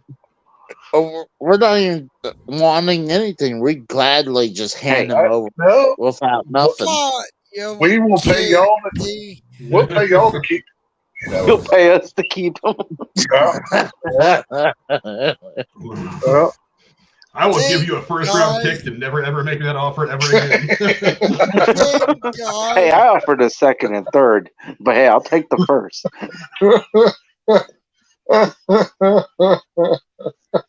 I tell you what. You keep Mikkel. I'd rather have Casey's homeless friend than Mikkel reviewing movies. All right? All right? And to be fair, I don't want either of them. But if I had to have one, I'm picking Casey's homeless buddy that he molests 5, 7, So, Jeez, Casey. just Well, saying. I guess Mikal still has a job with us. You know, someone's got to scrub the toilets. So Somebody's gonna empty. Somebody's gonna empty the trash can at the end of the night. You know. yeah, do in the thing. fact, Yeah, there well, you go. yeah, And, look at and, the positive. and considering what Casey does in the bathroom, that's a big job. So. Yeah, Pick Sam. says the guy who pees in other people's hard hats. Well, there's the Lombardi Trophy itself. Here we go.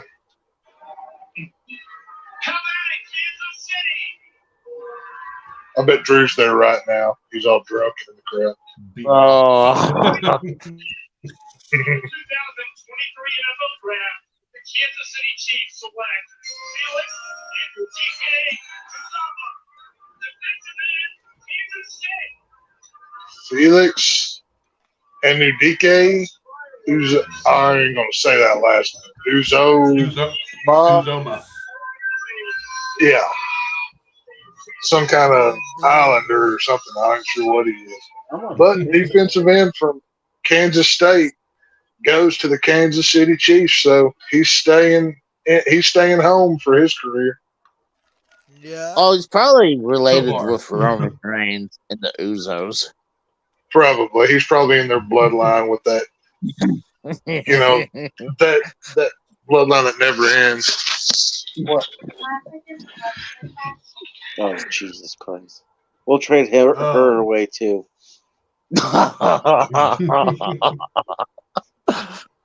And that thankfully ends the first round of the draft for this year. Is that it? Yeah, that's the first round, and that's it for the night. So I mean, Really? so we all know who's been taken so far. So the first 5 picks of tomorrow, round 2, are Pittsburgh, Arizona, Detroit, Indianapolis, and the LA Rams. The best player available right now, as far as ESPN is concerned, is Will Levis, the quarterback from Kentucky. I still don't see him going to any of these teams. Maybe the Colts. You know what? I'm going to call it right now. I think the Colts are probably going to go ahead and take Will Levis.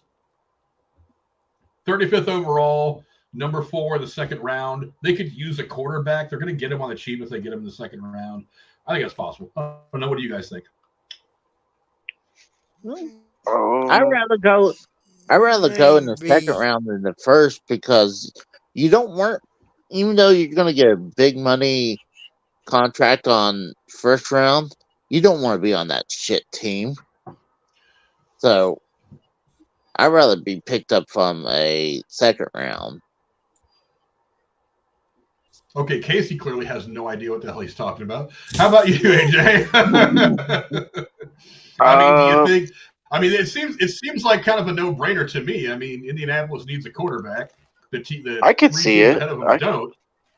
I could see it happening. I mean, who knows? I mean, he might keep falling. You know, he's been falling this whole time. I mean, I don't know. The Raiders could pick him up, because the Raiders have a pick, I think, 36 in the second round. And they need a quarterback. 38? Okay. They're 3 picks after Indianapolis in the second round. Oh, okay. But, I mean, it could happen. I don't know. I'm looking at Pittsburgh right now. Their needs are corner or defense mostly. They're not going to get. You're looking for Pittsburgh? Pittsburgh need Indianapolis cornerbacks and offensive linemen mainly. Those are top needs. Oh, but Indianapolis did draft Anthony Richardson from Florida, though. So this is true. Yeah. I don't know. It's hard. I can't think of. I mean, the Rams, maybe, if they want to try to use him as a project, if they think that Stafford's not going to last another year or two. Seattle could potentially kind of groom him. He's getting up there now. I think Stafford's 40. 30s. Is he? 40? I mean, he's not going to play much longer, I wouldn't think. Because didn't he get drafted in 2008? Well, I mean, he's been 2009. Hold on, how old was Brady when he retired? 42? 112.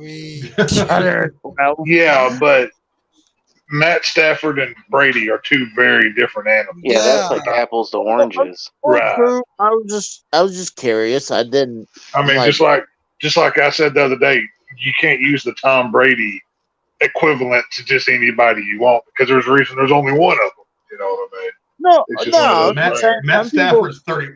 Matt Stafford is 35.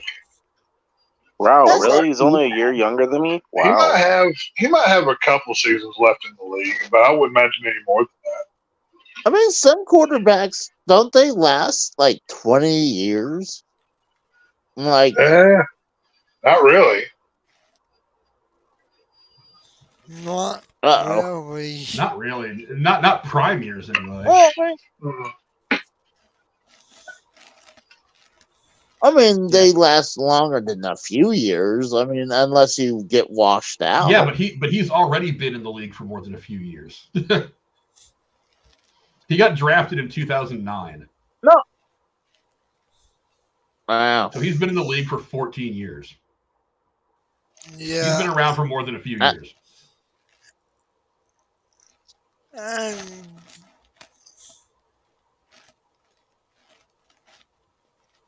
Well, I'm just one. I thought, like, maybe 10 years is probably a good run then.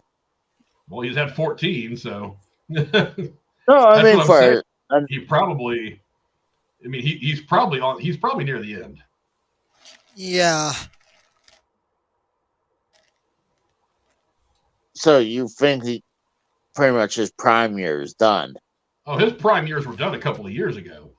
The reason why LA got him is they just wanted somebody who was competent to help to get the ball to those high-powered, to the high-powered players that they had, and he did that. They won a Super Bowl, so now they're just like, well, we got the 1 year. They traded everything for 1 year. That's what they got. Right. And the next year they come back. I mean, Stafford as a starter was 3-6 in the 9 games he played last year. And then Odell Beckham got hurt on him and everything else. You know what I mean? Yeah. Oh, Beckham they did deal with a lot of injuries last year. So Yeah. Well, not to mention how bad they got blown out by like 20 or 30 something points in the season opener. Remember, by Buffalo. The Rams did. Yeah. You know what I mean? I mean, so I don't know. It's. I I got don't secret, know. Man. Go ahead, Case. I got a secret weapon for the draft. This Okay. guy, great athlete. His name's Jim Thorpe. He kind of aged. came to Google that for the last hour. Casey, you should start a YouTube show where you just talk about football and sports and whatever, and Yeah. you'd be spot on talking about athletes from 20 to 30 years ago. Like, be like, hey guys, I've seen this kid. He looks promising. He's coming out of Florida. His name's Emmitt Smith. I think we need to keep our eyes on him. You know what I mean? You know, I don't know if y'all ever heard of this player or not, but his name's Michael Jordan. I think Jordan is his last name. He looks like he's going to have a career that may rival everybody. You know, so I mean, you There's should. this really great baseball player I heard of named Babe Ruth. Right? Yeah, that's what I'm saying. You just. And he's got the same name as a candy bar, which is nice. Yeah. You'd be like, you know, you just start covering sports legends as if they're new, you know, and you'll have a whole nother career on YouTube, and it'll be great. That's right. I don't know why you don't do it. Well, I mean, I'm already, invading Frank's territory, doing movie reviews. I can't do everything. Well, you just wait to say this: you're a competitor, but you're no competition. You know, it's okay. It's kind of like how the XFL and USFL are technically football leagues, but they're not the NFL. You know what I mean? You're playing the same sport, but you're in a way different division. So I wouldn't even classify me as one of those. I'm more like the Arena Football League. You're like the touch football game. You're like the touch football league that they have out back of the high school football field. You know what I mean? Out there on the gravel lot or whatever. That's kind of what you are. Oh, Casey, I got the perfect analogy. Casey is the flag football of movie review. That's what Casey is right there. That should be your new tagline for your movie review show. So, There we go.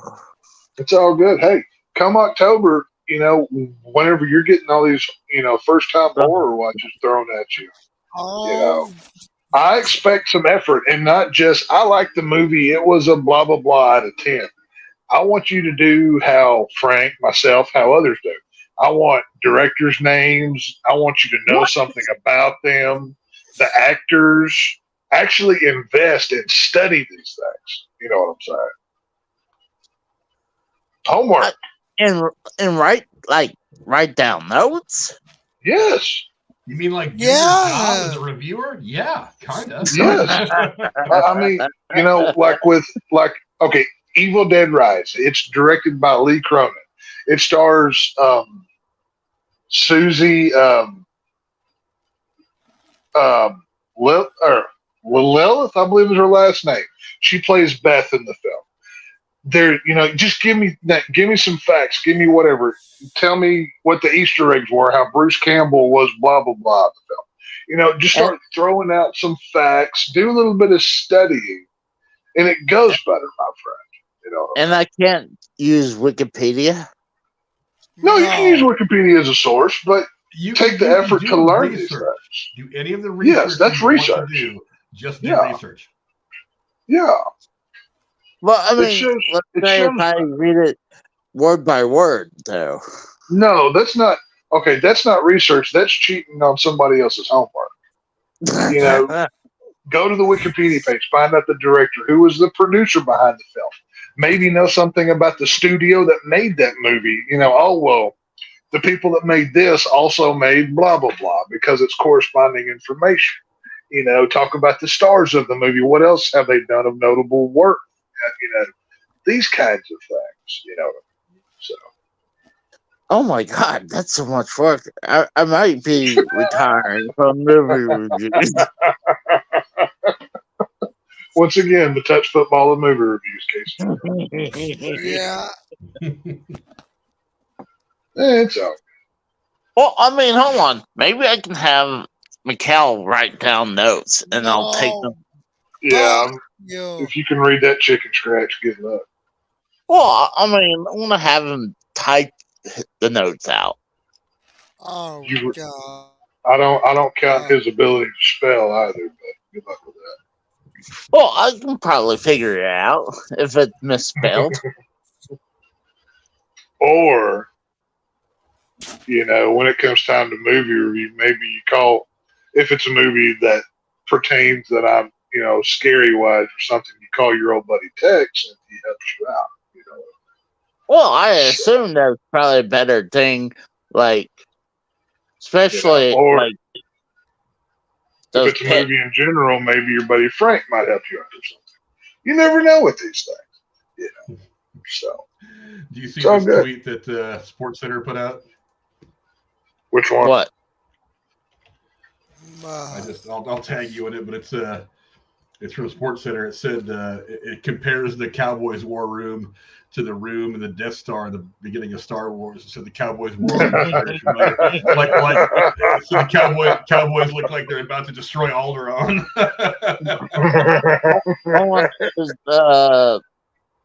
Jerry Jones, Emperor Palpatine.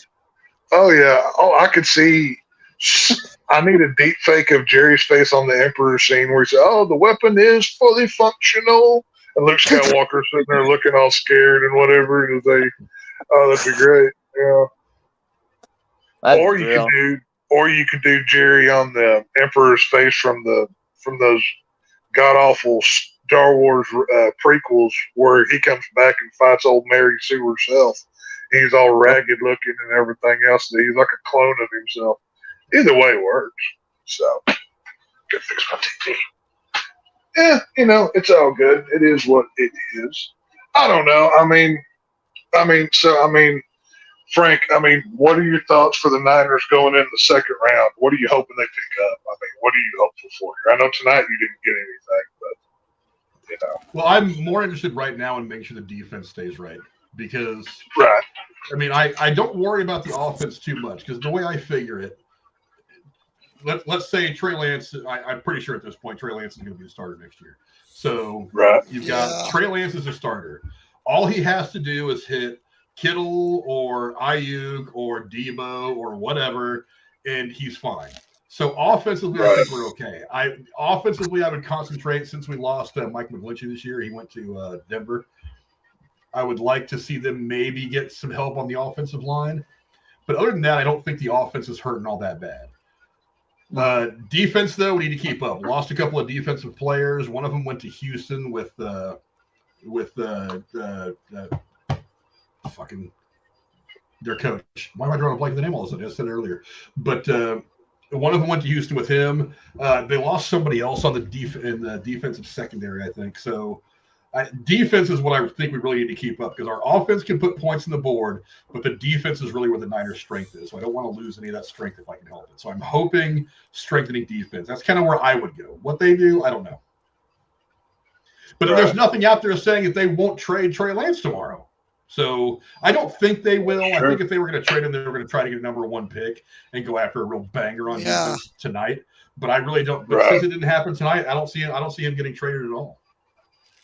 I don't. Well, as far as Dallas goes, obviously they've got a handful of more picks for the rest of the draft. I want running backs. I want wide receivers. And I need offensive line. And if you can find a tight end, pick it up. The one player I specifically want is Devin King. He was the Aggie running back. This dude is a beast. This got the exploding power. He's got the speed. He's built similar to Zeke, but he's not as bulked out, so he's got something to work for. And the dude has potential. I mean, he was maybe the best running back in the SEC besides Georgia's. And I really want him. And like I said, I need to see wide receiver help because we don't really have a deep threat going deep. And that hurt us late into the season, especially into the playoffs, especially in that Niner game when there were no credible deep threats that could go and scare anybody. And I mean, like Frank and, Mikkel and myself said earlier in the show, there's wide receiver talent all throughout this draft. So, wide receiver is always going to be a deep position, so you don't have to reach unless there's like a really, really talented generational guy. You don't have to pick a wide receiver in the top 10 or 15 picks. There's always going to be depth there. The important part is having a quarterback that can give him the ball. And Johnny Mayweather reminded me that the Niners have pick number 99. He's saying offensive tackle, and it was Jimmy Ward that went to Texas to follow D'Amico Ryans. Jimmy Ward, okay. Yeah. Cool. So, fill some holes in defense, keep that defense strong. We've got a solid offense that can put points on the board. That's what I would do. Well, I know what I want for our defense for the Cowboys. This guy plays for the Georgia Mud Dogs. Mud Dogs? Yeah. Okay. He's a good I'm curious if you even pronounce his last name. Bobby Boucher. Bobby Boucher. Yeah. Let me guess. His mama hates foosball? Well, I mean, on the side, he serves water to everyone. So, I mean, he hates Gatorade, but he's a hell of a tackle. So, does he like wrestling a whole lot? It pisses the bed. Oh yes, he likes. Was it Captain? Captain Insano? Yeah, Captain Insano. Yeah, I mean, just. Hopefully, if Dallas gets him, like they grab him and be like, "Hey, retard, water sucks," and then they throw him out on the field, and then he goes and kills somebody. I mean, we need to tell Mike McCarthy right before the game, be like, "Boy, what's wrong with your medulla oblongata?" And then he kicks him in the nuts or something, motivation. So, all right, guys, that's a pretty good place to start wrapping things up. First round is in the books, 4.5 hours. That's a much longer stream than we usually do. Yeah. So thanks you guys for coming hang out. Thanks AJ. Thanks Casey for coming on hang out. I appreciate it. Oh, yeah. It was a uneventful but eventful first round. Is that fair to say? I mean, not a whole lot of crazy shit happened. It seemed like all the crazy trades happened before the draft this year. Wasn't really anything. And during the draft. first couple picks, they were swapping around a little bit. Other than that, pretty basic. Yeah, I didn't think it was anything too crazy, but thanks everybody for coming and hanging out. Mikkel, in 20 minutes or less, try to shout out your channel. Tom, me and AJB2, he rebuilt the mall night, and he can check me out, Michael Talk on YouTube. I did not think to get a link to everybody's channel, but I don't know, whatever. You guys can find us. Mikkel Talk on YouTube. And to our good buddy AJ Raider, first time I think you popped onto my channel. This is my very first time, my friend, and I'm That's glad right. I came on. It was actually You'll fun. be back on here talking some movies with us. Oh yeah, I'll be on tomorrow with you guys if you guys are doing it tomorrow. No, I'm working tomorrow. Okay. Maybe I don't know about anything Saturday. I might do some Fortnite stuff Saturday. Me and Jeremy were talking about doing some creative mode stuff and just kind of streaming it to have some fun. But we might do that Saturday. Nothing tomorrow. I have not scheduled the Evil Dead Rise thing yet. I'm gonna look and see when everybody's available. So I would imagine that might be. I forget when Tex said, but I mean it'll be one of those nights where Tex is free. I know Tex is going to be there. Anything but Friday night, I'm good. Yeah, so that might be a Saturday thing, but we'll get that scheduled soon. But yeah. But what do you got going on? Just working and pretty much doing the shows with Casey on Wednesday Night Nitro and Friday is Raw. That's basically it. Yeah, well, both your channels are just charity streams that I help with. Okay, but if you want to check me out. But if you want to check me out, find me on Twitter at AJRaider248 on Twitter. And you can find me on Wednesday Night Nitro with Casey and Tex. And Friday is Raw on Friday nights with Casey and Mikkel, unfortunately. But yeah. Love you, Mikkel. Let's face it, Mikkel is the class of those streams. You guys just don't want to admit it. Oh, he is. He's the comic relief. Mikkel's great. And I guess we don't need to go to Casey. I think AJ just shouted all his shit, so whatever. That's true. I mean, no, I agree. I mean, well, I'm the mouthpiece of the group. Let's be honest. If you're the mouthpiece, what is Casey, the asshole? Pretty much. He's just there. See, the thing is, AJ's the brains, and I'm the puppet. Yeah, pretty much. Speak. Yeah, puppet. Casey's the one who's got a hand up his rear end. Yeah. Pretty much. Well, that's not all he does. And that's before he does the show. He does that just for fun. Don't ask for the video games. Yeah. Real quick, I want to thank all of you who voted in the poll. 16 of you, 44% of you thought your team was going to do okay in the first round. I don't think there was any team that did bad. I mean, there's nothing that jumps out at me. A couple teams made great picks. They're kind of right along the line of what I thought was going to happen. So I think every team kind of had the first round that we expected. So nothing too outrageous. But yeah. As for me, you can find me here every Thursday, usually doing the movie stuff, but I do my NFL draft stuff every year for the first round because it's fun to talk football. I think once fantasy season rolls around, I think I may do like a weekly fantasy thing. I'm thinking about it in my head, but it depends on what day of the week I would do and stuff like that, because they're trying to get to this thing where they're doing football every night of the week now, which I think is terrible. But so it makes it kind of hard to talk fantasy sometimes, but there may be a fantasy thing coming up next season. I'll work that out as football season gets closer and closer. But usually Thursdays here, going over all the stuff that's happening in the world of TV, movies, streaming, things like that. Again, excuse me. Some retro reviews coming up that I want to try to get done. Obviously, the next big review we're going to do is going to be Evil Dead Rises. We'll have that out some point next week or so. I'm really excited to talk about that one because that movie was an absolute fucking banger. I can't really think of. I mean, I was going over in my head. I was going over it in my head trying to find something negative, and nothing really jumps out at me. I mean, there's only really one thing, but it's not even really a big deal to me. It didn't really affect the movie experience for me, so whatever. But Lily Sullivan. We'll get to that at some point. So yeah, a great film if you haven't seen it. If you're a fan of horror, this is a pretty good movie. But you can find us there. Then 4.5 hours. It's been a good time. Thanks to all of you for coming to hang out with us. I very much appreciate it. We will see you guys later on. Adios. See you later.